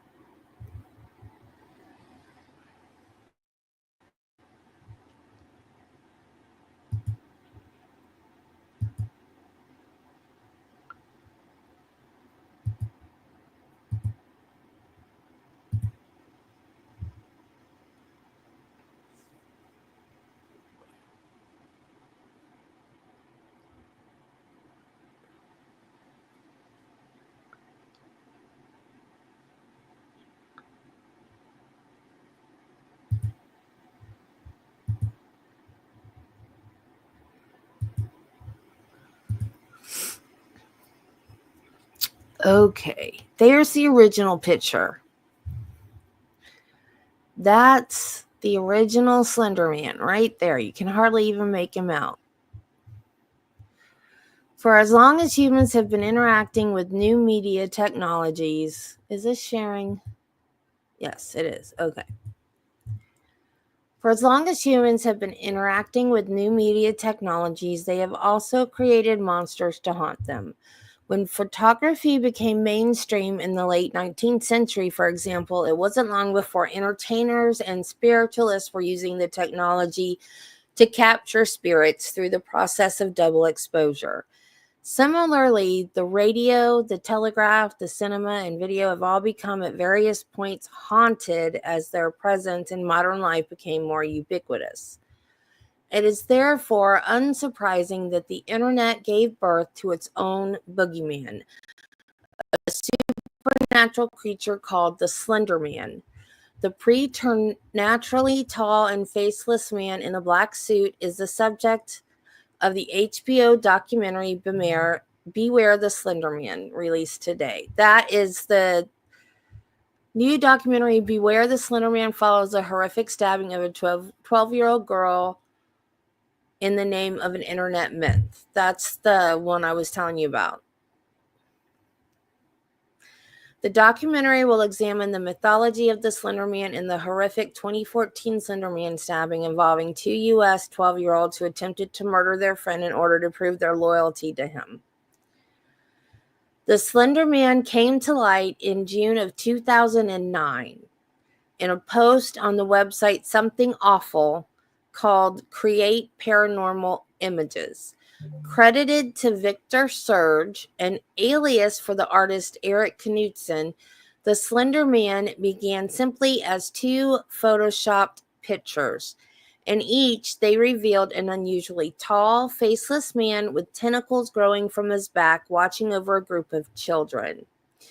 These two simple photos instigated a communal act of creating the Slender Man's mythology, an early example of what has come to be known as creepypasta, short-form horror stories often in the form of fake eyewitness accounts that were easily shared via the internet.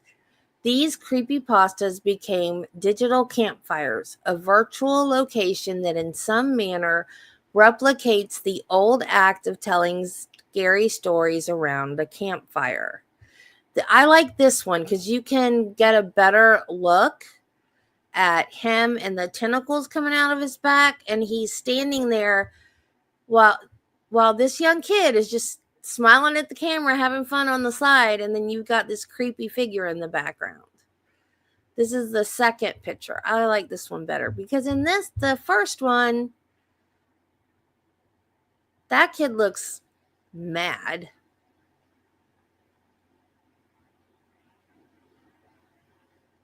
It's like indeterminate what the kids are even doing. Whereas in this one, it looks like the kids here are just playing and having fun. And like these kids back here are maybe interacting with the strangeness that's going on. And you want to tell the kids, no, don't hang out with the dude with the tentacles, you know?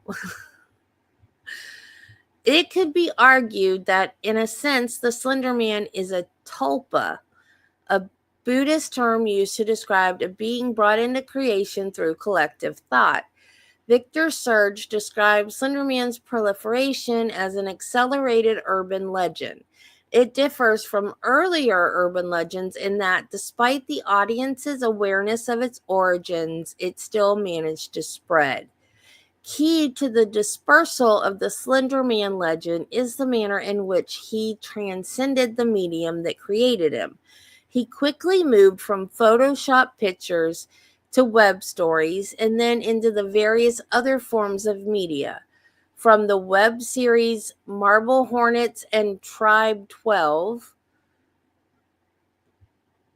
to video games such as Slender the Arrival, and even into the cinema in a poorly received, low-budget horror film. We are talking about Slender Man because the girl that is asking for release from the mental hospital, when she was 12, she stabbed another 12-year-old to please Slender Man to become his proxy And then after she stabbed the girl, she left her there. She lived, but she left her there. And then the other girl that she talked into helping her, they were walking to Slenderman, where they thought Slenderman had a mansion. Oh yeah, I remember Bloody Mary. And we also did, there was another one. What was it? Light as a feather, stiff as a board, where you like levitated people, which never worked.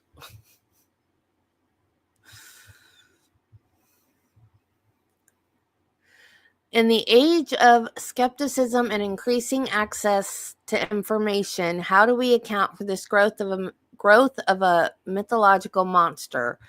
Horror scholar Isabel Panito poses one possible explanation in that horror narratives can be an exercise in recreational terror, not unlike a roller coaster ride. In the case of the Slender Man, the communal participation in his creation is a way to bring about the pleasurable aspects of scaring ourselves with the safety of knowing he is just a fictional construct.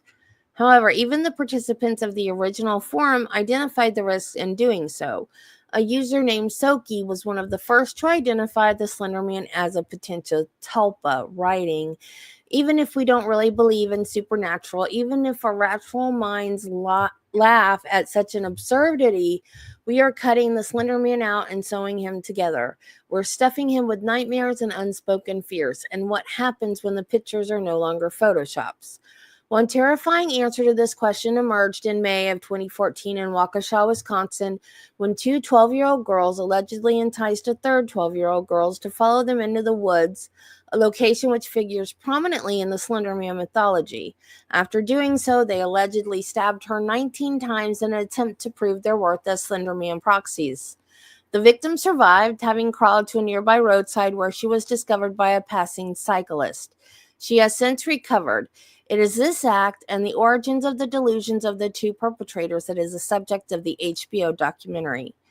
What is clear from this event and the Slenderman's still evolving presence as an internet boogeyman is that unlike the urban legends of the pre-internet world, these new monsters may become untethered to their fictional origins.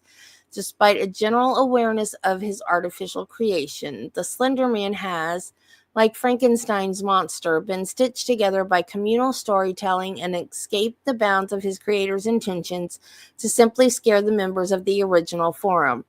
Part of the Slenderman mythology is the Slender Sickness, a fictional illness that affects those who have been in the presence of the monster. Its symptoms include coughing fits, memory loss, and ironically, irrational acts of violence.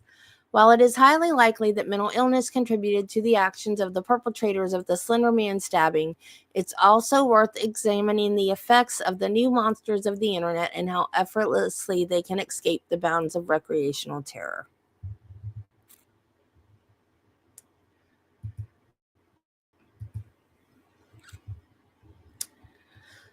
So,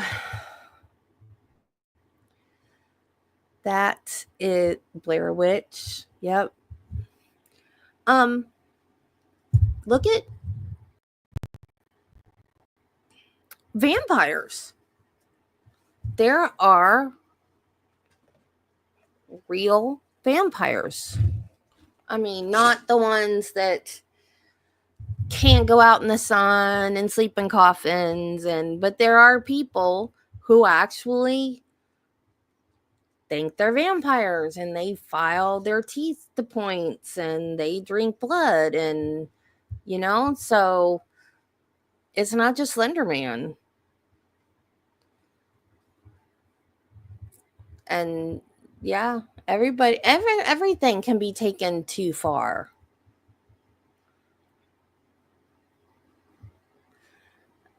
Yeah, that's what I meant. I know there's not real vampires. Yes, it's a psychiatric condition.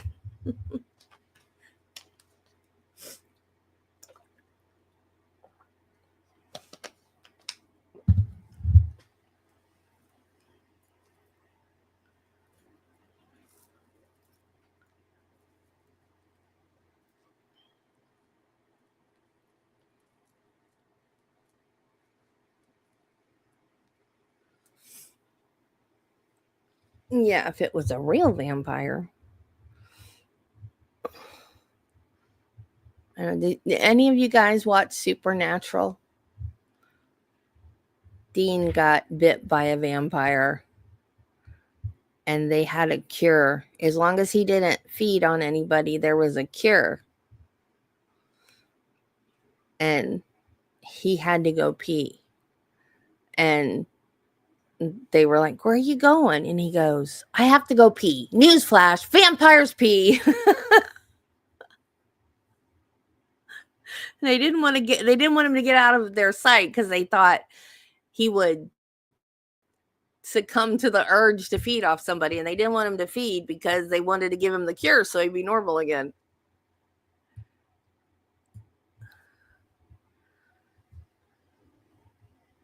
I can't get behind aliens. So I'm with you on that, Brian.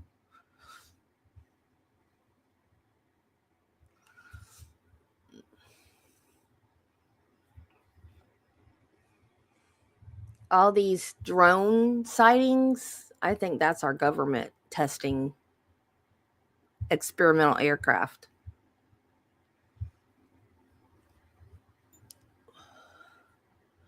What's the Michigan Wolfman? Oh, I do believe in Bigfoot, though. In Florida, he's called the swamp ape. I've never seen one, but I know people who have seen them.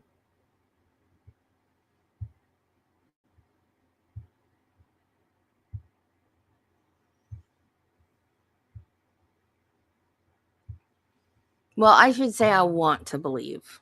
I'm like Mulder. I want to believe.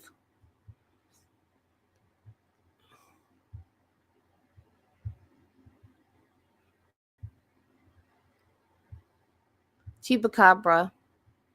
Okay, there's this lady in Texas that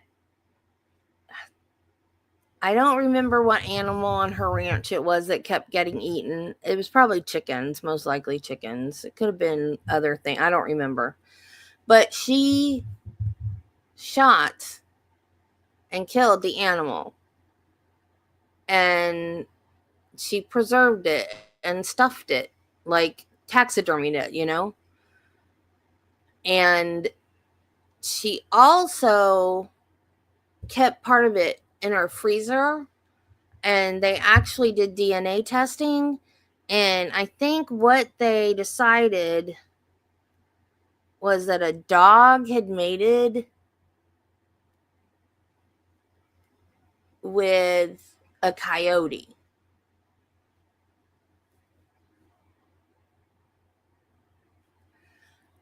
Yeah.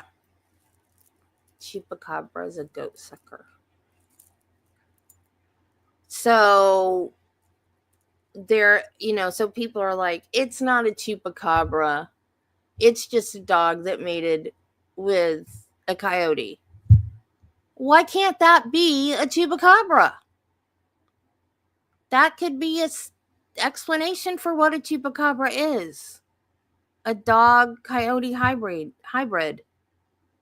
That could be a chupacabra. Chupa hombre.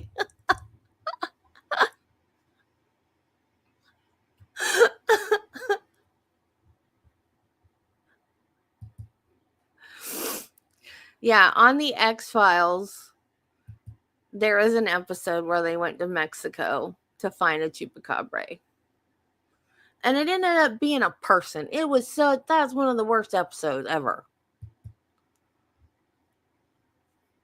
But there was a lot of callbacks to that, though, because Scully would say, it's not a goat sucker either. In several other episodes, I think she said she'd make a remark about that goat sucker. Not that goat sucker.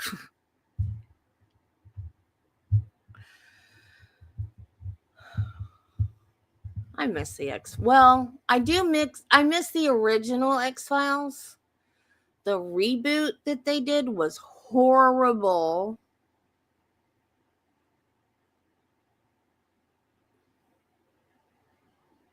I have thoughts about the Loch Ness Monster. That one, I used to believe. I do know that that picture that we've seen ad nauseum was a fake. But I don't know how deep the lakes are in Scotland. But I do think that if they're very deep lakes, that there could be caves and stuff down there that are unexplored that could have things. I mean, they find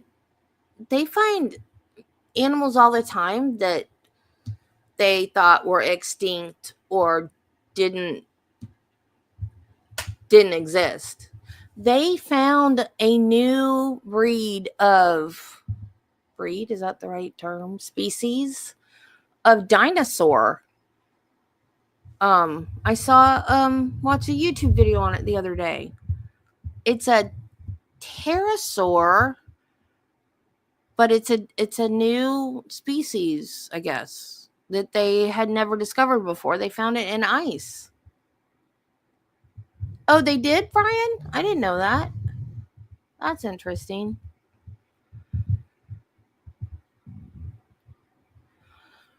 But because they found it in ice, they named it cryo something, but it's a cerator. So it's a flying one. But it's cryo something now because they found it frozen. But I thought that was pretty cool. But yeah, they're finding stuff all the time, like in desolate places and in the ocean. Yeah, frozen dragon, yeah. That they've either thought were extinct or that they've never discovered before, because especially in the ocean, because we have explored more space, more outer space than we have of our own ocean, which that still blows my mind. You would think ocean would be more accessible because it's on Earth, instead of out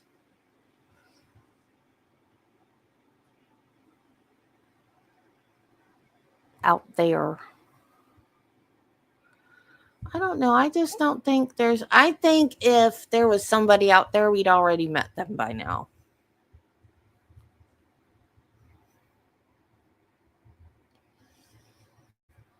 I think they would have already got in touch with us. And the one thing that I was watching Star Trek the other day and thinking about this.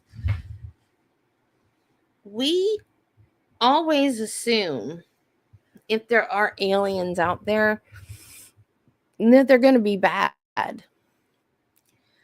If we were to make first contact with aliens, we wouldn't be bad. So why do we always assume that if aliens made first contact with us, shoot a dragon?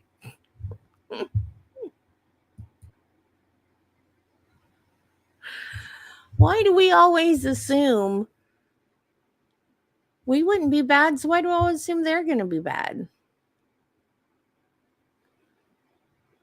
Because I watched that episode of The Next Generation where I love this episode. Dang, what's the name of it?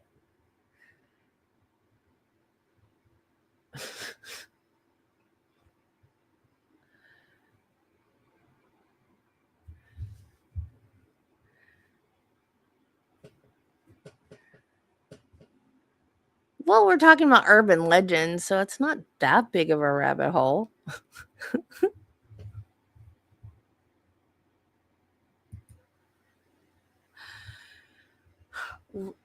They're about to make first contact with this planet because the planet has developed. They're working on warp drive and they've started doing space exploration.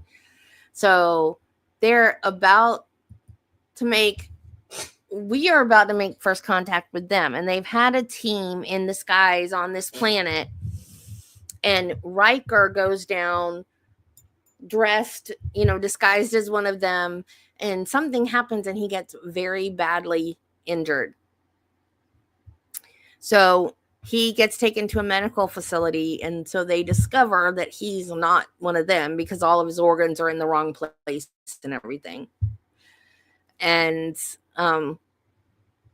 so then they're like, oh, he's an alien. So they start freaking out. And then he wants to escape. So somebody that works at the medical facility, played by BB Newworth, it is so funny. She's like, I'll help you escape. And he goes, oh, good, thank you. And says, but you have to make love to me. I've always wanted to make love with an alien.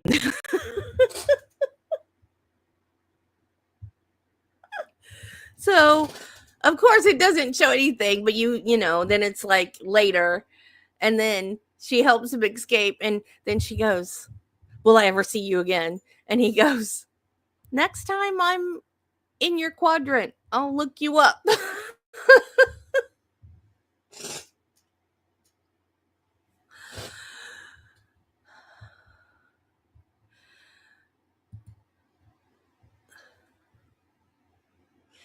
Yeah, that's true too.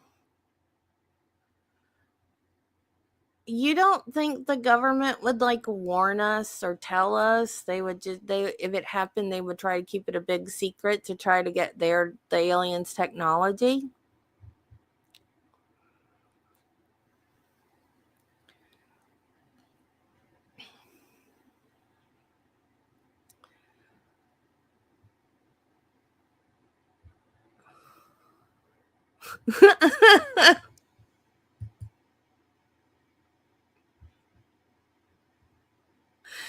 Yeah, well, what are you gonna do when you're waiting during the break, And it's after 2.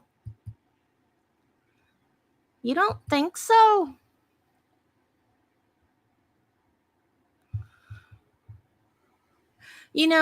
I heard, I can't remember who that guy was. I saw it on a YouTube video, of course, that he said the Roswell incident, how the government said it was a weather balloon? What it actually was, it was a weather balloon. I mean, it wasn't a weather balloon. It was the same material that is used in a weather balloon, but it was some type of surveillance balloon that they were testing. And at first, the alien thing was a cover up. And then they changed it and started saying it was a weather balloon, knowing that people would still say alien, and then it would really cover up the fact that it was this listening device that they were working on. Because that was back during the Cold War. They were trying to listen in on Russia. No, I don't know if that's true. That's just what I heard. So, but I believe it. I believe that the government would cover up something by not covering it up. You know what I mean? So, because it's made out of the same type of materials. So they're going to say, sure, it's a weather balloon. And then no one's going to believe it. They're going to say, oh, no, it's aliens, because now they're trying to cover it up by saying it was just a weather balloon, so it's really aliens. And so that makes everybody believe that it's aliens and not a weather balloon. Oh, I'm sure there's lots of things we don't know. And you know how, well, you might not know how. I know because when in the 90s, if X-Files was on, I was glued to the TV. That was my addiction in the 90s, was X-Files. And a lot of that, the UFO stuff, not the monster stuff, but the UFO stuff, that was researched stuff. So they said that the UFOs showed up around military bases. And that got me to thinking, that's not, I mean, I believe in UFOs, unidentified flying objects. That's what they say. That's what they are. They're unidentified flying objects. That doesn't mean aliens. Like, my mind doesn't go to aliens, although other people's minds go to aliens when they hear UFOs. But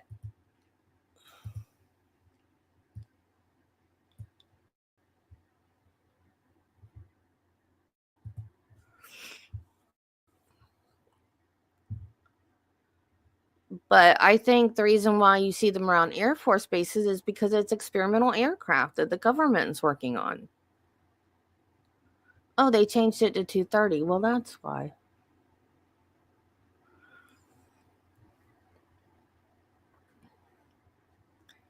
So, and now they don't call them UFOs anymore. Now they're UAPs, which means the same thing.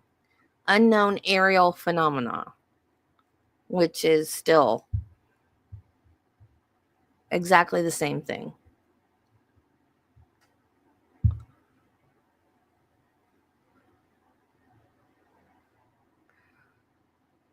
Yeah, and the thing, I mean, I don't want to get into politics, but it makes me mad when our government spends money on other countries' wars when our people here need money, like after natural disasters and stuff. And then they're sending money to other countries for their wars. How about we take care of the needy people here first?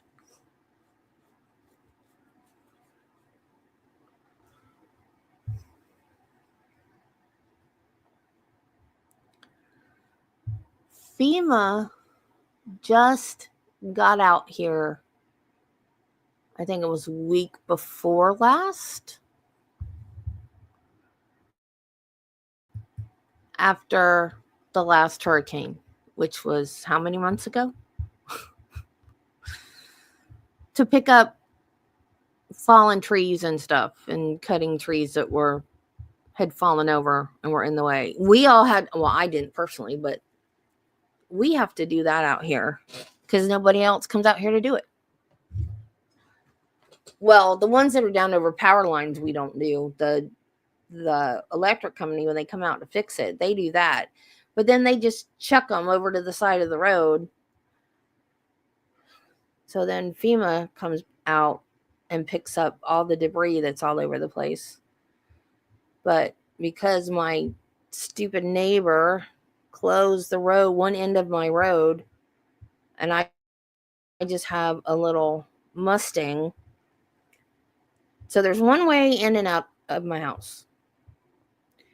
And if the tree falls across the road, there's no way out of my house except through a field.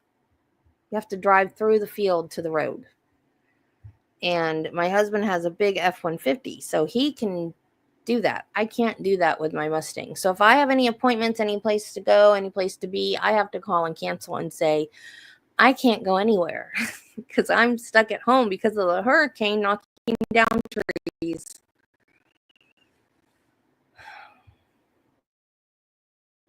Really makes me hate my county. I went to them and I said, please don't do this. Please don't close that road. Nope, they did it anyway.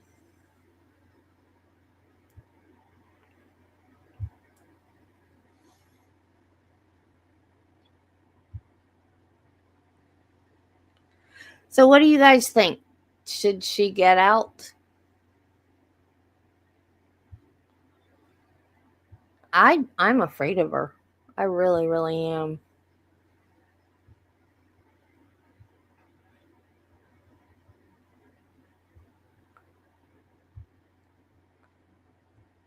She's not on any antipsychotics anymore. What if the psychosis just comes back?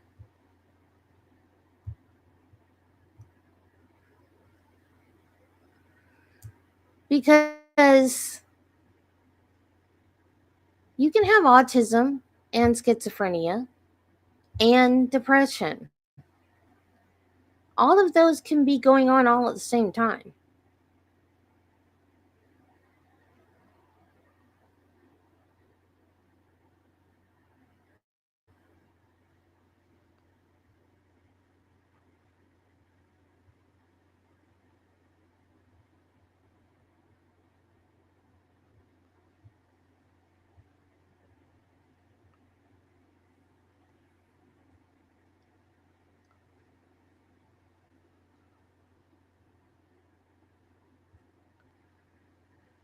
So I wonder about this group home. So she's going to have to be taught everything, like how to handle money, how to have a bank account, how to balance a checkbook, how, like, all those things, those adult things that your mom and dad teaches you to do.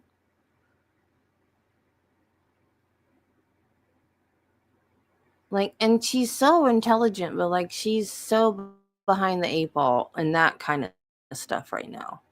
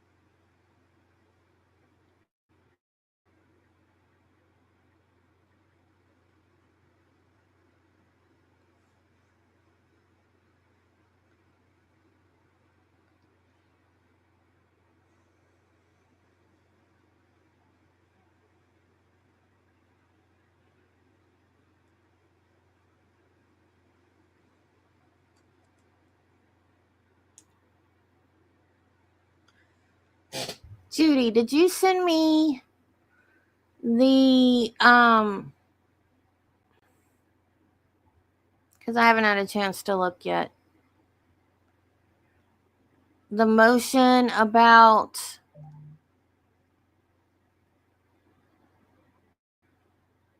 hang on, my brain is fried right now.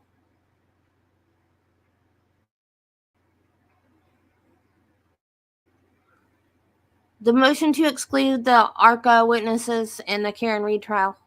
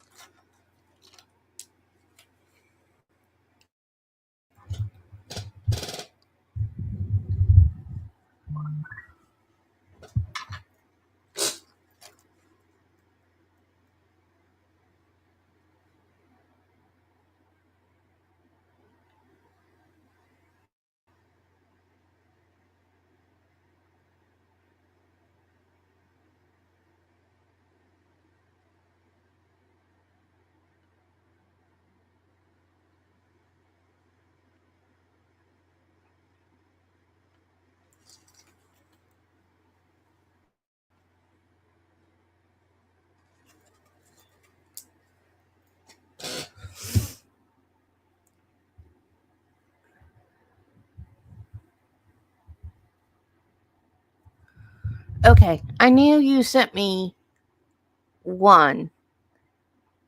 I didn't remember if it was the motion on green or the motion on the ARCA. Because Hez just sent it to me too.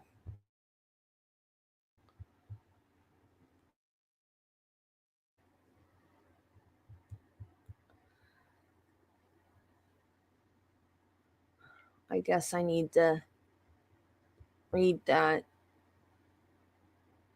I guess I can do a live tomorrow and read the new motions.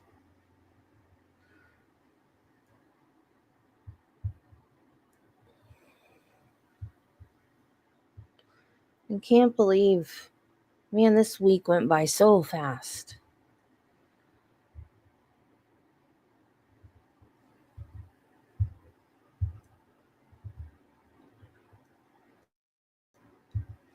Yeah, I don't know what Rule 14 is. I think I asked Peter and he explained it to me once and I forgot.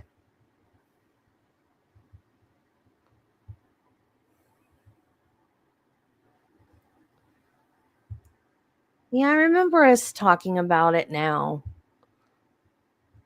My brain doesn't work right anymore.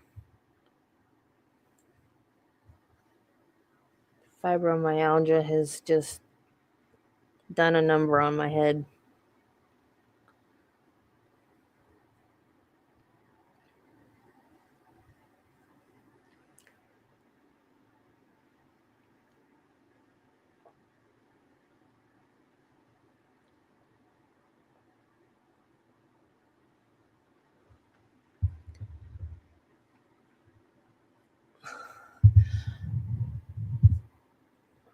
Oh, well, there's only 3 of you here now, but I forgot to tell you guys. My diagnostic nerve block worked. I went in to the building yesterday like barely moving at all. Like, you know how Tim Conway walks on Carol Burnett's show when he plays the 100-year-old man character? That's the way I was walking in. Walking out, I was walking as fast as Travis. Like, step for step to the truck. Like, I almost was walking faster than he was. I was like, oh, this is amazing. I like this. And then it wore off and I was sad again. But it worked. Like, even before I left, I started feeling better. And he talked to me before I left and he goes, how's your back? And I said, it feels better already. And he goes, good. I guess I got the right nerves. And I said, yeah, I think you did. It hurt bad when he was doing it, though. The side that hurt the worst when he was putting the stuff in there. And it hurt, it like shot pain down my neck, but down my leg.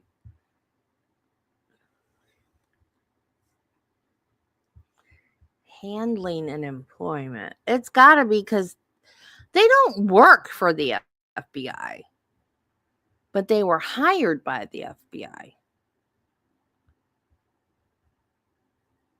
They were hired by the FBI to investigate the case itself because it was handled so poorly.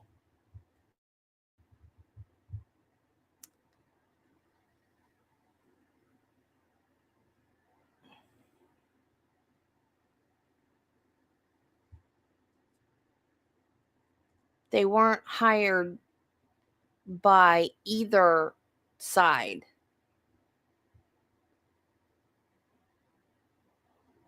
But they were allowed to testify last time? Man.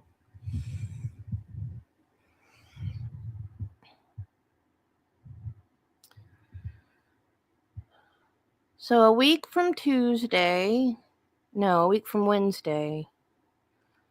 I go back and I get the second one. If that one works, then we know for sure it's the right nerves. And then they go in and they do a radio frequency ablation, which means they burn the nerves. And then I should get relief that lasts. And no surgery. Yay. And it can be redone. I don't know how many times it can be redone, but it can be redone a lot. So it might be a while before I have to get surgery on my back, and that makes me happy.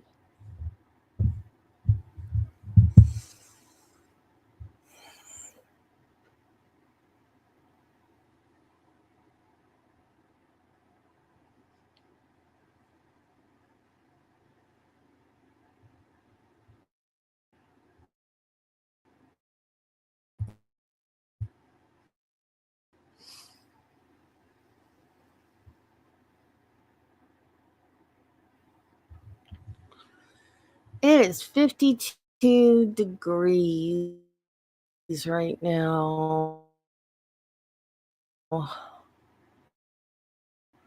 It said a freeze warning was issued.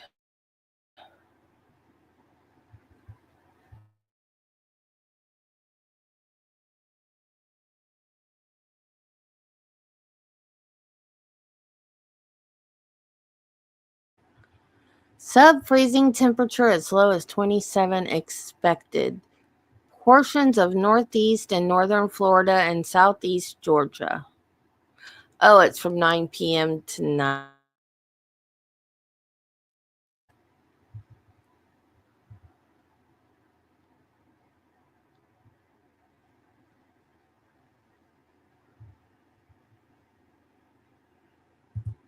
We have no heat right now.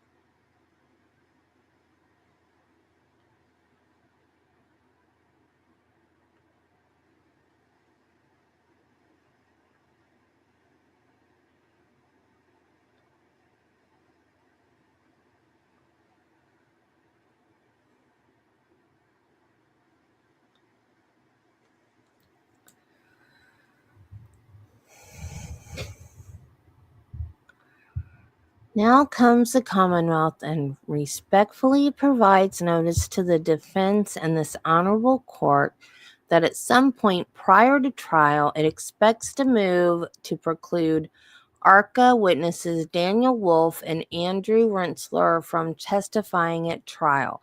It is possible that the defense may intend to call one or both witnesses at trial. As proponents of the witnesses, it is incumbent upon the proponent to comply with Rule 14 discovery obligations.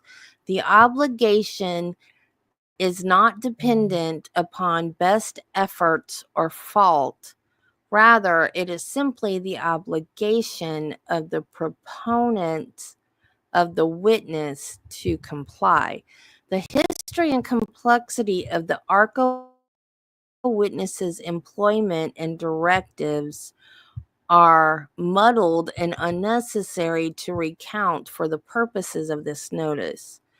Rather, it is expected that if the defense attempts to proffer either or both potential witnesses, it will be unable to comply with Rule 14 obligations.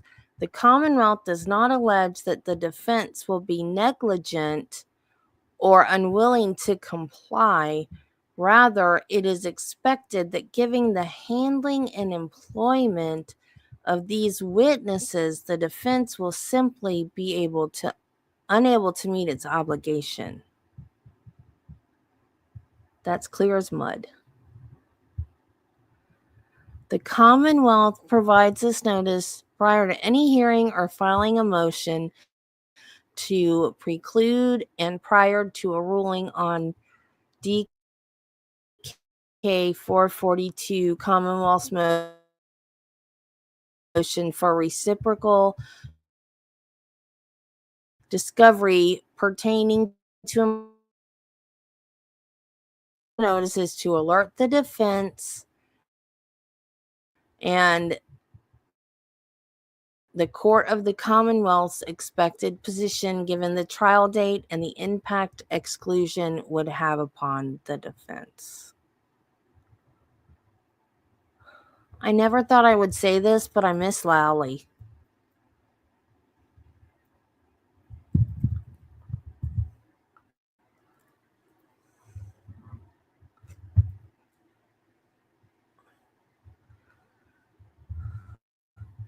Well, I don't remember what it was in connection to now, and I asked Peter what Rule 14 was, and he told me, and I don't remember now.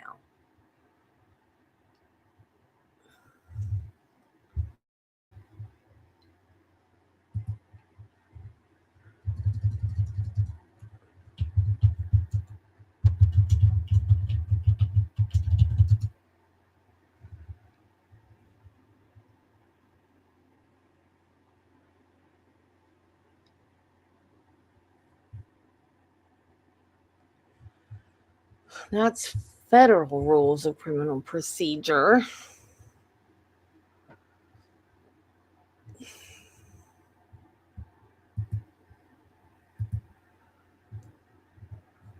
That's federal.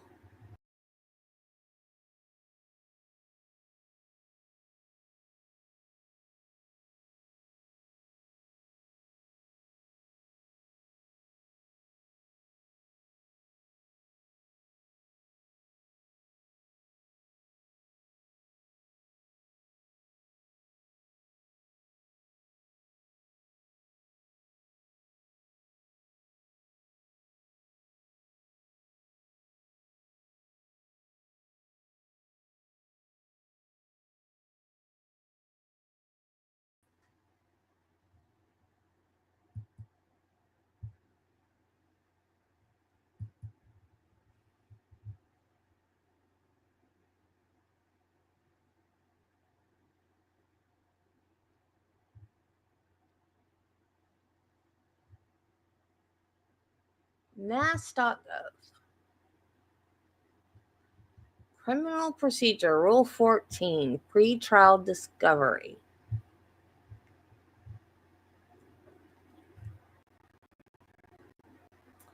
The prosecution shall disclose to the defense and permit the defense to discover, inspect, and copy each of the following items and information at or prior to the pretrial conference, provided it is relevant to the case and is in the possession, custody, or control of the prosecutor, persons under the prosecutor's direction and control, or that's mandatory discovery for the defendant or the prosecution. I need what the reciprocal discovery. Following the Commonwealth's delivery of all discovery required pursuant to subdivision A1A or court order, and on or before a date agreed to between the parties, or in the absence of such agreement, a date ordered by the court, the defendant shall disclose to the prosecution and permit the Commonwealth to discover, inspect, and copy any material and relevant evidence discoverable under subdivision A1A 6, 7, and 9, which the benefit intends to offer at trial, including the names, addresses, date of birth, and statements of those persons who the defendant intends to call as witnesses at trial. What?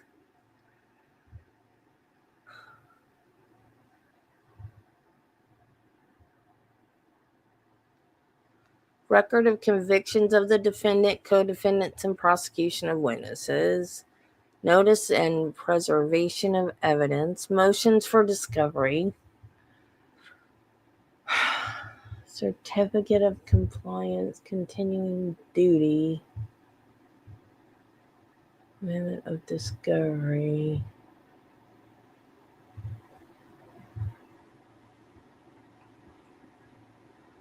If prior to or during trial a party learns of an additional witness whose identity, if known, should have been included in the that's not it.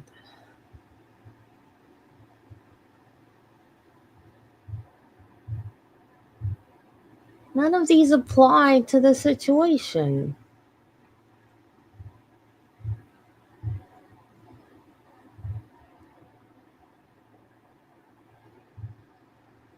The defendant intends to rely upon a defense based upon a license, claim of authority, or ownership.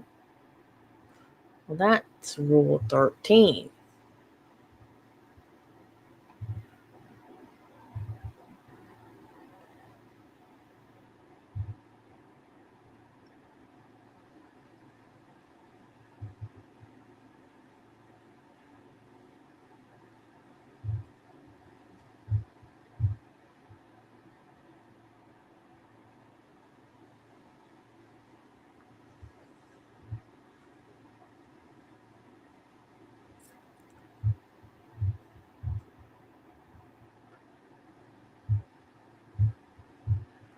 Rule 14 is long. So I have no idea what Rule 14 is supposed to mean in that motion.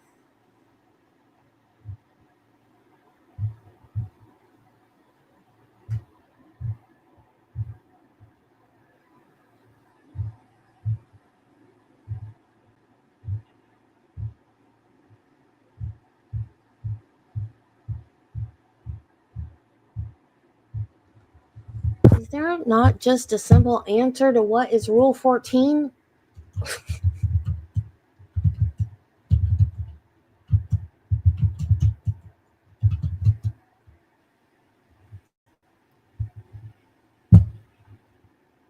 In law, Rule 14 typically refers to third-party practice rule within the federal rules of civil procedure, which allows a defendant to bring in a new party, a third-party defendant, to the lawsuit. Nope, that's civil.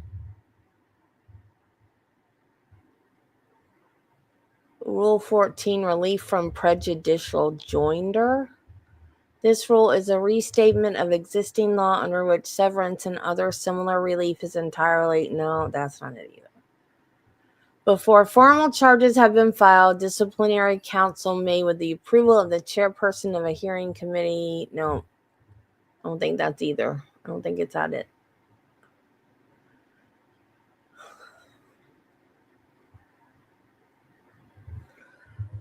Well, dang it. That doesn't help me.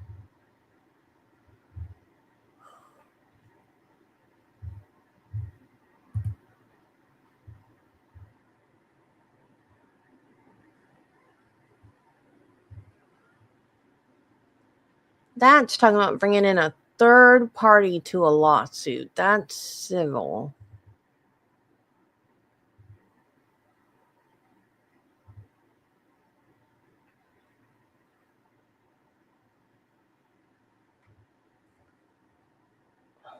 Man.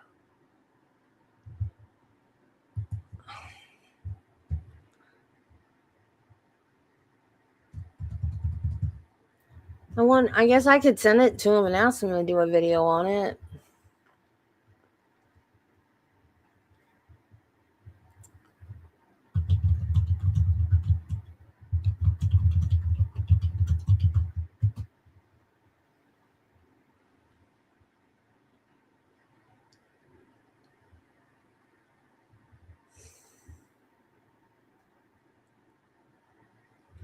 See, everything I see, it's about something different that doesn't apply in this case. This Rule 14 says allows courts to separate trials when a defendant or the government might be prejudiced by a joint trial. The other one said allows a third person into a lawsuit. So neither one of those is what we're looking at. It can't be.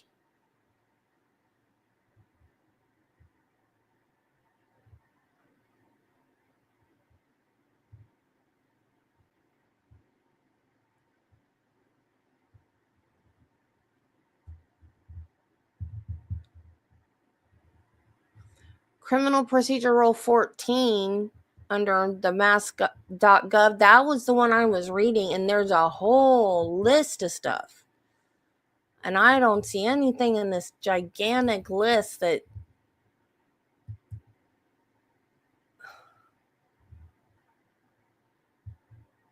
it's discovery. It has to do with discovery, which they've already testified. So the prosecution, that's the prosecution. Fly, go away.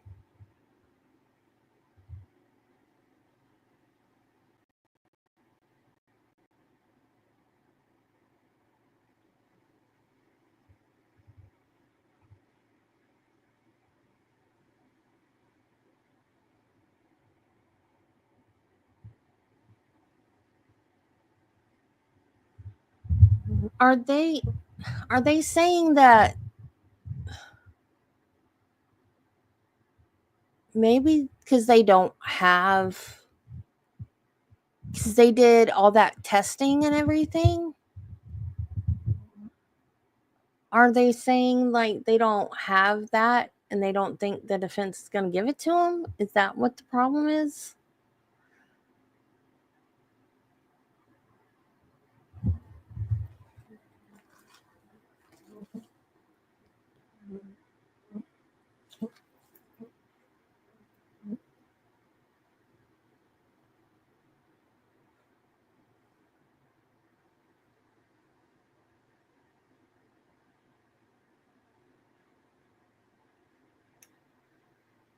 Now comes the Commonwealth and respectfully provides notice to the defense and this honorable court that at some point prior to trial, it expects,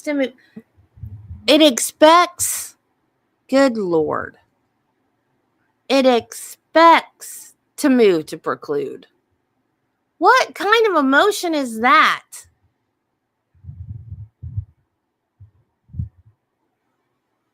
It's a motion that says, I might do this. Brennan, good Lord. I want Lowley back.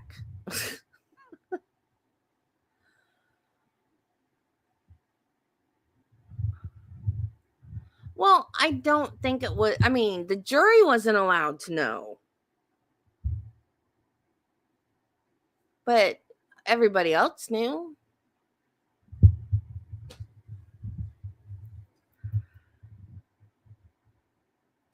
But the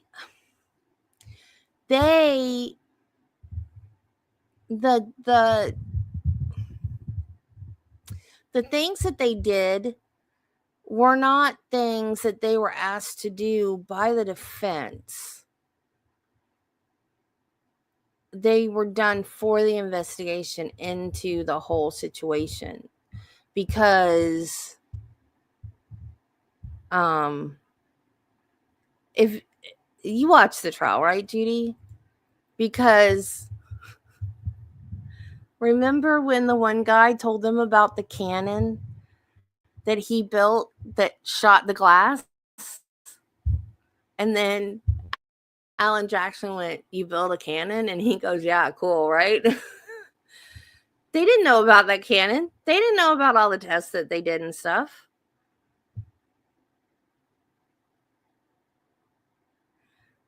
Yeah, so maybe that's what it is, because they don't have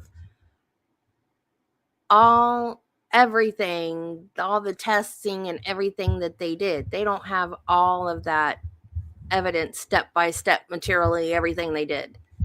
Because the defense didn't say, like, they weren't witnesses. They testified for the defense, but they weren't like experts that the defense went out and hired. I think that might be what it is.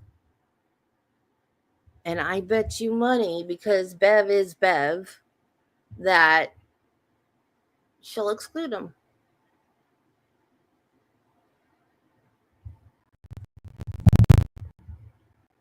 I bet that's what it is.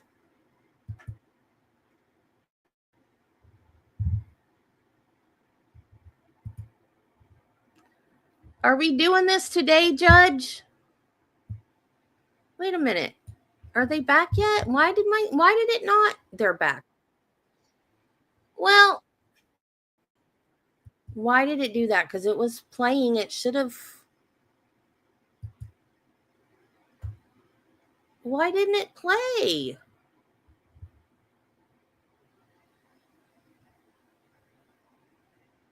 That was weird. Because I had it going.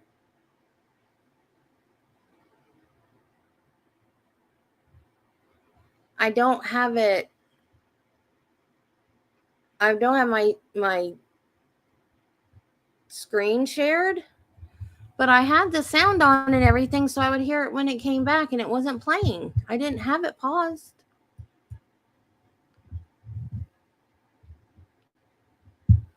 She sure doesn't look like a boy. That outfit, I don't know, I can only see the top, but that does not look like a boy's top.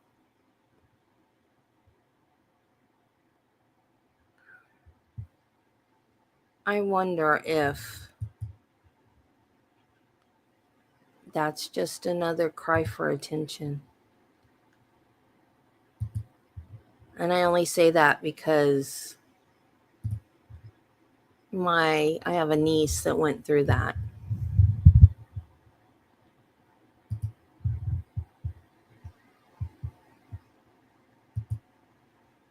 Oh, absolutely they are.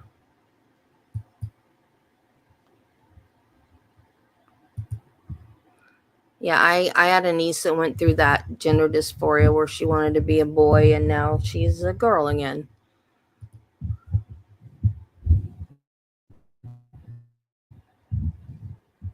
So I think a lot of it is sometimes just a cry for attention. Not all of it, but sometimes.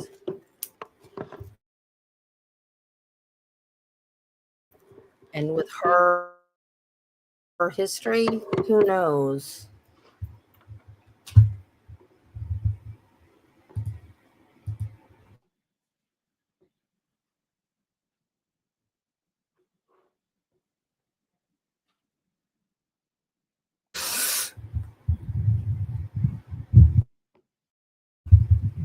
It became a habit with the last glasses that I like that, so I could see through the bottom part better. And even after I got my new glasses that I can see it better, it's a habit now.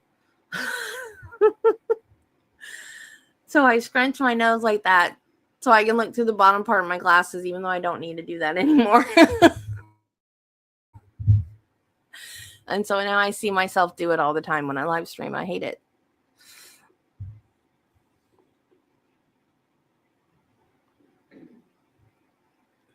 It makes me look lost and confused. I'm just concentrating. That's all I'm doing.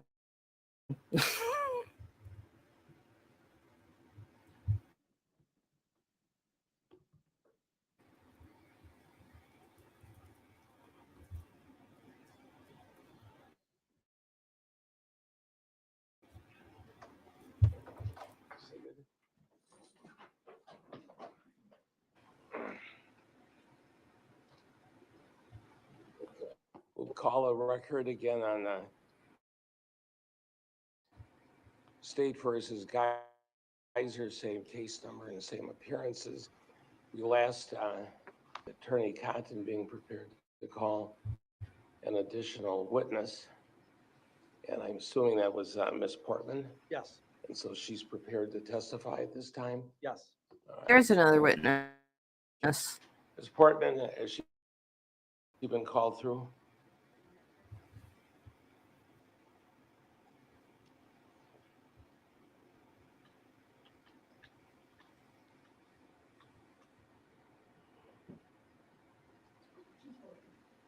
Okay, Miss Lisa Portman, are you with us?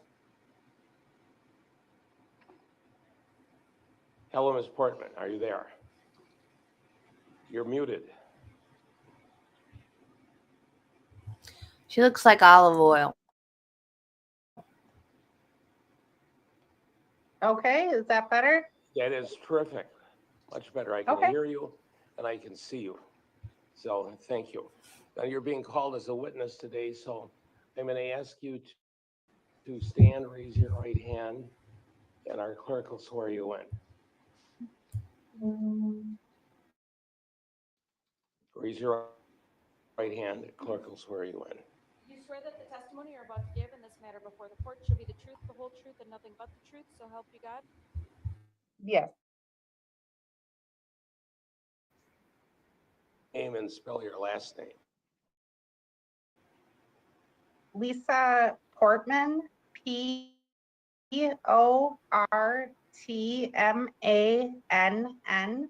All right, thank you, Ms. Portman.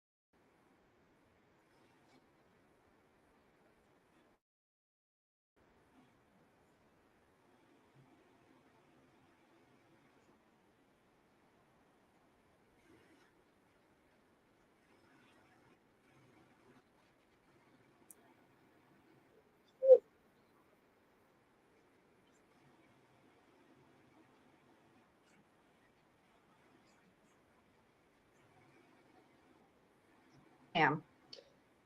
How long have you been providing therapy for with Miss Geyser? I started therapy with her in, I believe, March of 2024. Does it continue to this day? It does. And are you a one-on-one counselor with her, or is this a group setting, or is it both? I do both. So Morgan, is this a requirement of hers that as part of her treatment plan at Winnebago, she's required to participate in therapy? She has a treatment schedule for group therapy, group treatments. That is typically a requirement. Individual therapy is assigned as needed, as desired. Okay, so as the patient wants to do it, he or she can do it. Yes. So since you've been working with Morgan, is she an active participant in group? Yes. What is she like? Morgan is very outgoing in group. She's engaged. She's supportive. She's inquisitive.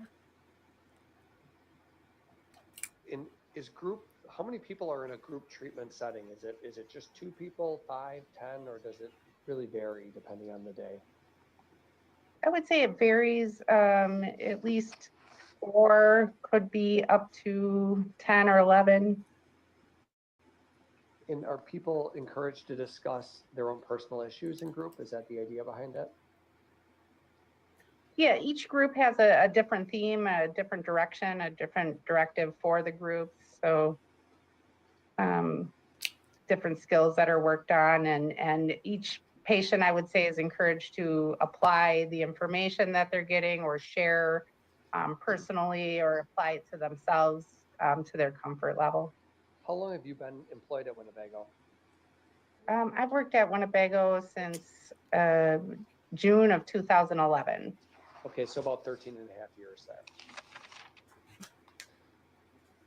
Okay, and in that whole time you've been employed there, have you been a therapist or a treatment social worker? Has that been your role there?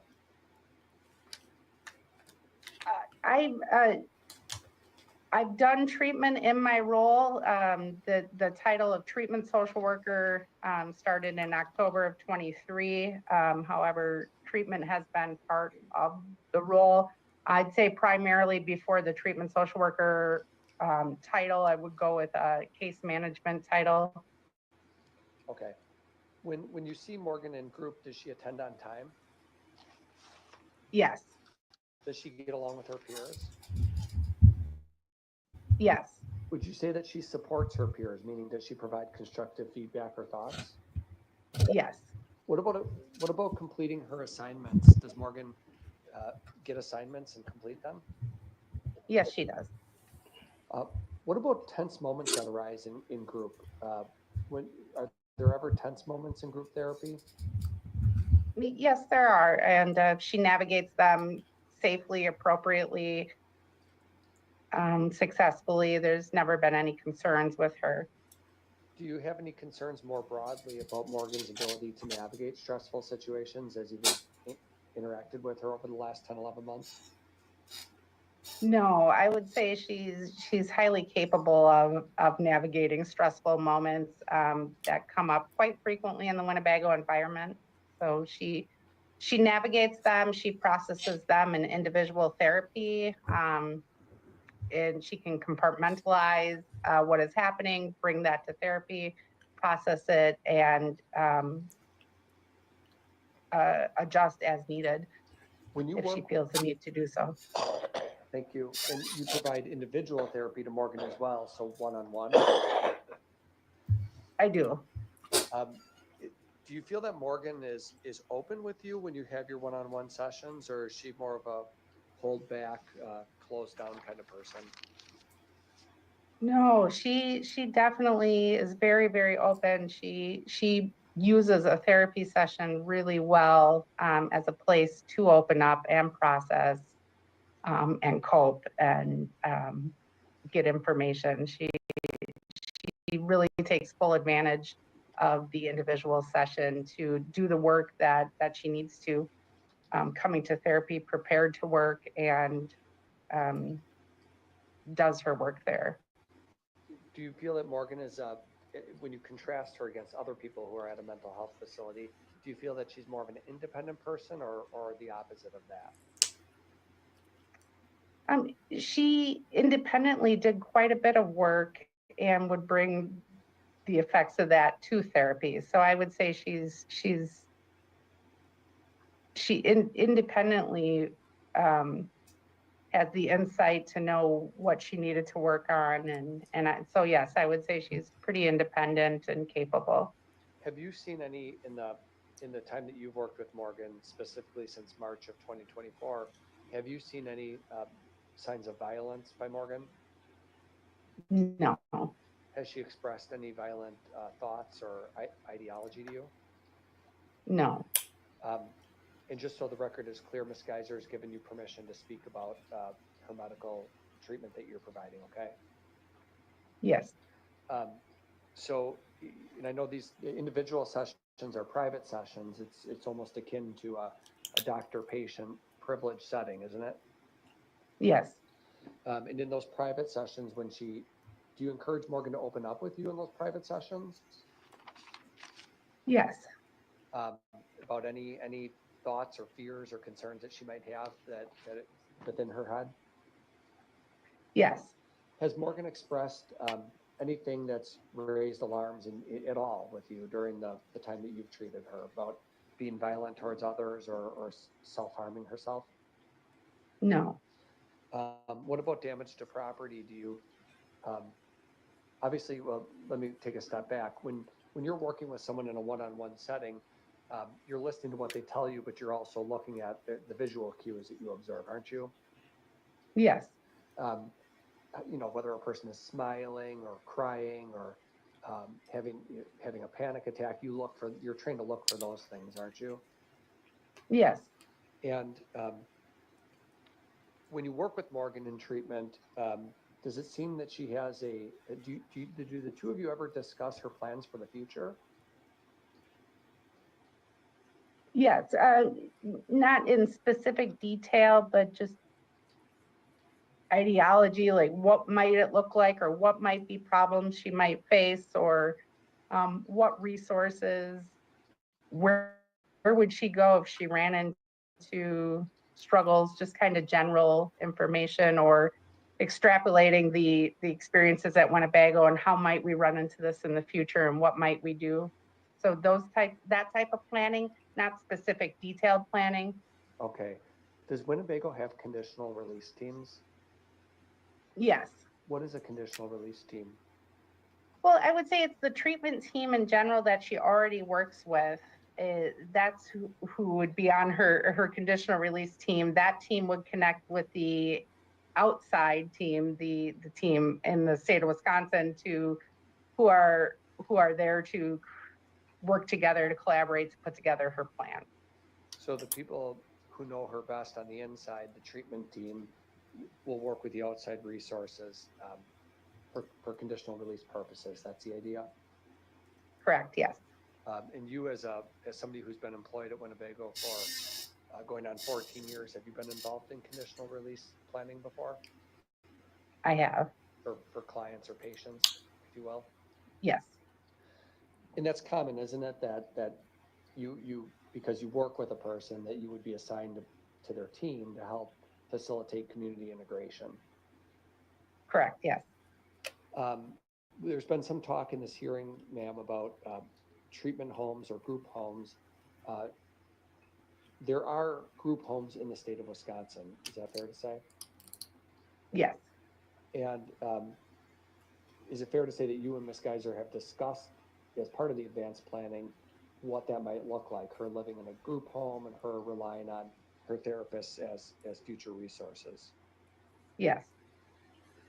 Do you find that Morgan exhibits resistance to the idea of moving into a group home, or does she seem to understand that that's a logical next step? I believe she understands it's a logical next step.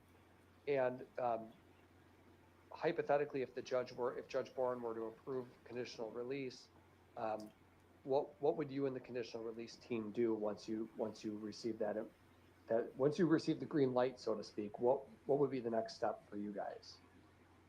And the next step would be a meeting would be scheduled with her treatment team at Winnebago and the outpatient. The resource, I believe, is the agency is called WCS. We would schedule a meeting to sit down and discuss what are Morgan's needs, what are Morgan's recommendations, what does she need, what is our opinion of what she needs to be successful in the community. And that would start the conversation, and they would get together and start working on a plan for her.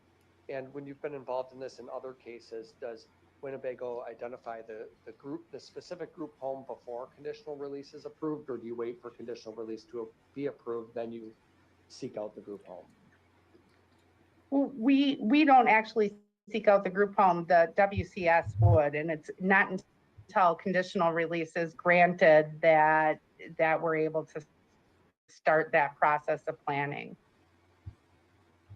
Okay, so once approval is given for conditional release, then you coordinate with WCS and the other resources in the state to make sure there's a suitable facility. Yes. And does that get presented to the judge, as you understand it? Yes. Okay, so then the judge decides whether or not that it seems suitable in his opinion. Correct.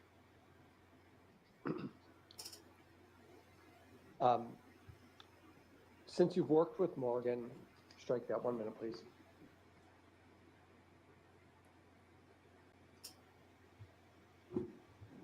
Just a couple more questions, Ms. Portman.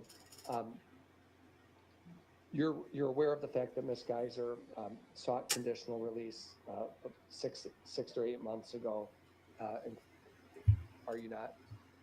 Yes. And you were her therapist at that time, right? Yes.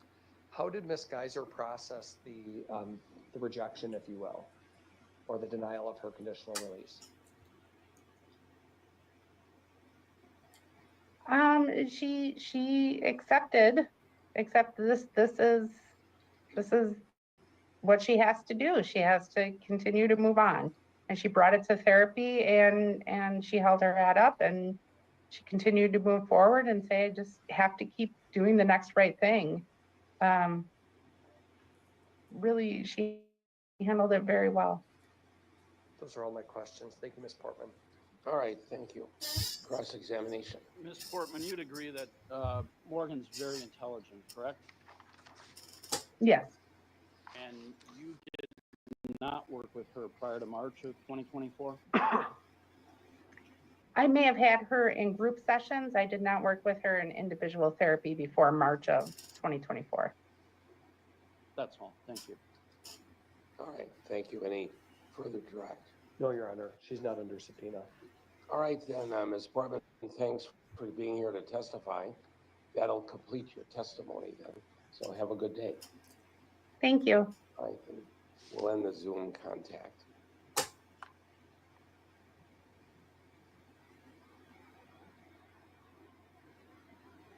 Then Attorney Cotton, further witnesses? No, Your Honor. Does Ms. Geyser's arrest then? Yes. Okay, does the state have any rebuttal evidence or testimony? No, Judge, no rebuttal. All right, then all evidence is closed. Everything is in. The exhibits have been received. The exhibits are the CVs and the reports of each of the three doctors. The one item that's been referred to is the November 7, 2024 letter from Ms. Parnell. It's not an exhibit, but it's been referred to, so I have it and I've read it. So it's just clear that what the status of that is. So that means we're at the stage to proceed to argument. How do the parties wish to proceed today? I'm prepared to hear argument this afternoon. Okay. So you need a little bit of time to. I'm prepared to go forward, Judge. All right, Attorney Cotton? Yes, we are too. All right, well then, let's go forward. And I'll hear from Attorney Zatakowicz. Keeping in mind the state has the burden of proof. Judge, I guess I'm fairly easily prepared to go forward because... Could you use your microphone, please? Sure. Is that better? It should be, we'll see. I'm prepared to go forward because preparing my argument was really pretty easy. I have in my hand, Judge, a transcript of your decision the last time we were here, and I have the Randall case. And that's really my argument, Judge. I think in looking at the court's analysis of this back in April of 2024, there's not really anything different here, in my opinion, in terms of how the analysis comes out. And I mentioned the Randall case, obviously, because what is different now, we do have three doctors all saying that you should grant conditional release here, but as the court pointed out last time, and as Randall indicates, the court is not bound by the conclusion that the experts have reached, even if those opinions are uncontroverted. So certainly the court has to make up its own mind as to whether or not the evidence at this point indicates a substantial risk of bodily harm to herself or to others.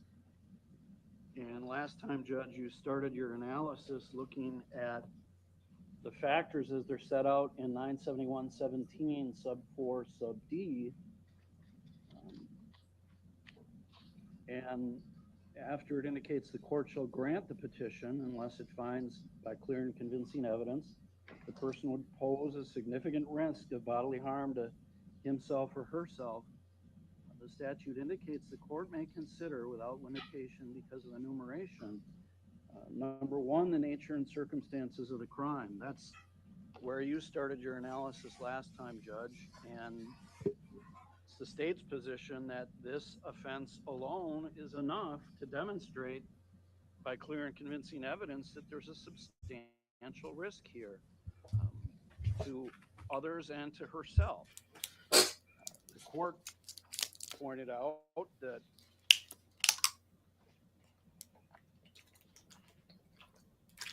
this was a brutal attempted murder. The effort to stab somebody 19 times. But then she's not dead, but then they leave. Of course, with the idea or thinking that she'll bleed to death. You know, when I think about this, Judge, I can't help but thinking most people in society are not capable of committing the offense that Morgan Geyser committed. Most people are not capable of taking a knife and plunging it into someone else. One time, Morgan, as we know, did it 19 times and then left this victim to bleed to death and walked away.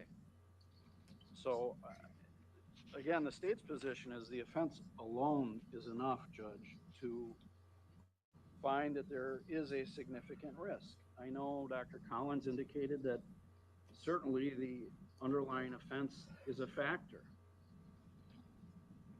I think it has to be a huge factor when you're tasked to consider whether or not she represents a risk of substantial bodily injury.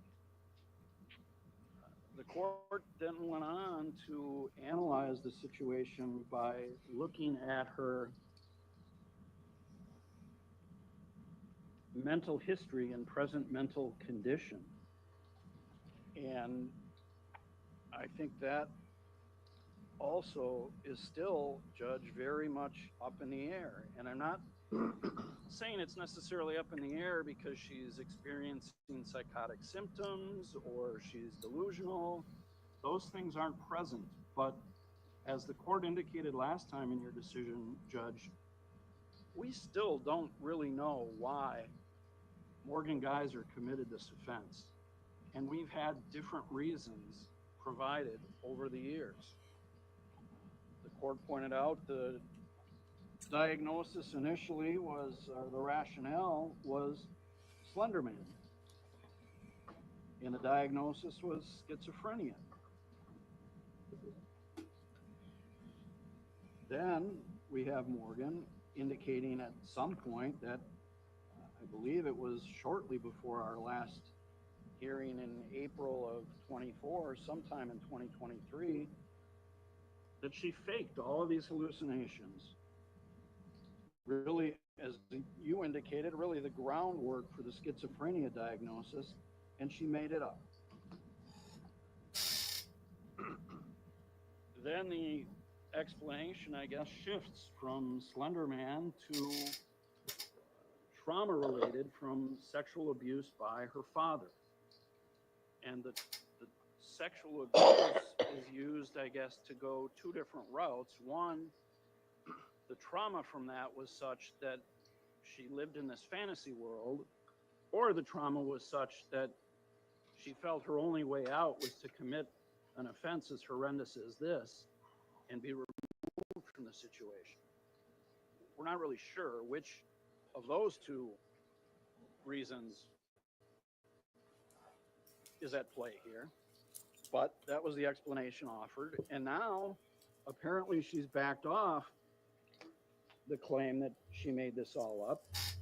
And now, again, I think we're in a position where we really don't understand it.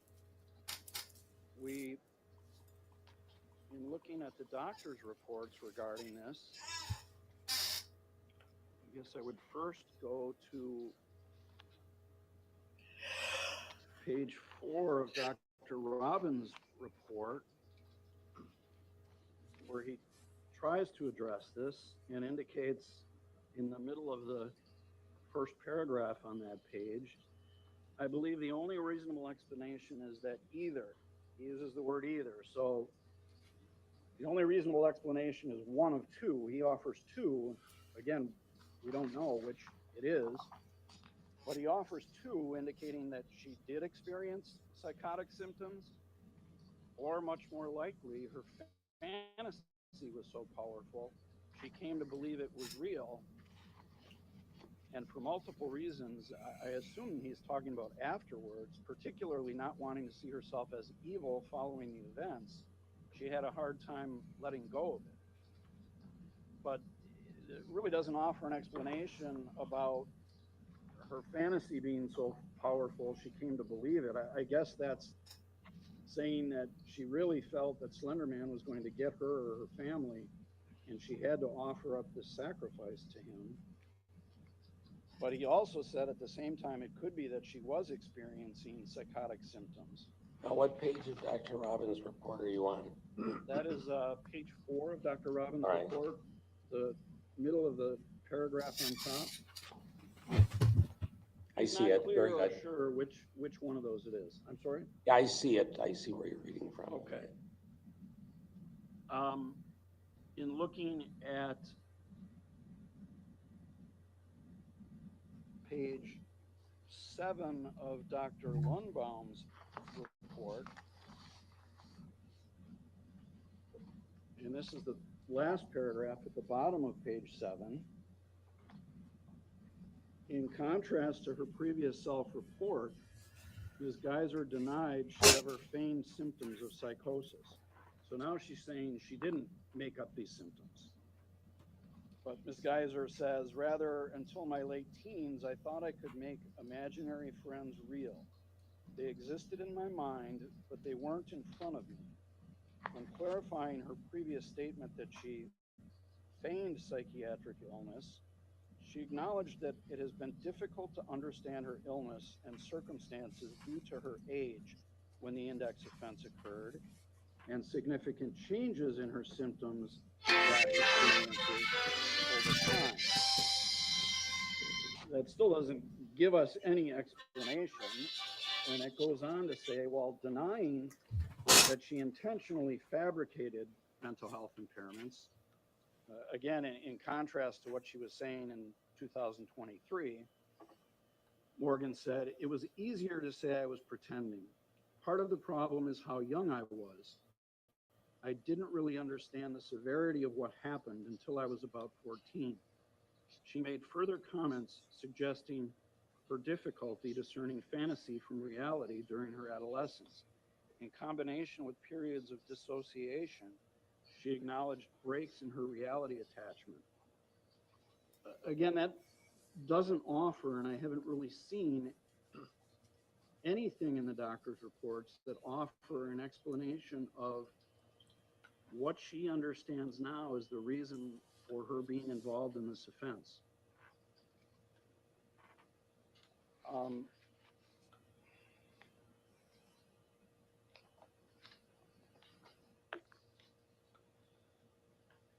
In Dr. Collins's report, I guess, on page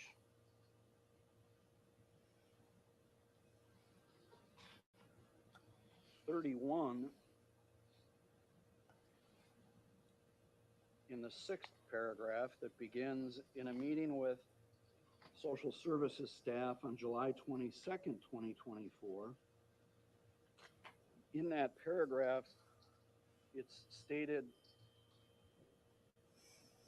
he, now referring to Morgan, given the gender situation, he can recall the fantasy life he used both prior to and since hospitalization as a way to cope and manage with reality, but has since come to believe that this was not schizophrenia, but rather a coping strategy used to keep him safe from the external threats in the environment. Ms. Geyser acknowledged the use of the fantasy world to conceptualize his experiences following his psychiatric hospitalization. The social worker wrote, he consistently has been using the therapy time appropriately to process and cope with the stressors and questions and pain and grief. He is doing a great job.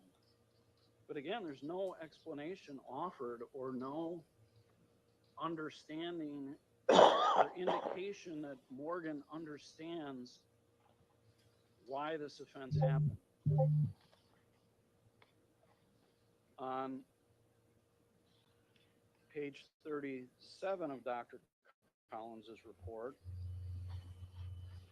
in the second paragraph on that page, Dr. Collins indicates, while it is this examiner's opinion to a reasonable degree of professional certainty that facts weigh in favor of Ms. Geyser's petition and placement on conditional release at this juncture, I also recognize considerations which may give pause. The issue of Ms. Geyser's diagnostic enigma is one such consideration. Ms. Geyser now reports that she has never experienced auditory hallucinations or psychotic symptoms otherwise.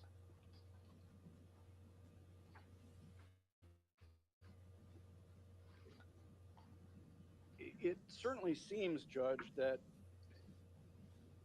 prior to our hearing in April of 2024, that perhaps Ms. Geyser felt this court may be more inclined to release her if she claimed she had never had these psychotic symptoms, if she indicated she made them all up in an attempt to convince the court that she was never schizophrenic and therefore she's no longer dangerous. Now, this time, and she admitted that she went through with the hearing last time, even though 2 doctors said no. She went through with the hearing because she wanted to know what the court's position was and why the court might think conditional release was not appropriate. And after getting your decision in April of 2024, we now kind of have her going back somewhat and saying, well, yeah, maybe I did have imaginary friends, and I don't see that she ever comes back and says, I lied about making it all up. But she seems to no longer say that she made it all up. She's acknowledging it somewhat. But again, we don't have any clear answers whatsoever, Judge, as to what went on, why she committed this offense. We have, I believe it was Dr. Lundbaum who testified, and maybe it's in all 3 doctors seem to indicate that these doctors all believe that the schizophrenic diagnosis was correct. But it certainly is unusual that someone who is schizophrenic is taken off of antipsychotic medication and any such psychotic symptoms disappear and have not come back. So we really don't have explanations for any of that. It's all still up in the air. And in my opinion, is additional evidence that she represents a danger to herself and others. And I know that was a large part of the court's concern back in April of 2024. The court at various points touched on her credibility, and at page 125 of the transcript, Judge, you indicated the credibility of the reporter is critical to what assessments are made, how people, how professionals, how mental health professionals make decisions. They're critical to how legal people make decisions. The credibility of the reporter is paramount. And I still think there are large questions of credibility here.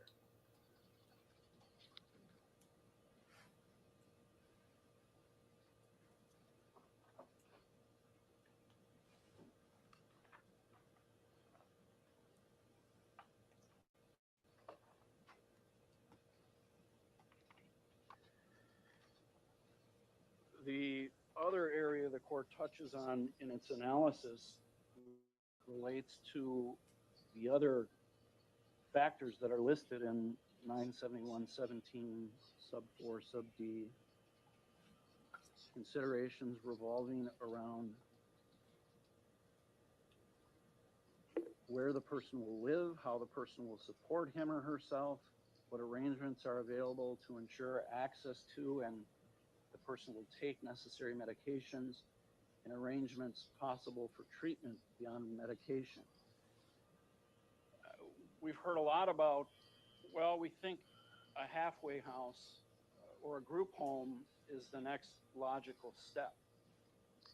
And it was testified to by Ms. Parnell, which I found very interesting, when she said that the Department of Health Services and the Department of Corrections, in my opinion, they have this backwards because it's not consistent with the law. The law lists these things as things the court needs to consider in making a conditional release decision. And Ms. Parnell testified that, well, they don't go through all the paperwork to look at various group homes or placements or provide any of that information at this stage because they don't want to put that work in and have the court deny the petition for conditional release. Well, those are things that the law says you're supposed to require or consider. You can't consider those when they're not willing to put in the work to show the court what a plan might look like, where she might live, where she might work, who she might be with, how they're going to provide treatment. Those are all unknown, much as the court pointed out they were unknowns back in April of 2024.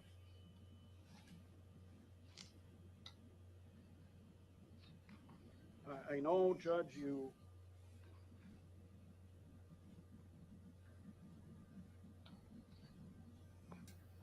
touched on the Randall decision last time, and it indicates that making this decision requires a careful balancing of society's interest in protection from harmful conduct against the equity's interest in personal liberty and autonomy. We had questions, I think, to all of the doctors. Well, is staying at Winnebago actually harmful to Morgan? And we heard that, in their opinion, maybe it is, but that's not really a factor that the court has to look at. It's a balancing of society's interest and the community's interest in protection balanced against any interest of the equity in liberty or autonomy. You indicated last time, Judge, that when indicating you were satisfied that Ms. Geyser posed a significant risk, that, and this is on page 126 of the transcript, now she works hard, she continues to do what she's supposed to do, but that doesn't change this risk. The community is concerned to a great extent with what happens to Ms. Geyser, but the primary concern and the balancing in the Randall case, they talk about the balancing that goes on in the court's decision. And you cite to the same section that it's a protection of harmful conduct from society against her interest in personal liberty and autonomy. I think for all of the reasons I've pointed out, Judge, the seriousness, the brutality of this offense, the absence of really understanding, and not only Morgan not understanding why the offense was committed, but everyone else not really being able to gain an understanding as to why this offense was committed. Along with the other factors that are just absent in this case, that you should find there's clear and convincing evidence of substantial risk. I know you mentioned right before we took the lunch break, Judge, that there was some statement in the Freeman. We have had conversations with the victim's family.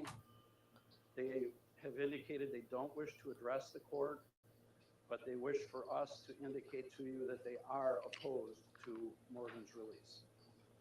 That's all I have. All right, thank you. Then I'll turn to Attorney Cott. Burden of proof is on the state to show by clear and convincing evidence that the commitment should continue because Morgan is presently a danger to herself or others. It's their burden.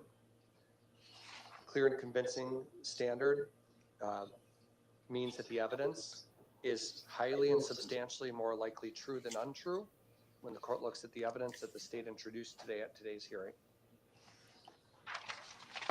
State called as its witness Brooke Lundbaum. That was their only witness to meet their burden of proof. The only evidence they put in was Dr. Lundbaum. And Dr. Lundbaum has a long history with Ms. Geyser. As the court knows, Dr. Lundbaum's history with Ms. Geyser goes all the way back to when she did a competency evaluation very early on in the case before Ms. Geyser was adjudicated NGI. And Dr. Lundbaum, with that very long history, has conducted a number of evaluations and at least 2 conditional release reports, if not more. I think more than that, actually. And last time Dr. Lundbaum testified, the state called her last time as well to meet their burden of proof, she indicated that she did not support release. So what does the state do now in January of 2025? They call Dr. Lundbaum again. And now their witness takes the stand and testifies under oath that based on her deep analysis in this case, understanding the statutory criteria that needs to be considered, she cites it on page 1 of her opinion, the state's own witness testifies in support of conditional release. And I think almost everything Mr. Sapakowicz just said is a red herring to get this court to be scared somehow into doing what I think is the right thing to do, and what the doctors believe is the right thing to do. We can never change the crime. It was a horrible event that took place, a horrible act that Ms. Geyser committed. She recognized this was horrible. She's talked about it at such length with her therapists and counselors. It's been the theme of constant discussion, and we absolutely have no doubt in this history of this case that there were and was psychotic conditions that she exhibited that explains the behavior, no doubt. Now, and that's because there's a confluence of opinions, a unanimity of opinions among all the professionals who evaluated her in close proximity to this offense who agree on that. They agree on that because including Dr. Lundbaum and Collins and Robbins, because they've been a part of Ms. Geyser's life for over 10 years. And all of them agree, and the state's casting a broad brush here, but I think it's far more nuanced than the way they're characterizing it, frankly. We are dealing with childhood schizophrenia, which is, as every doctor has said, both in their reports and testified to at various times, it's a very difficult condition to precisely diagnose. And they did diagnose it, and they identified it. And there's no question that Ms. Geyser, as a result of those delusions and that trauma, committed this horrible crime. No doubt about it. I don't think the state stipulated to that when they agreed to the NGI finding. And it explains the behavior. The question becomes for this court today, when they attempt to meet their burden of proof, the question becomes whether they've shown by clear and convincing evidence that today, as you look at Ms. Geyser sitting here in court as an individual, whether she still presents that same risk today. She doesn't. She doesn't. Their own witness that they called explained why she doesn't. And what Dr. Lundbaum indicates is that the evidence does not continue to support that conclusion that she poses a risk of bodily harm to herself or others if conditionally released. She offers that opinion to a reasonable degree of professional certainty. Dr. Lundbaum notes that Morgan is 22. She comes to the court still committed to the Winnebago Mental Health Institute, and she describes how since 2021, there has been no attempt whatsoever for Ms. Geyser to injure herself. It was the last time, one and only time that there was any concern regarding her suicide attempt was October of 2021. And Dr. Lundbaum explains this isn't a situation where this is a wishy-washy doctor or somebody who's not confident or hasn't put a lot of thought or effort into their analysis. This is a doctor who explains exactly why she didn't support it in March, but supports it now. She explains that one concern she had back in March was that there was episodic display of heightened emotional distress in the absence of clear provocation or context. And there were concerns about trauma and intrusive memories.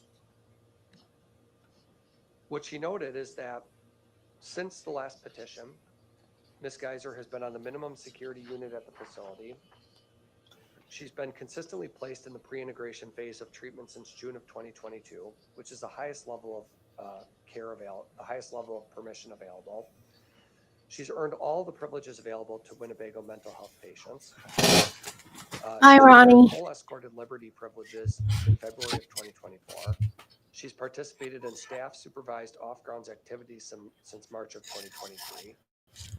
And all of the available information, she notes, Dr. Lumbum notes, reflects that Ms. Geyser has demonstrated, quote, consistent rule compliance. Now contrast that just for a minute against Randall. I don't know the case. It was a big case in Waukesha County, as I understand it. Well, it's still a big case, actually, across the state. But I just, since we're citing it again, it's at 211 WSAP 102. That's the citation to it from 2011. But go ahead, just to put that in context. It is a big case. Yeah. And what I meant by that remark was that it was a Waukesha County case specifically, as I understand it, historically. That was a very big case for the community, and it remains a published decision, as you know. But contrast what I just read in Ms. Geyser's behavior against Mr. Randall, who, while he was at Winnebago,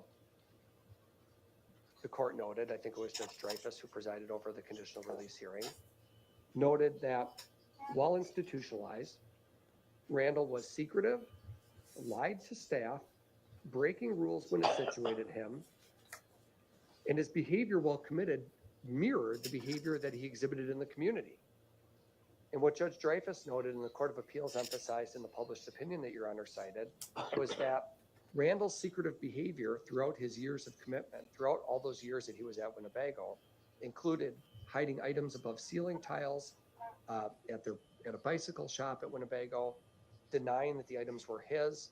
The court noted that that was very similar behavior to what he exhibited during his original crime spree, because as I understand it, he engaged in a crime spree where he hid a CPR dummy above the ceiling tiles of a high school during a burglary. And when Randall was confronted about these things, he would become agitated and angry with the staff. The trial court made other findings about rule violations and inappropriate behavior throughout his time at Winnebago, failing to report to the treatment professionals that he had inherited money in a trailer, purchasing real estate for $42,000 with his inheritance without revealing that, hiding illicit items of property he purchased, receiving mail without the approval of his supervisors, maintaining a secret bank account, only revealing ownership interest in a property 14 months after he purchased it because he believed that he had been cheated out of $70,000, lying about turning over his keys to his property, lying to his supervisors about receiving mail about the property, violating conditions of his off-ground work privileges by going to his property in a restaurant without permission. And he was aware of all these rules. And it was based on those findings that were in the record that the state put in, that the court, that Judge Dreyfus could conclude reasonably that Mr. Randall was being devious, secretive, and essentially deciding he'll do the things he wishes to do regardless of the restrictions or limitations of Winnebago.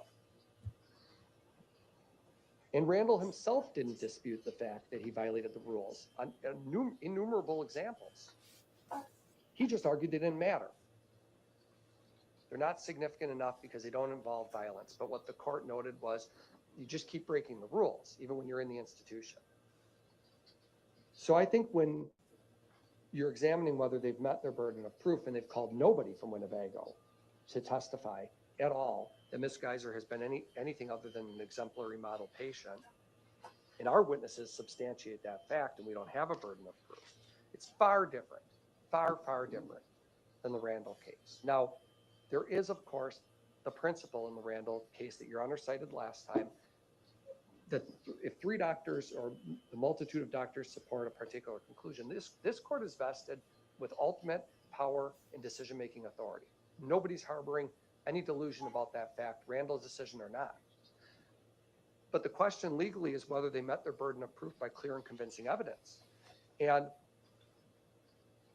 what you have in this record here is an incredibly thoughtful and thorough opinion by Dr. Lundbaum, where she has examined that history at Winnebago with Ms. Geyser, which has been perfect.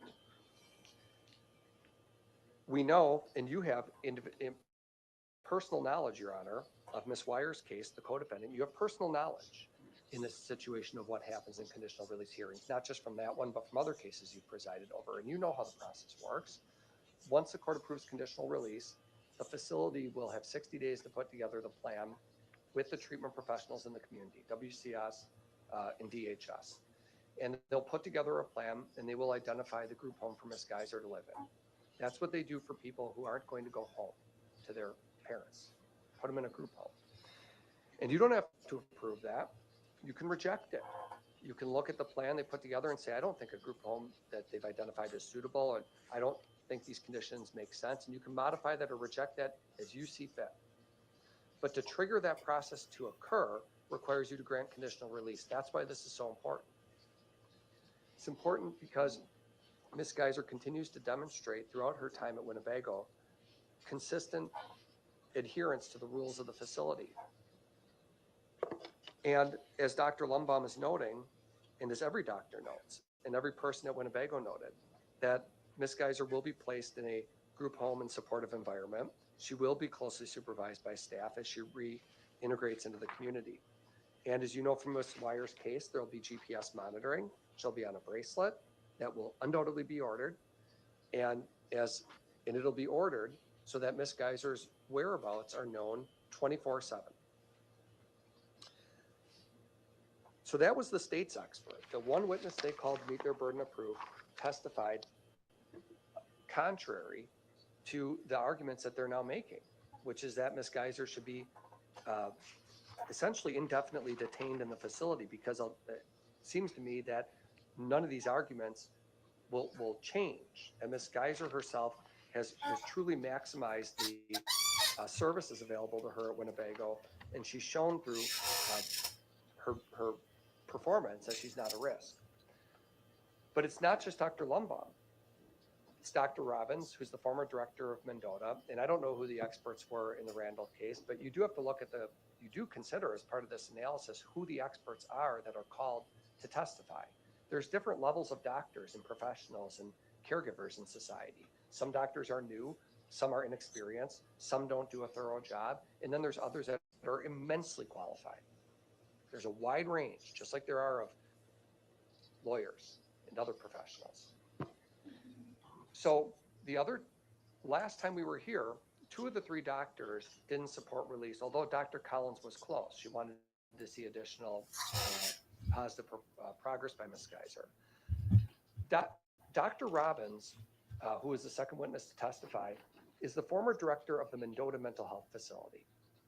And he evaluated Ms. Geyser, he studied the history, and he also supports release. He concludes that she's not a substantial risk to herself and others based on his study of the history. I think probably I hate to rank witnesses, but I think in terms of the length of the report, Dr. Collins' report was certainly the longest. You have personal familiarity with Dr. Collins in countless cases where she's appeared in front of Your Honor. And you do bring that to the table when you evaluate this situation. You consider your life experiences, you consider your history with Ms. Geyser, with the co-defendant, and also your familiarity with the doctors. Dr. Collins is the gold standard, if you will, of psychological evaluation. She has incredible experience, dozens of years working in this field. She runs behavioral consultants. She's the head of the Wisconsin Forensic Unit. This is a doctor who, by all accounts, I think even the state would agree, the state will frequently, Dr. Collins endorses Ms. Geyser's release to conditional release. When you read her report, I don't want to belabor it, but we went through it item by item, Your Honor, and Dr. Collins went through the full history of everything that's happened in this case. She went back through the competency evaluations, she went through the medical records, she read the summaries, she talked to the people at Winnebago, and she reached a conclusion that Ms. Geyser is no longer a substantial risk of violence to herself and others. Part of that is, as Ms. Nicolai pointed out when she called her first witness, there are some tests, the HCR test, for example, that they use to help shape their opinions.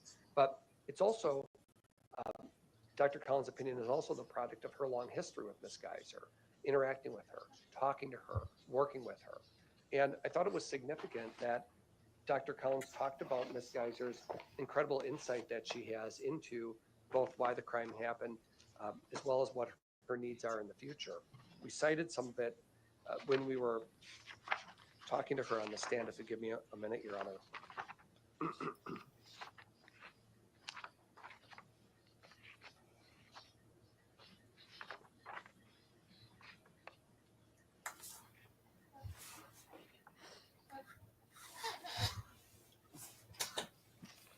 When she asked Ms. Geyser about her symptoms and whether there was any malingering, Morgan said unequivocally that she was delusional and thus psychotic years ago.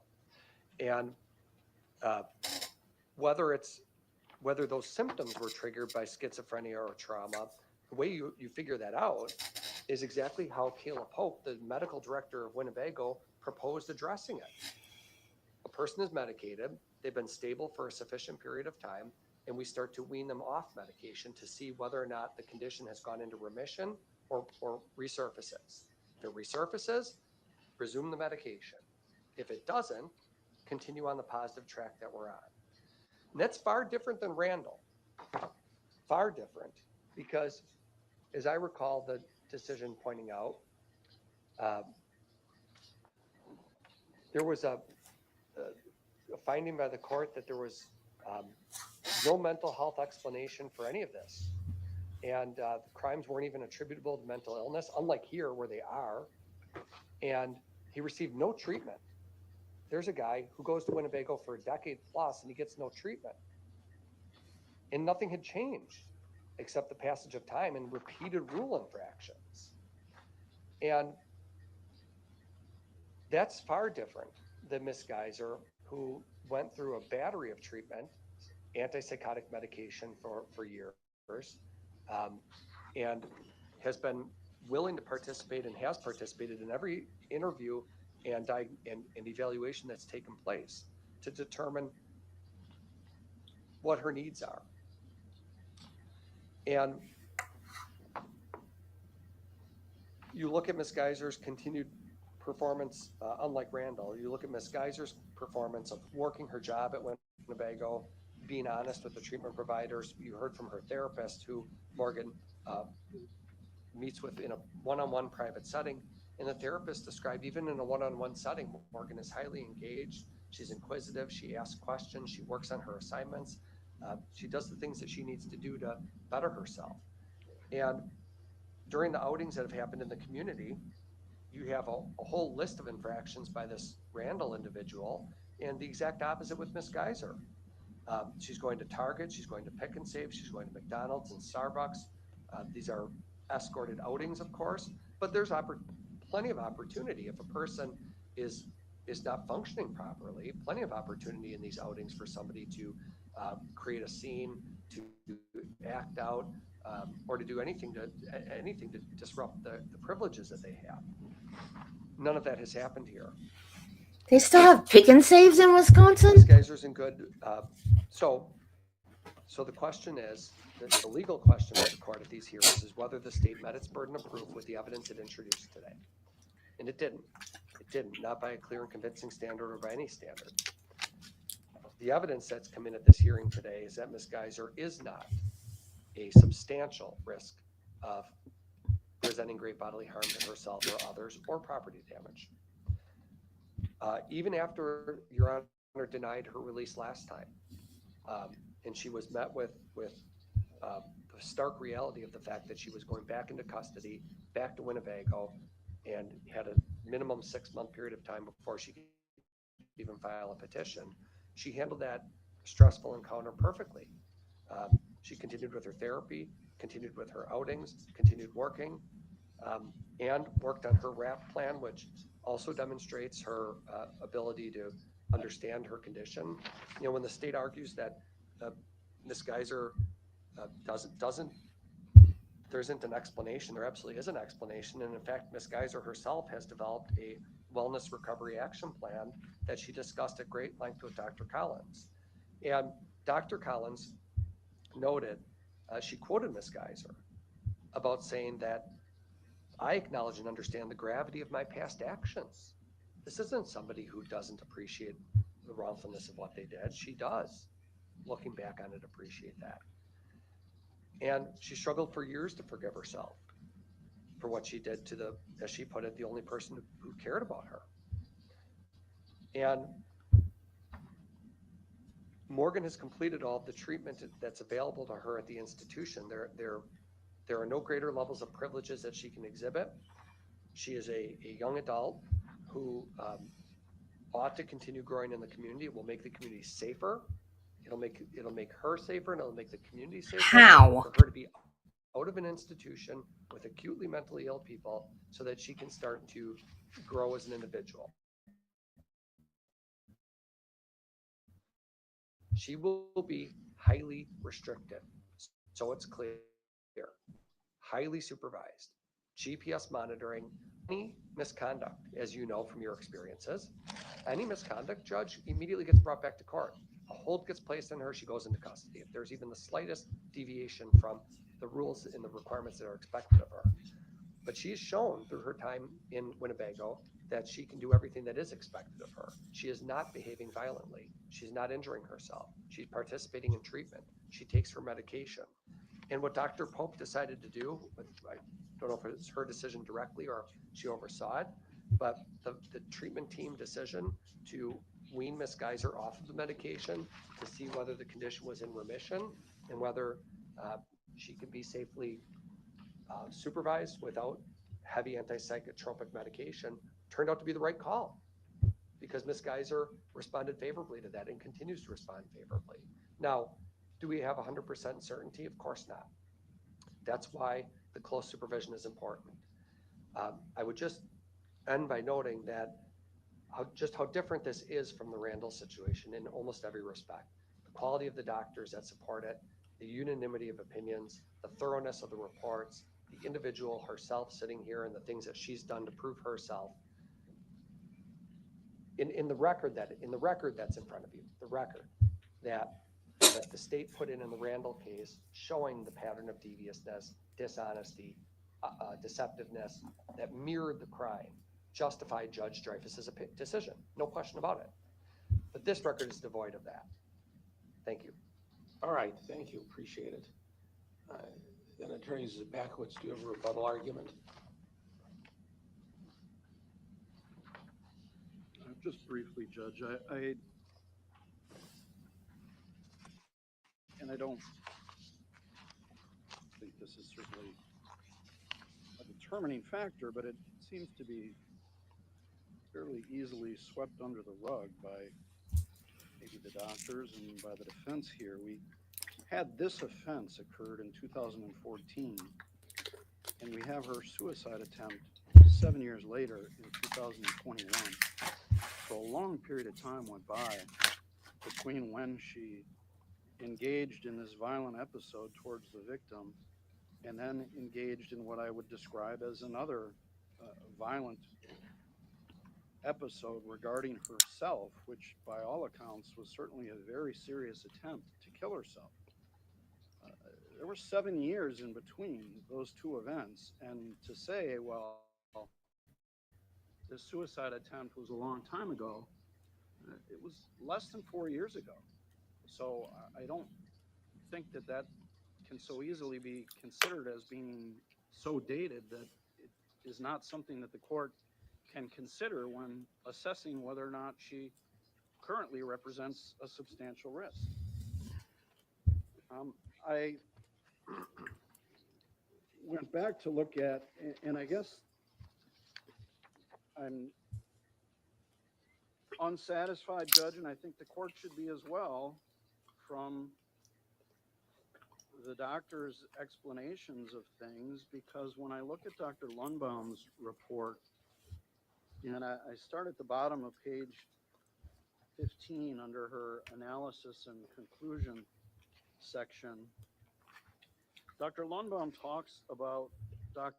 Lundbaum's report prior to the hearing in April of 2024, and notes that in that prior report, she raised concerns about Ms. Geyser's remarkably low understanding of her psychiatric illness, especially given her claims that she fabricated psychosis at the time of and for several years after the index offense, in clear contrast to the abundance of evidence available.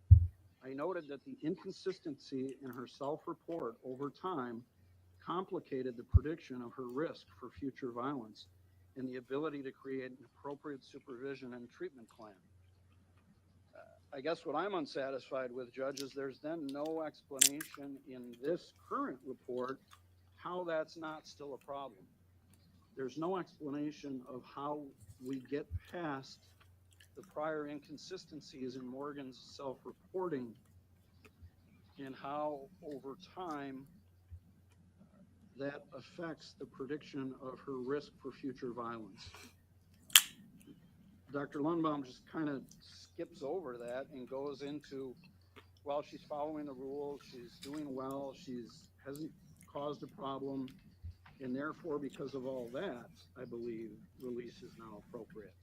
But again, there's no explanation how we get past that prior inconsistencies in her self-reporting. So that's all. Thank you.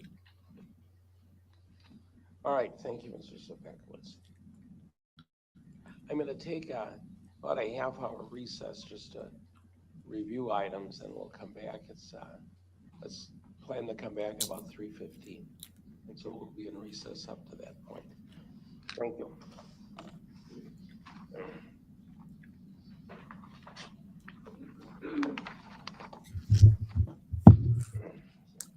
20 minutes. Jeez.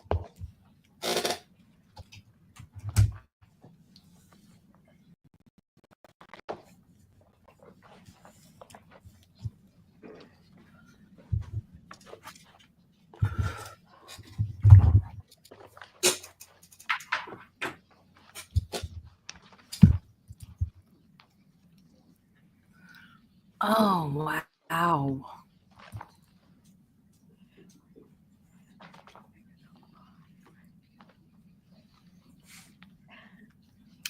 That is crazy.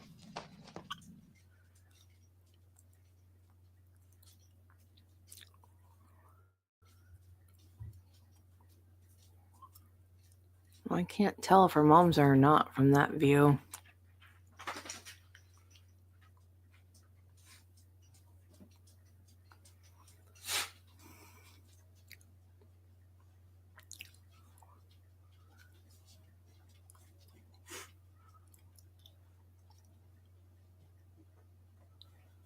What'd they do to the feed?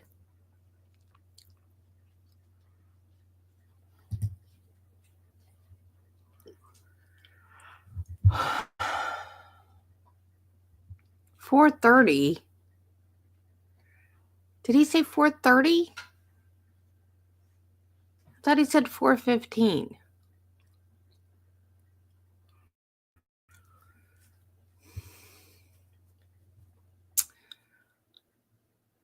I could have sworn he said 4:15. Well, what are we gonna do till 4:30?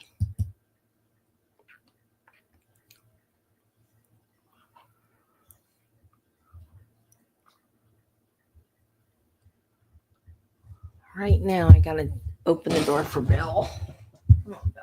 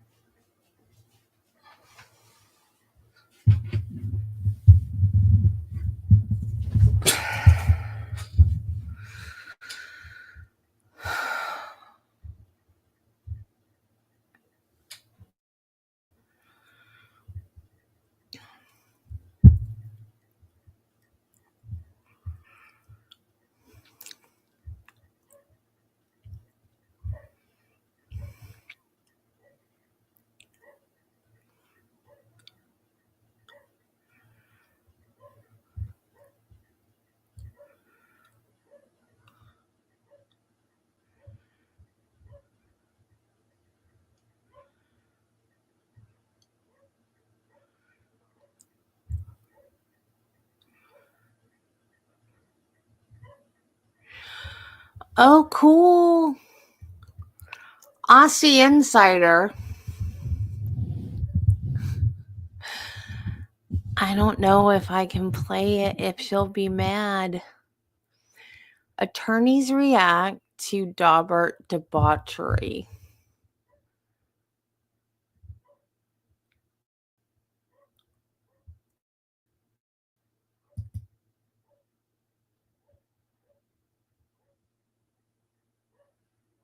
It's only 10 minutes. If I get a complaint,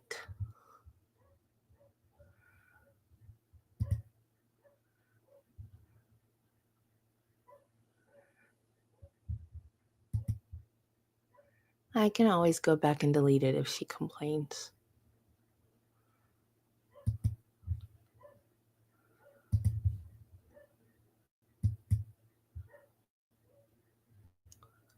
Wait.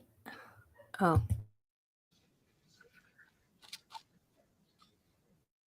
You know, in my notes, one of the things I wrote down was desperation, because it just sounds like if they care this much about this one particular witness, I mean, it's a lot. You know, Shakespeare said it best. I mean, he thinks the doth protest too much. I mean, what? I was convinced back then, and I am still convinced right now, that these are caused by dog bites. And not only that, but dog attack.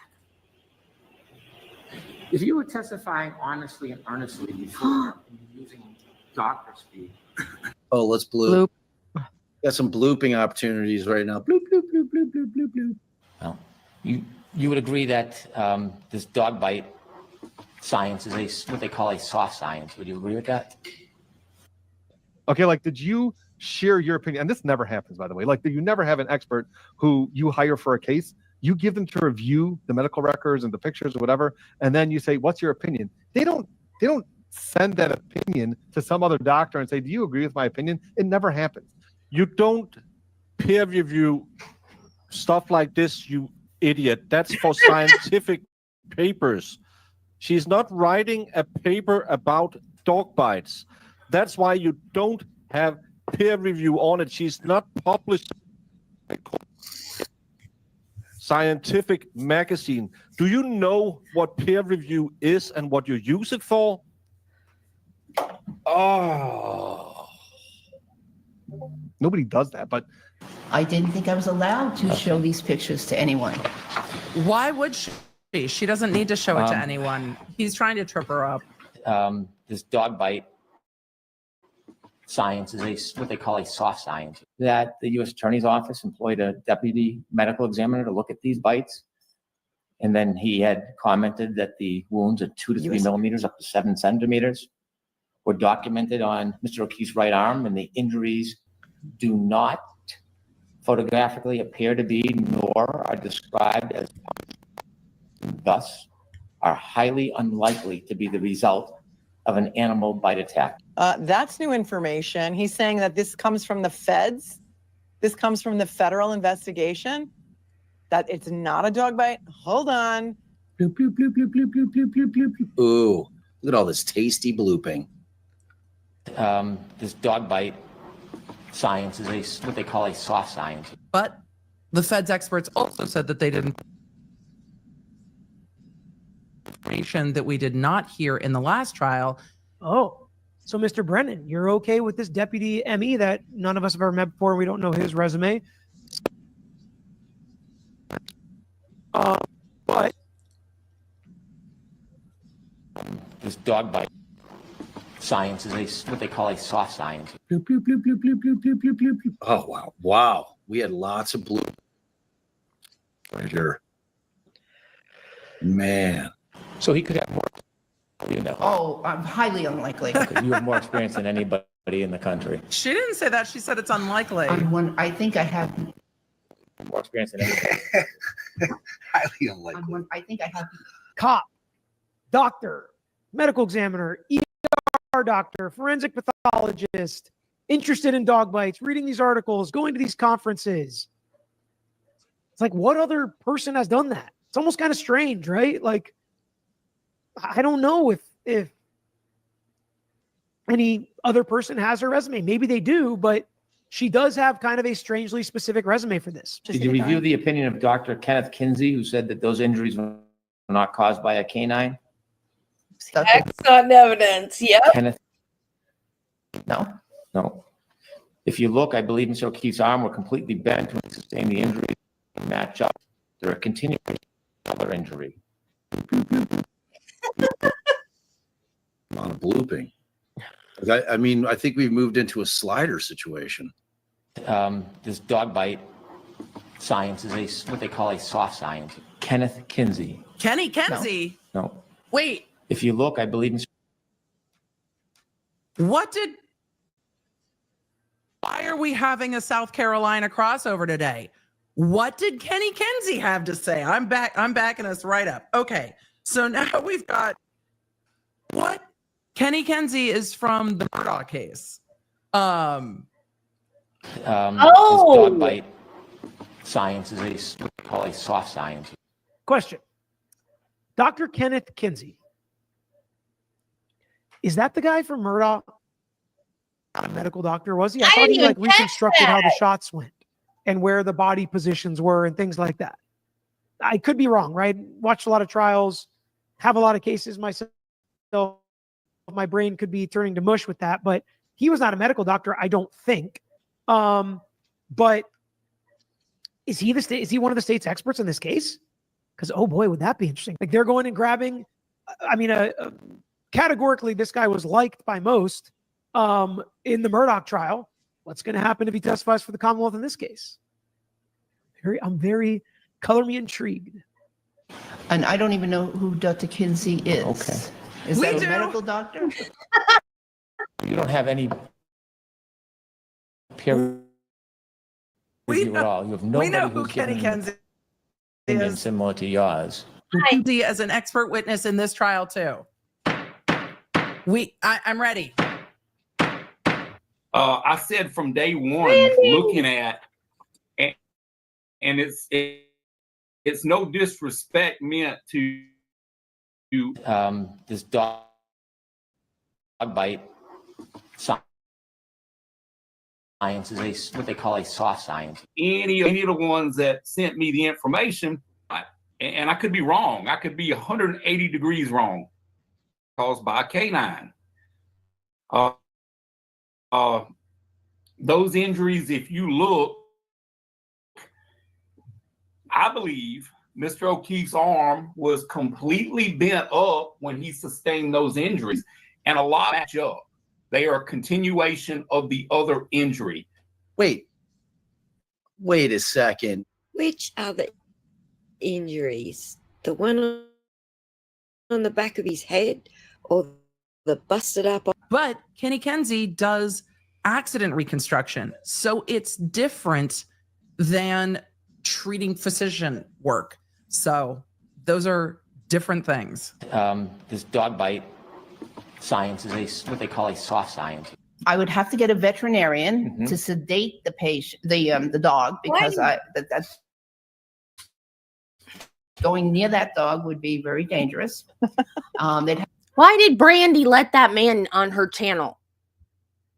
Have to sedate the dog to measure distance. What if you did get a veterinarian to sedate the dog, and then you could safely go he's and gonna look at reveal that Chloe, Chloe's- and you could actually Is he take a gonna mold reveal- of Chloe's mouth, right?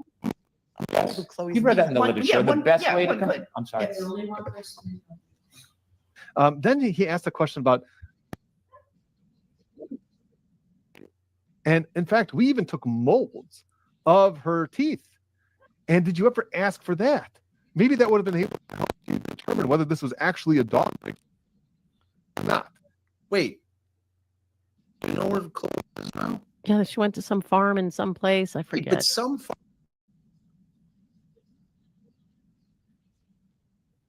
in which, as soon as he went down this road, I was thinking to myself, you know, the whole argument here about forensic odontology not being a reliable science. Remember that whole line of cross-examination?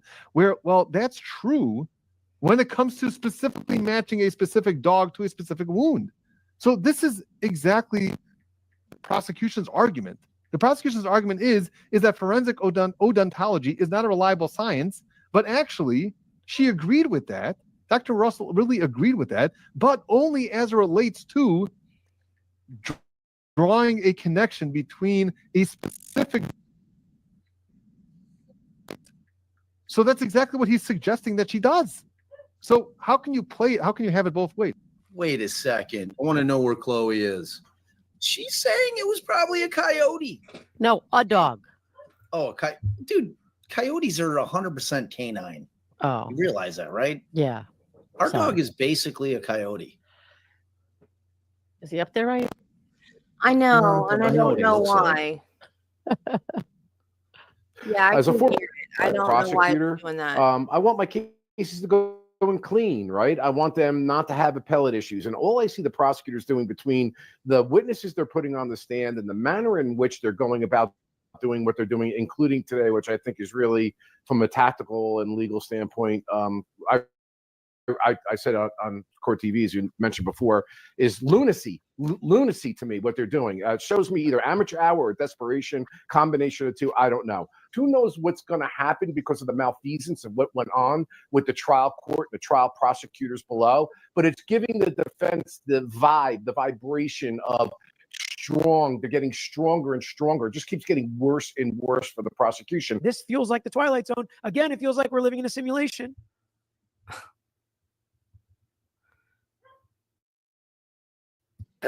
Take custody of my kid.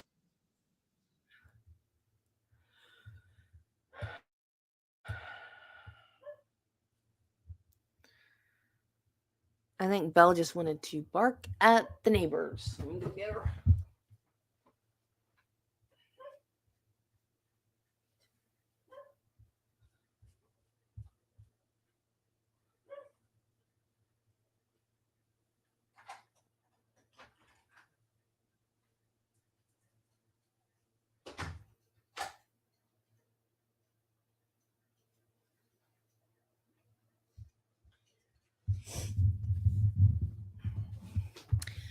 Belle is the one that likes. Oh, it was 4:15. They fixed it.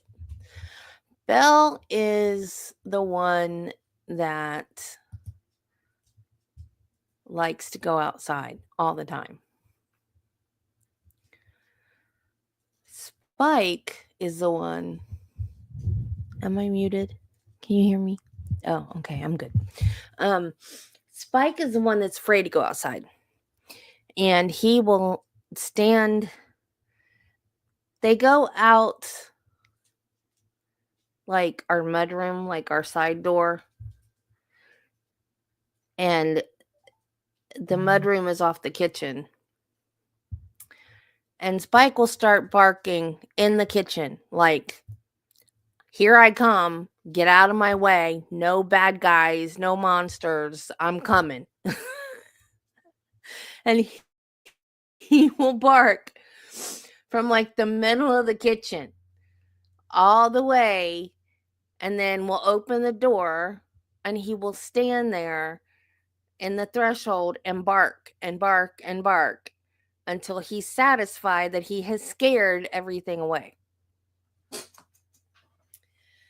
And it's like the middle of the night, I couldn't sleep. So I got up and I don't know, I was in here on the computer or something, and he got up and he had to go to the bathroom. Middle of the night or early in the morning. Sun wasn't up yet.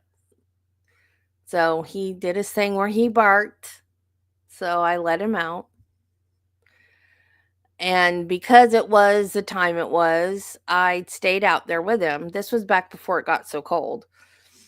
And he never came back, and he never came back. And I was like, okay, he's fine. He'll be fine. I'm just going to leave him. So I came back inside, and it was like, it'd been about, I don't know, 10, 15 minutes. And I thought, okay, now I need to go check on him. So I go out there and I hear him growling at something. And then something growling back. And I was like, are you kidding me? My dog that is afraid of shadows is growling at something. So I had to go out there with the flashlight and scare whatever it was off. I didn't see it. It scurried and now he's barking, warning everybody, I'm coming outside. So now I got to go open the door for him. I don't know why they can't go outside at the same time.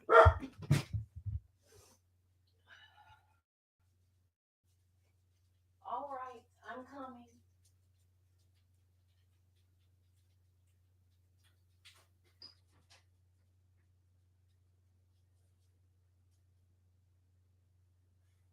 There's nobody out there. You're fine. Nothing's gonna get you. Mommy's right here. Nothing is gonna get you.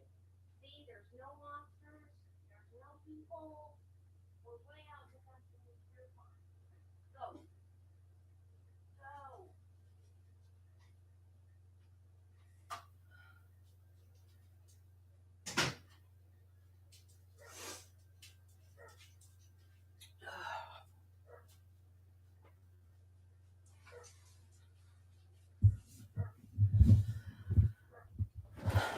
I love them to death, but they get on my nerves sometimes.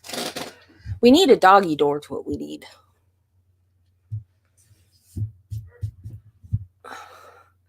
These recesses are getting ridiculous.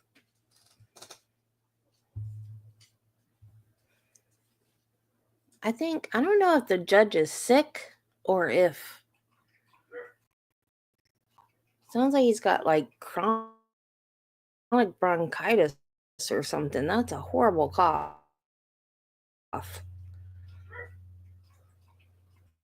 Every time we have a recess, it gets down to 1 or 2 people. And then when court starts back up, more people come in and watch. Why is there a ribbon next to premium? It's like a cancer ribbon next to premium. I wonder why. That's weird. And now he wants back in. No, I just let you out.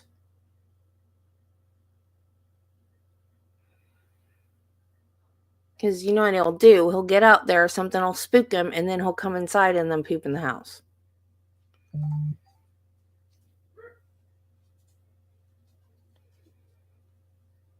And I don't feel like cleaning up poop right now.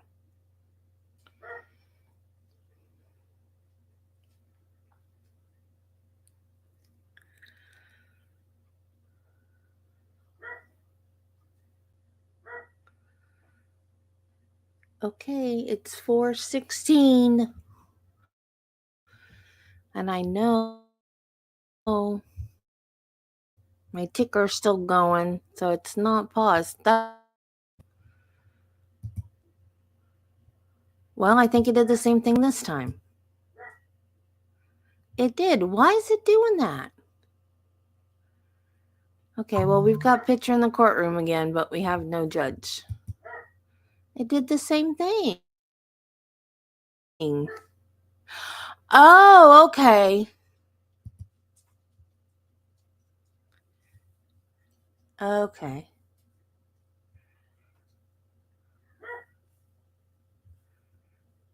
Yeah, today's his funeral, I think.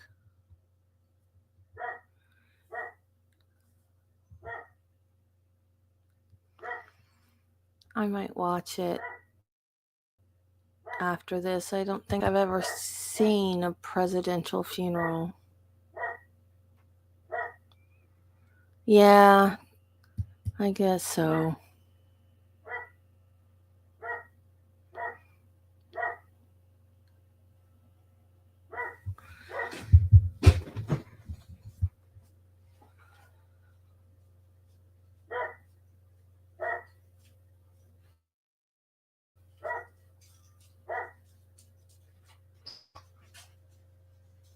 Did you go? You better not poop in this house.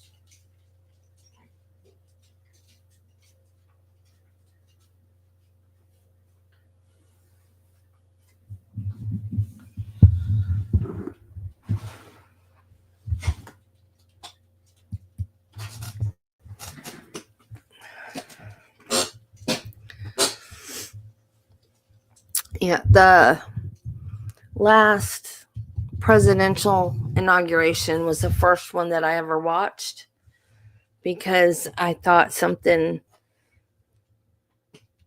chaotic might happen. And I didn't want to miss the if it was like this once in a lifetime strange thing that might occur. I didn't want to miss it. I wanted to see it. And I was like, oh, wow, that's pretty cool. I've never seen an inauguration before.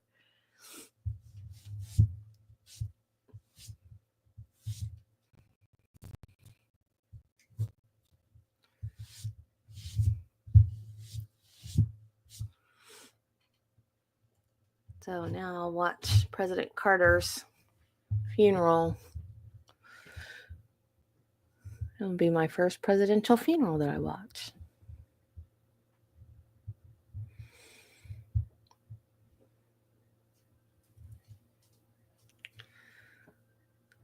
Oh my God.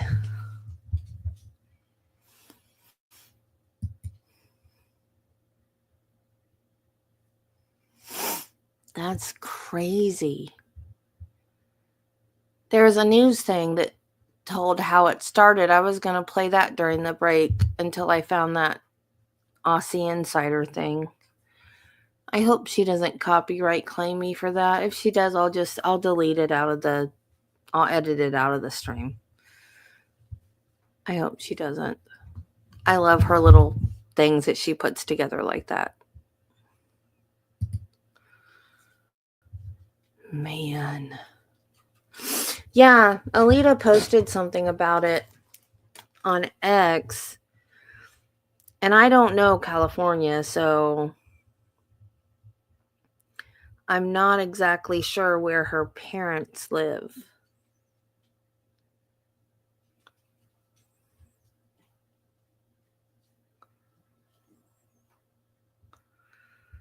So I replied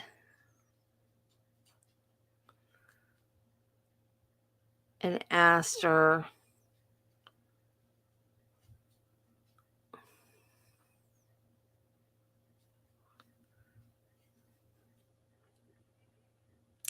if her parents were safe, but now I can't find the post now.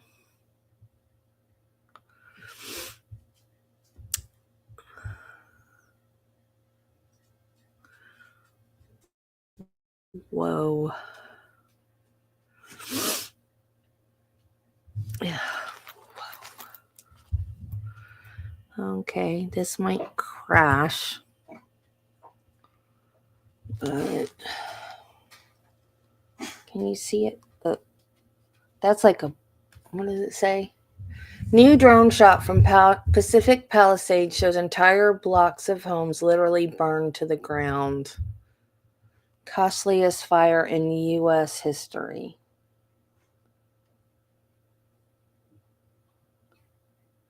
Man.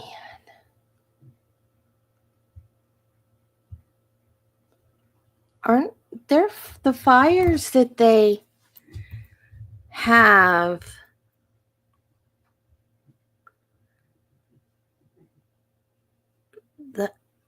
The fires that they have out there, aren't they usually in the summer? Judy, you're not older than me, are you?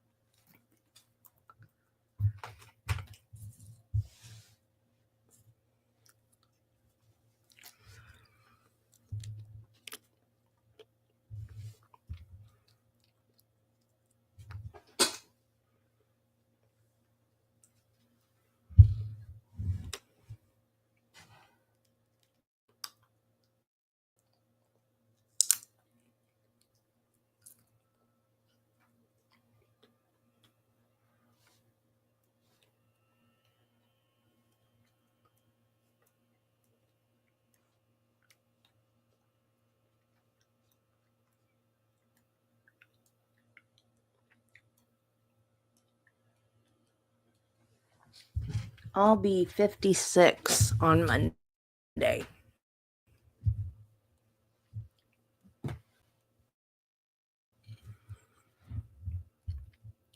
You don't look older than me. Unless I pulled an old picture off your Facebook.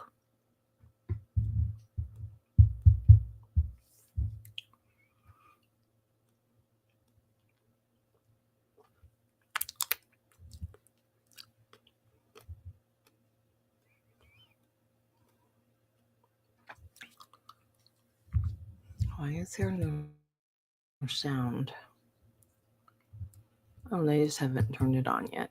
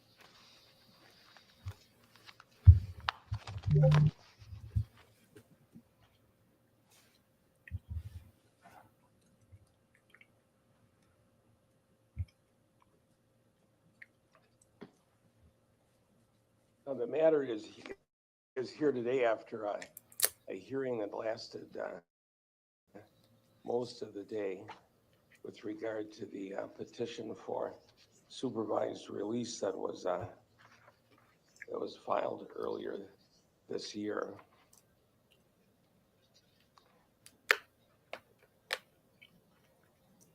It was filed on October 11, 2024, and then the doctor's reports were received, and we had each of the doctors testify. So the reports that the court received were from Dr. Collins.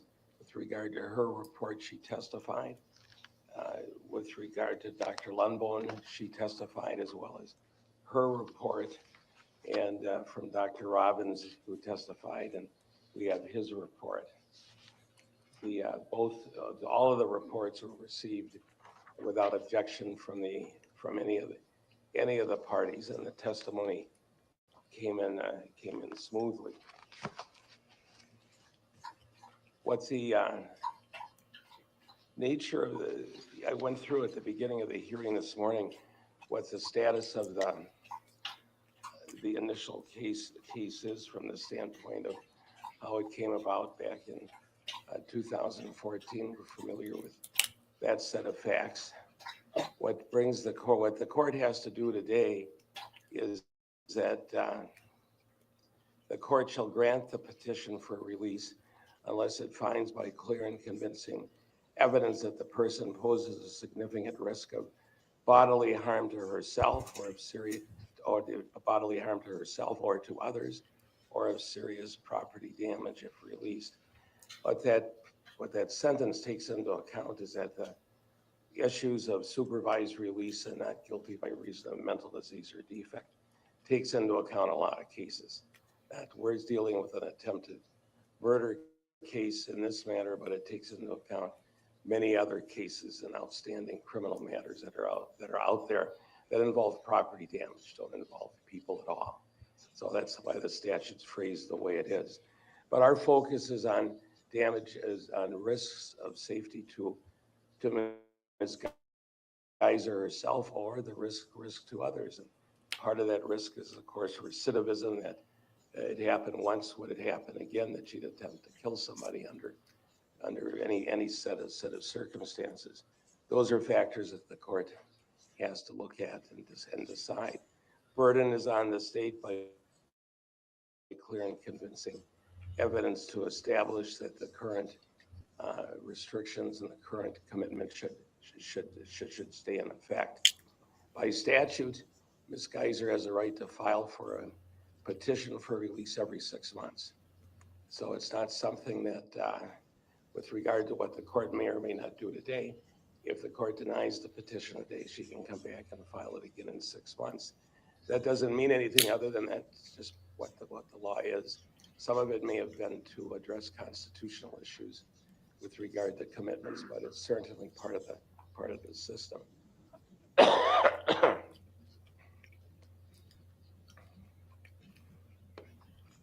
One thing to keep in mind as well, that you know, this was a serious criminal case, attempted murder.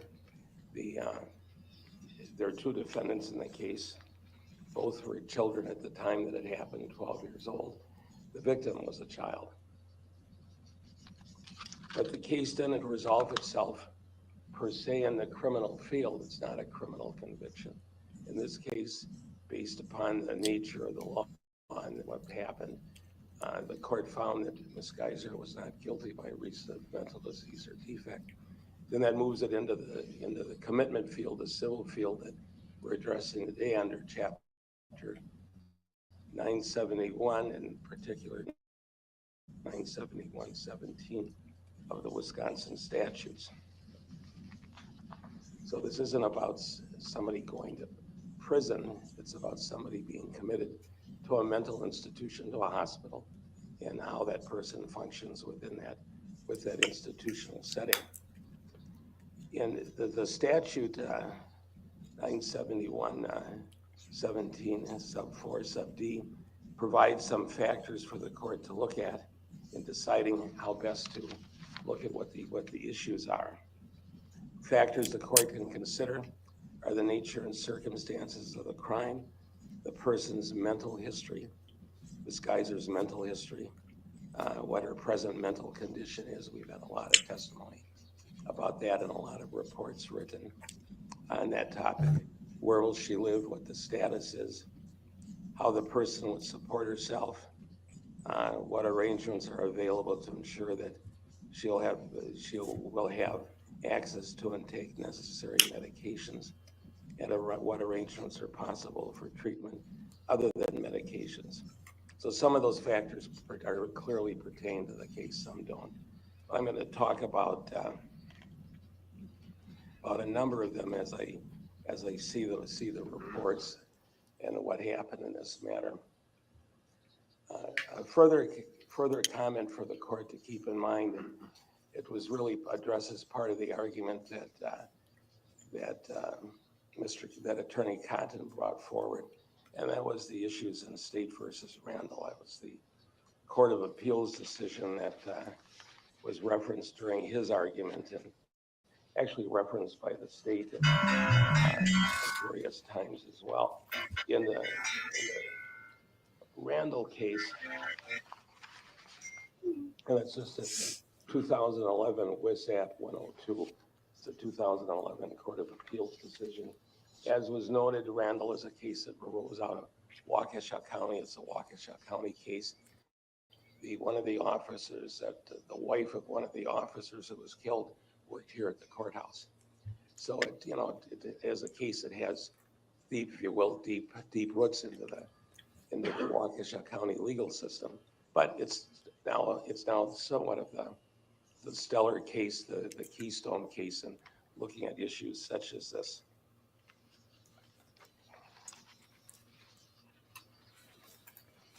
But the Attorney Cotton contrasted the conduct of Mr. Randall in all of his situations with Ms. Geyser's conduct, and I think that's a relevant analysis for the court to have heard and for the court to consider. There is a difference between how Randall conducted himself and how Ms. Geyser has conducted herself during the time period that she's been in custody. One of the aspects of the case, and it's apparent, but yet it somewhat needs to be restated, is that the offense in this matter occurred when the defendants and the victim were children. They were 12 years old. The adult offense, no doubt, but still it happened when they were children. It's happened in 2014. It's about 10 and a half years, 10 and a half years from the date of the incident. So people have, the victim has grown up, the defendants have grown up, things have changed from the standpoint of the chronology and age of the parties. In cases such as this, we never want to lose contact and contact and forget the victim that's involved. This is a terrible, brutal offense. There's no doubt about it. It's a nasty set of situations. I went back, and at the time that the court made its initial decision of commitment, the parents of both the father and the daughter of the victim wrote letters to the court that described the status, basically, of what was in existence in February of 2018 with regard to their daughter. And those type of factors are still clear today. It's 10 years later, but I'm sure that the impact on the victim, on her family, and on everybody involved in the case is still very apparent and real. So we want to be sure the court keeps that in mind in deciding how best to proceed. There's been a lot of discussion in the case. In fact, it's a critical part of really understanding and analyzing what's happened in the matter, is that the matter was originally came about with the diagnosis of schizophrenia, and that was a lot of discussion at the time of the initial hearings. Childhood schizophrenia is an unusual diagnosis, not common, still not common today, but it still is one that existed, was made, and was clarified and established at the time of the hearing. That was the diagnosis that brought about actually the plea of not guilty by reason of mental disease or defect, and the court's ultimate findings. There have been changes from the Ms. Geyser standpoint and how she's explained what happened, and that comes into whether the Slenderman, the hallucinations and all that went on with that actually happened, or did she make them up? That's been part of the testimony going back to 2021 and 2022. I'm satisfied that those change in views and circumstances existed, but I'm also satisfied that the treating, and I'm talking about the treating doctors, not the examining doctors, that I'm satisfied that the treating doctors have addressed that issue and have worked with her with regard to that. I'm satisfied that the examining doctors, Dr. Collins, Lundbaum, and Robbins, all address those matters as well. And I'm satisfied through the manner in which they've addressed Ms. Geyser's change in position, if you will, or modification of position, is something that's can be reasonably explained under the circumstances. I don't find that she was, from the standpoint, attempting to fabricate a position to get a more favorable position with the court. Now, I raised that issue with Dr. Lundbaum, as I wanted to hear what she had to say specifically about that. But I'm satisfied that that is not a factor that I'm considering in deciding how to proceed. I am considering that the diagnosis develops over time, as it does with many people. And I said, because of the nature of childhood schizophrenia, it's the nature of the diagnosis, the nature of its history, that it would develop and change over time is not unusual. I accept that. I didn't question Dr. Collins or Dr. Robbins about that topic. I was satisfied with what Dr. Lundbaum said with regard to that status, and I'm still satisfied with that.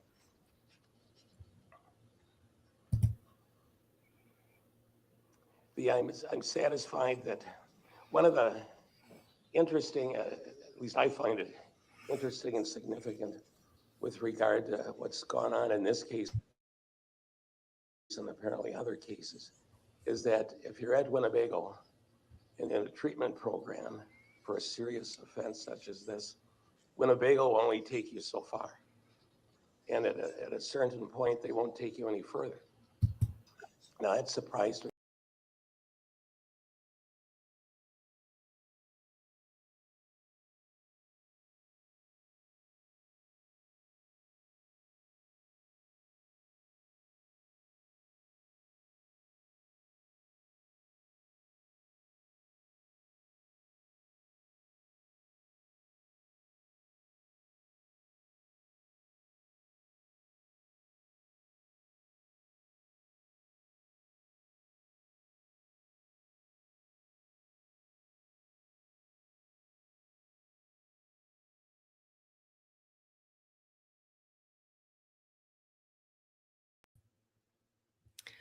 I knew it was coming when the comment was stuck on the screen and I couldn't get it off. But that's good because I wanted to say something. I would expect that childhood schizophrenia would turn into adult schizophrenia, that it wouldn't just go away when she became an adult. I'm not a mental health professional, but I'm not on board with she was schizophrenic, but she was misdiagnosed and she's not schizophrenic anymore. I don't know.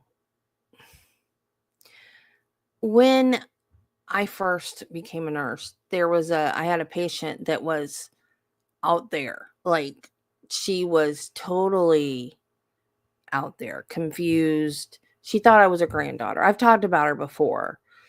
She thought I was her granddaughter. And one day she asked me how my mom was, and being young and naive and not thinking before I spoke, I was like, well, my mom's dead. And that was not the right thing to say. That threw her into a tizzy. Oh my God, when did she die? What happened? And after that, it's like her senses came back to her. And my boss at the time said, there's no way. She was not really out of it before. There's no way. You're not that confused and that disoriented, and then all of a sudden you're normal again. But it sure did seem to me like, and my dad, like, every time I talked about her after that, my dad was like, you totally changed her. She became like normal again after you scared her that one time. I don't know what happened. I don't know if it's possible. Maybe that's what happened in this case. Maybe something causes schizophrenia to go away. I don't know, but I still say I'm afraid of this chick.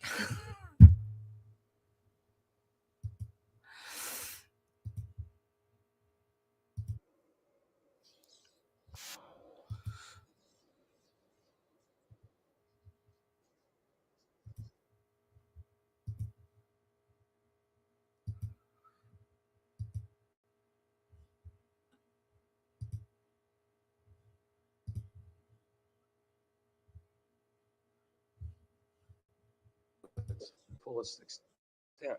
Whatever the next step is, they would take the next step from the standpoint of improving the mental health of the patient at a minimum, as opposed to public safety. But that's not what they do. At the stage that Ms. Geyser is at, she can't go any further as far as treatment is concerned. And keep in mind that as far as being able to walk around and do stuff, she can walk around at the institution, but if she goes off institution, she always has somebody there. So an escort. Now, to me, in order to be able to really adequately be, if you will, to the extent somebody can be rehabilitated, they have to be able to exist in the community somehow and be able to grow up, if you will. And that isn't going to happen with regard to isn't going to happen with regard to Ms. Geyser at the Winnebago Mental Health Institute. That's a factor. I don't want to say it's determinative of the decision I've reached, but it's a factor that I've considered as to public safety is really the underlying key to the case, and part of public safety is that Ms. Geyser becomes safe or safer. That was clear in the analysis from the Randall case. Public safety is tied into the safety of the defendant, of the patient. In Randall, it's clear that Randall never was able. I don't know what his status is currently. He's still in custody. He's still within the program, but that he has he's never developed that sense when people trust him to be safe, and that's the people that treat him. That was back in 2011. I'm assuming it's still the case today.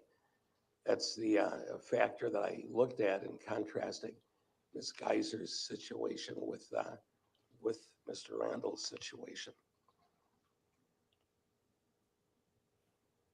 I looked at Ms. Geyser's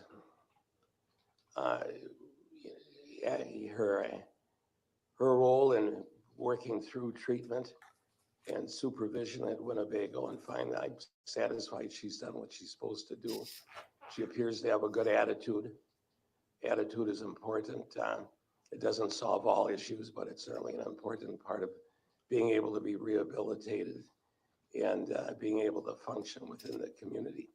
As although we focus on public safety and whether she continues to be a danger, part of that is if in theory she would be released at some point, she has to be able to function within the community on a safe basis, and people, while she may always be subject to some type of notoriety, there she is, that type of thing, like the scarlet letter almost.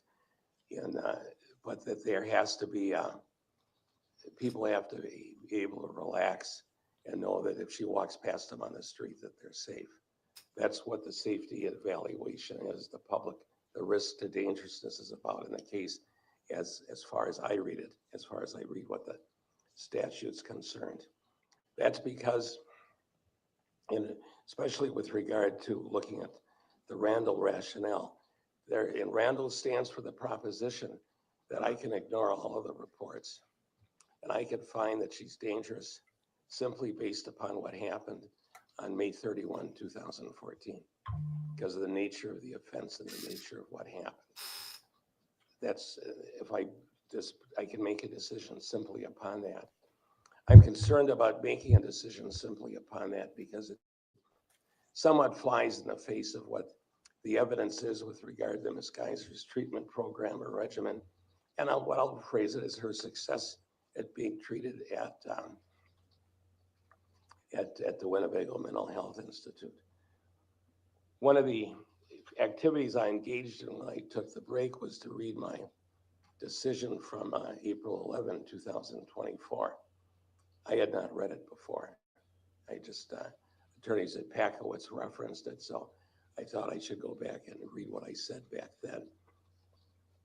And my comments with regard to the nature of the case still to a great extent stand true at this point.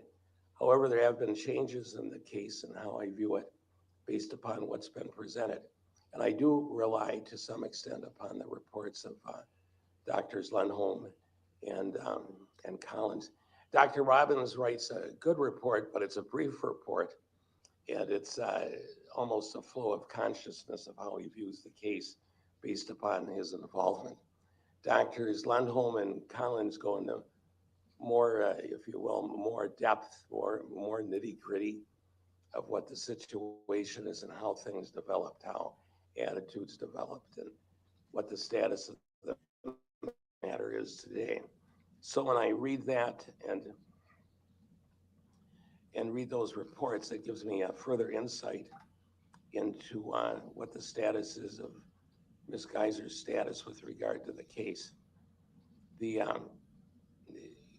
What the record shows that she's done well. She's hasn't had rule violations. laws are always about rules. Lawyers are always about rules. Courts are about rules. And she's followed the rules. She's done well. Good, I mentioned attitude, positive attitude. Those are all good things to have. Does that overcome what happened back in 2014? It may never overcome what happened in 2014. But the question isn't about what happened in 2014. It's about current assessments of dangerousness to herself, to the public, or danger to the destruction of property.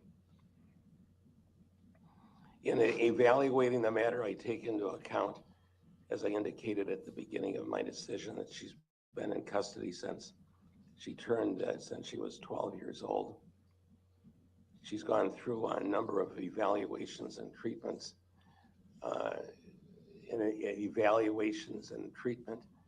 That each one of I think both Dr. Lundborn and Dr. Collins refer to all of the reports that they looked at. That doesn't always count all of the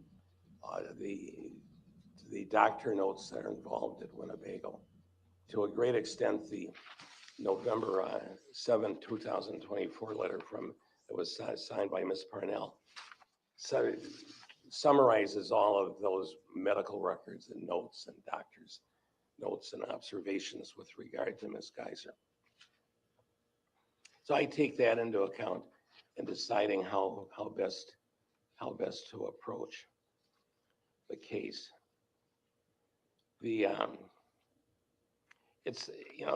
aspect of dangerousness is difficult because we never know.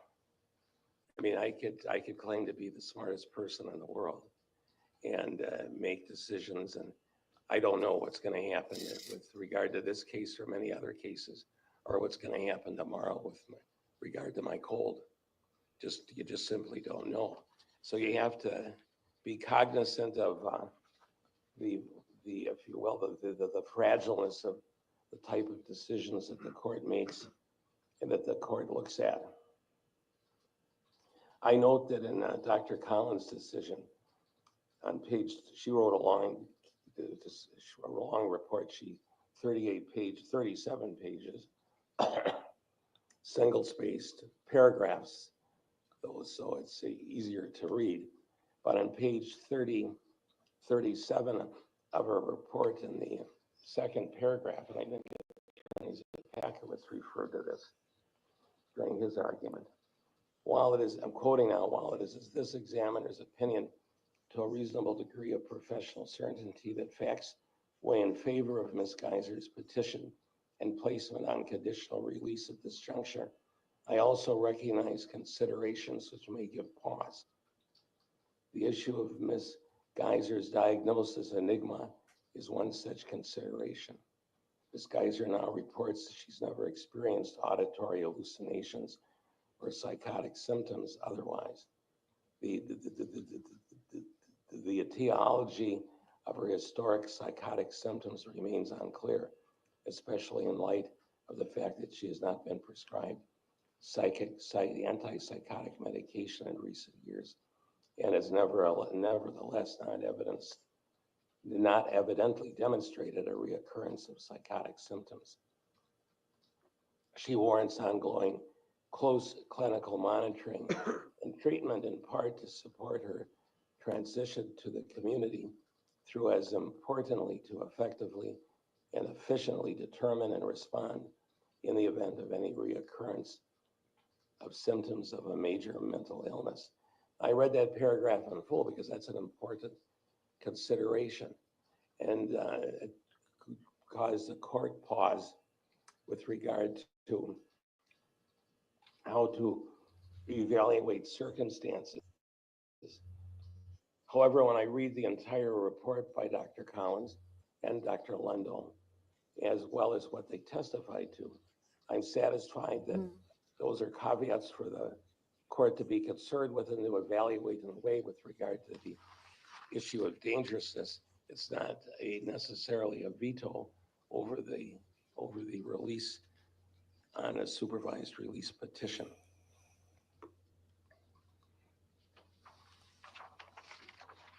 So in reviewing all of the reports and the matters, I'm satisfied that under the circumstances that the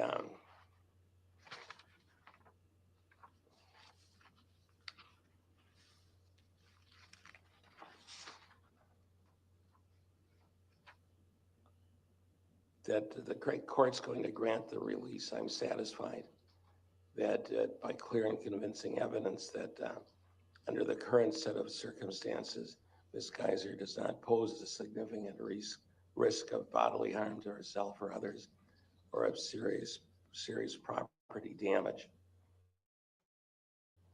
Now, when I make that finding, I take into account what happened. I take into account the dangerousness of what happened back in 2014.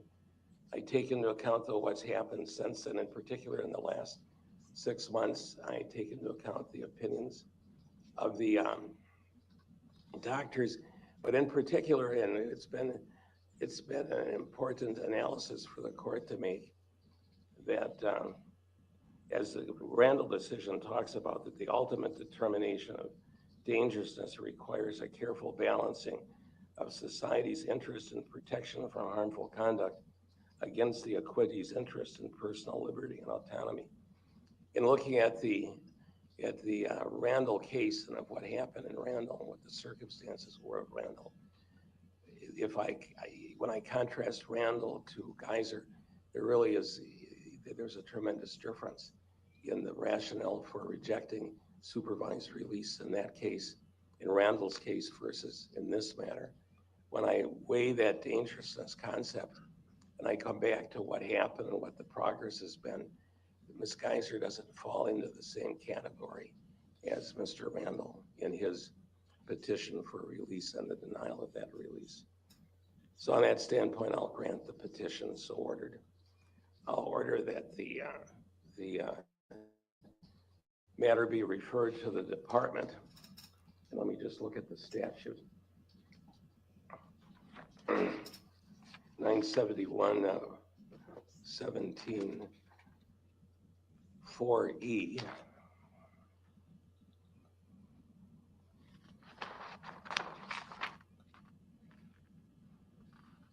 If the court finds the person is appropriate for the conditional release, the court shall notify the Department of Health Services.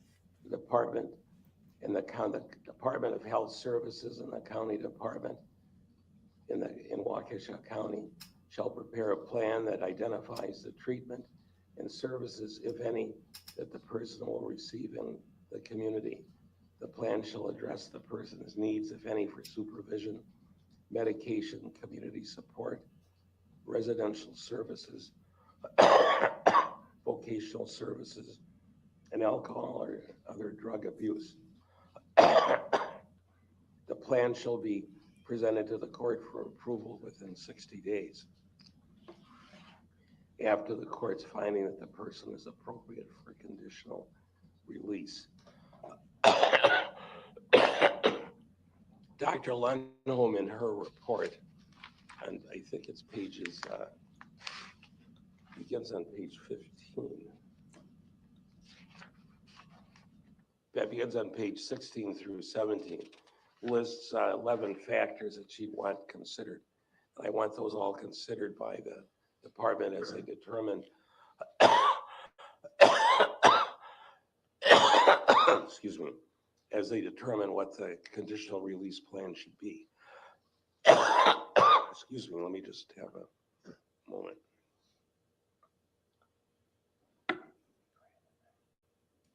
In this area, I took into account Mr. Attorney Zapakowitz's argument about what do we know about the future.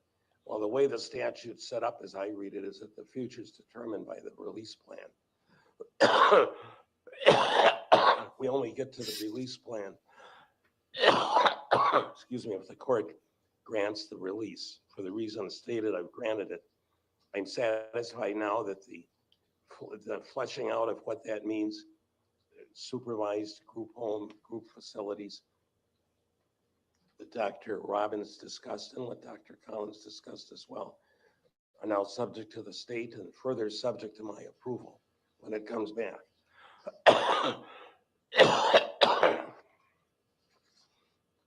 So although I grant the supervised release, I did take into account the argument that Attorney Zupakowicz made with regard to what's known and unknown. I'm satisfied that the system we operate under 971.17 takes that into mind and encompasses it in the work that the county, that the State Department does with the county.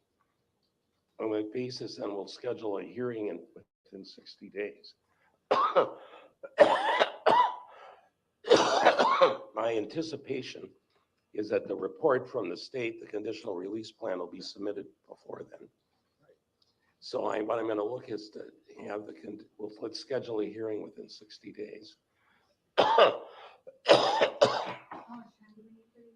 say an hour. We'll just move other things, just fit it in.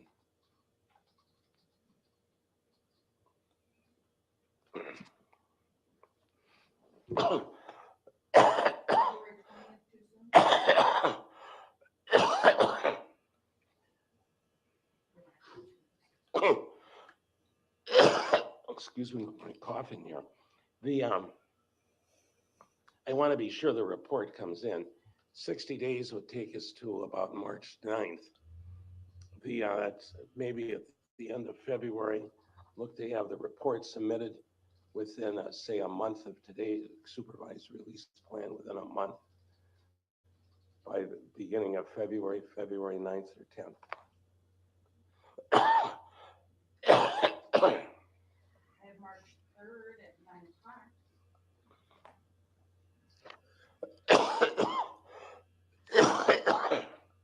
Should we go for that? I can make that work. I was going to suggest that Friday that week, if that's available for everybody, but I can be flexible. The third is good for me, better than the 6th or 7th. Okay, let's just do the 3rd in the morning. Attorney Nicolai. That's fine. The 3rd is fine. Okay, 9 o'clock. Sure. March 3rd at 9 o'clock. Oh, so I'm anticipating that we'd have the proposed conditional release plan by, I'll say by February 14th. Now that may change. The state will do what they have to do, but I want to be sure we have plenty of time to evaluate it.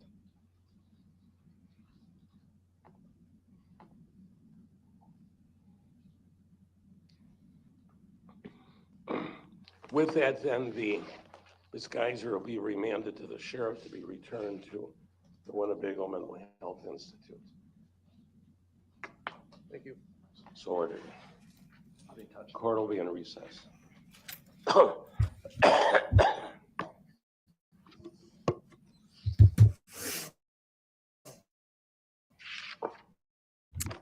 Okay.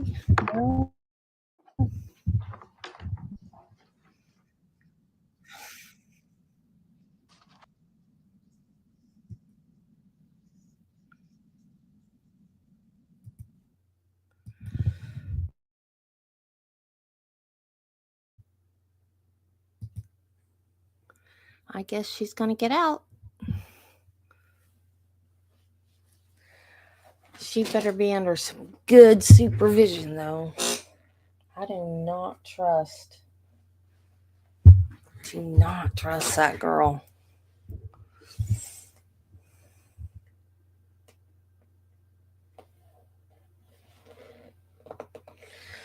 Do not trust her.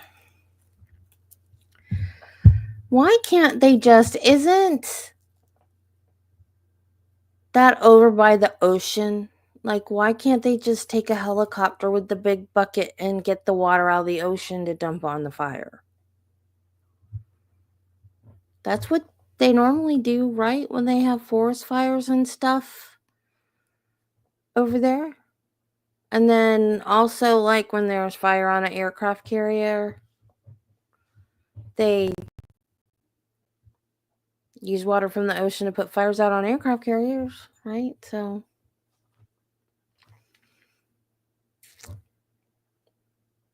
I don't know.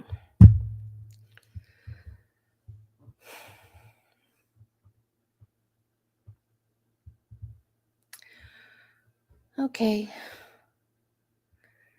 Well, I sent my husband a message that court was running long to bring food home.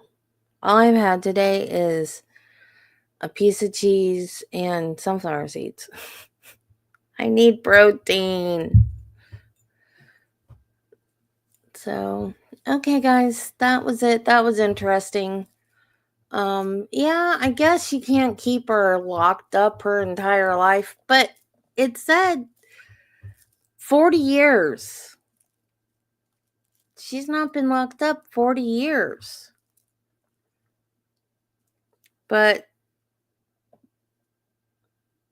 so, like the judge was saying, she was found not guilty by reason of mental defect. So she's not a criminal. Technically, she's not a criminal.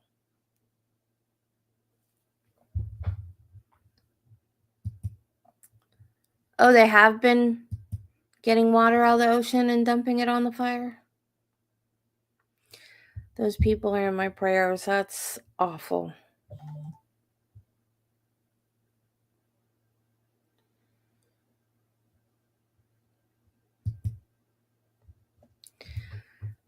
But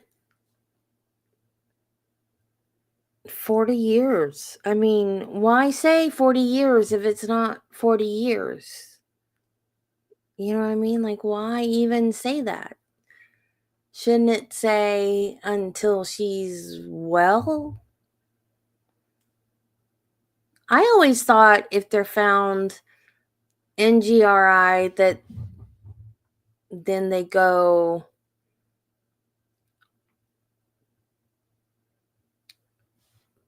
and have a trial again.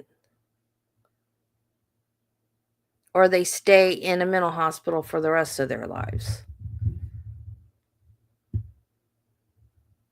They just let them out now.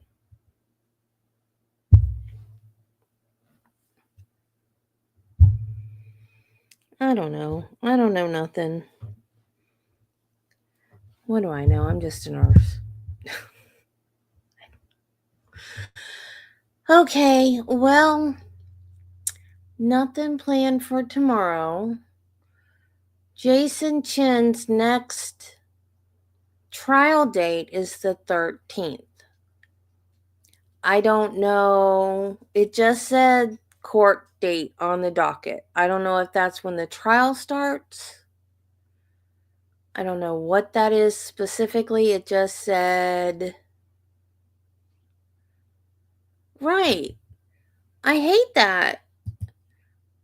I hate that. Why even put a time on it if that's not the time? Like when Sarah Boone got life, people were going, okay, so that means in 30 years she's going to get parole. And I was like, no, not in Florida. Not in Florida. No, life means life in Florida. But in most states, life doesn't mean life. Like, look at Susan Smith. You know, those poor boys, she put them in the car and let the car roll into a lake for those precious baby boys to drown. And she got life. And those jurors were not told that life doesn't mean life. And that's why they didn't give her the death penalty. She could have got the death penalty. But they said no. She needs to sit in jail for the rest of her life and think about what she's done and think about those boys. But no, she's been having sex with guards and doing drugs and all kinds of stuff. She hadn't been thinking about those boys. And now, 30 years later, she's up for parole. Thank God she didn't get it. But that's crazy. Now, in Florida, we don't have parole anymore. But we might as well. Life means life. But if you get like a year amount sentence, after 85% of that, I believe, I might be wrong, but I think it's after 85% of that has been served, you can get released early for good behavior.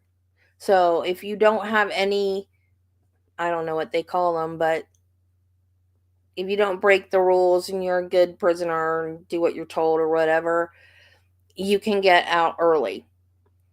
But you have to serve like 85% of your sentence first. But if you get life, you get life. So, but yeah, I don't understand why they put year value on stuff and then it's like 10 years later, okay, you're done. She's still under strict rules, though, to do, she's not like free as a bird. She's going to have a GPS monitor and hopefully still be supervised for a while. I mean, you can have a GPS monitor on and still do something really bad. They'll just be able to catch you. You know what I mean? It doesn't stop you from doing something. It just means that they'll be able to catch her faster after she does it. So, like I said, I'd still be very afraid of her if she was in my community. That's all I'm saying. But, I mean, yeah, you can't keep her locked up forever, but I wouldn't be letting her out this early. I'd say at least another 10 years. But the way they're looking at this is that it's not punishment, it's treatment. And where she is now, she's gotten all the treatment. Like, she can keep getting treatment there, but it's not going to do her any more good than it already has. So now she needs to go to the next level of treatment, which is a group home that'll give her a little more autonomy. Oh, hi, Trisha.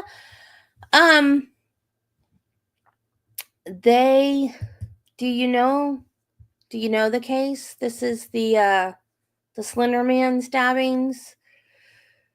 They gave her originally 40 years in a mental institution, and she served, this happened in 2014, so she served just barely over 10 years, and now they're going to let her out to go to like a group home, because they're saying at the facility that she's at now, they have done like all they can do for her. She's ready to go to the next step, which is, I guess, a lighter form of supervision. So she's going to have a GPS tether, and I'm not exactly sure what all the restrictions are going to be. Oh, man. They just cannot win, can they?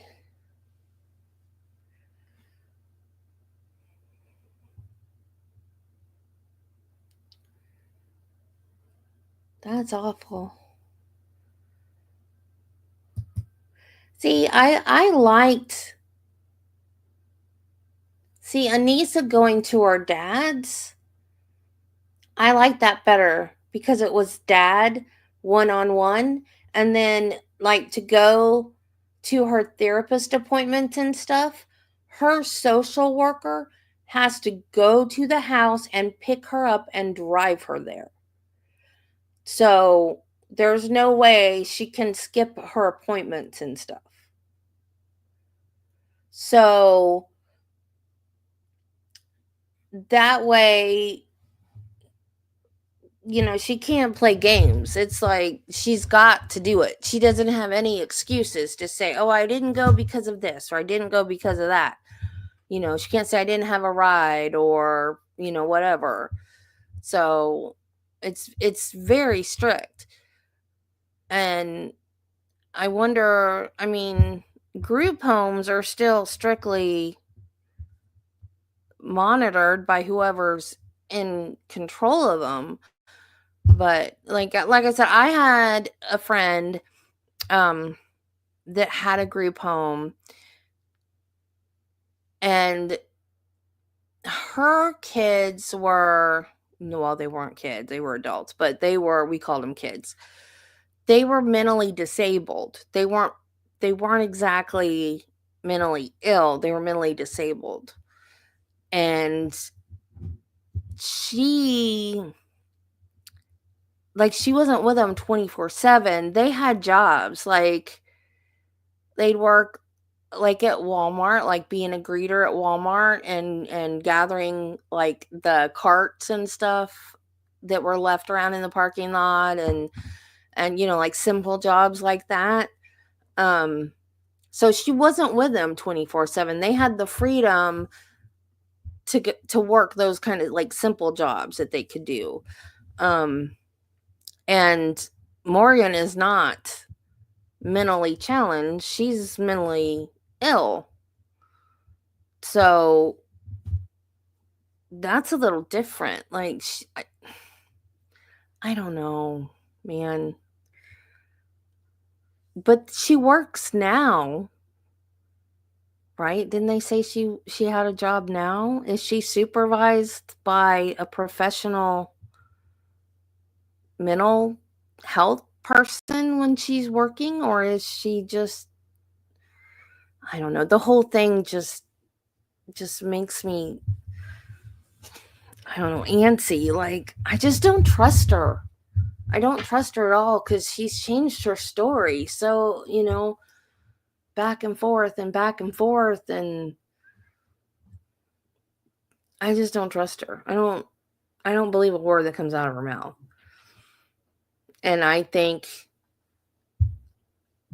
someone said earlier, I don't know if it was somebody in the chat or it was during the hearing, she went through this once before. I thought she'd gone through it twice, but it wasn't. It was she had applied and then withdrew the application because she knew that she wouldn't get it, because it wasn't recommended by the people at the mental hospital.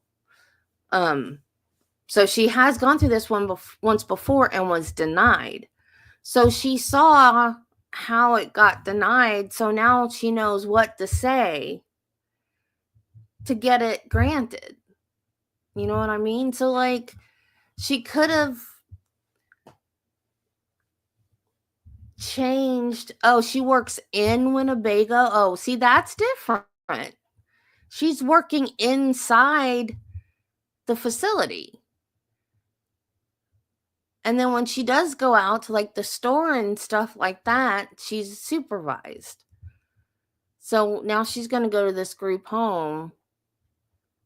And like I said, they're going to know where she is at all times because she's got the GPS on.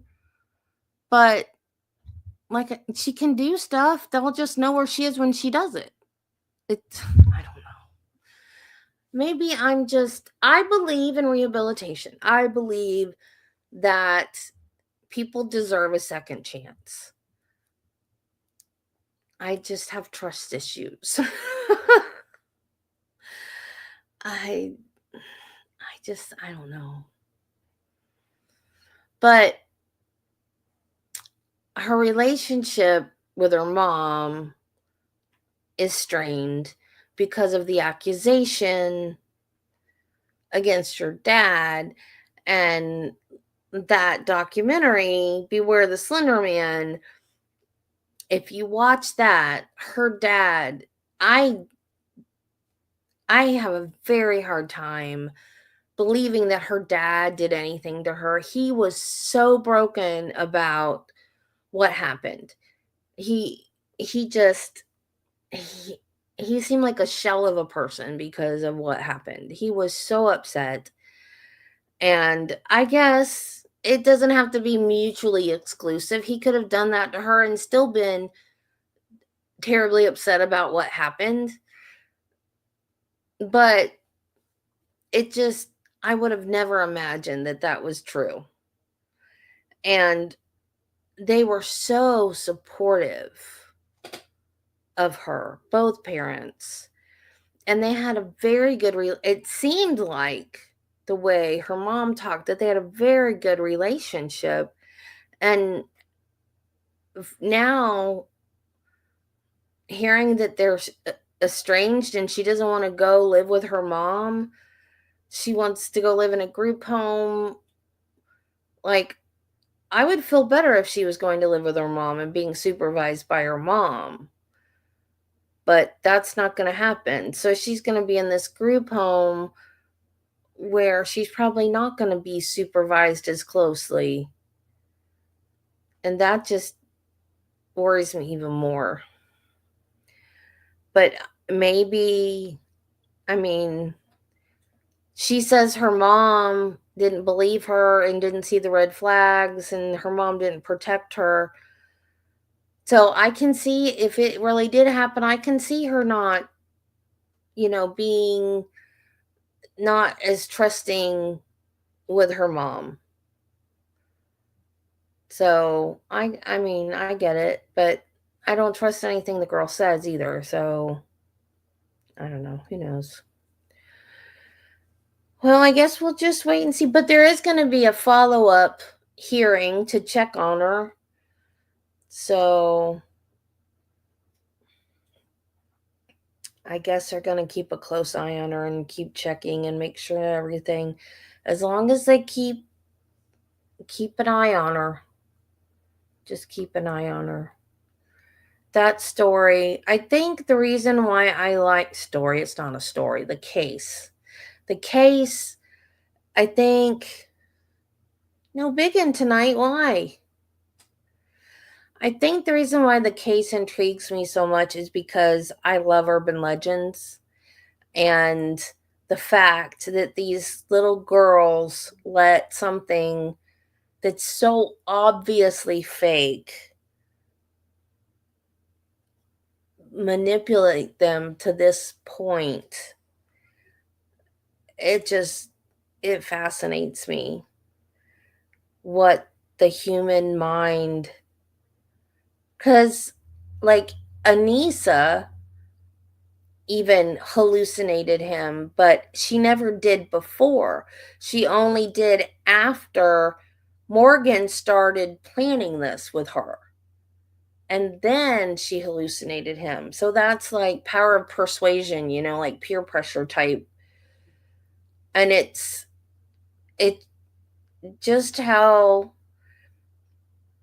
the brain works, how suggestion and that kind of stuff. And I think that's why, because I've been fascinated with this case since I first heard about it. And I don't even remember when that was. That was years and years. Oh. So he doesn't work tomorrow?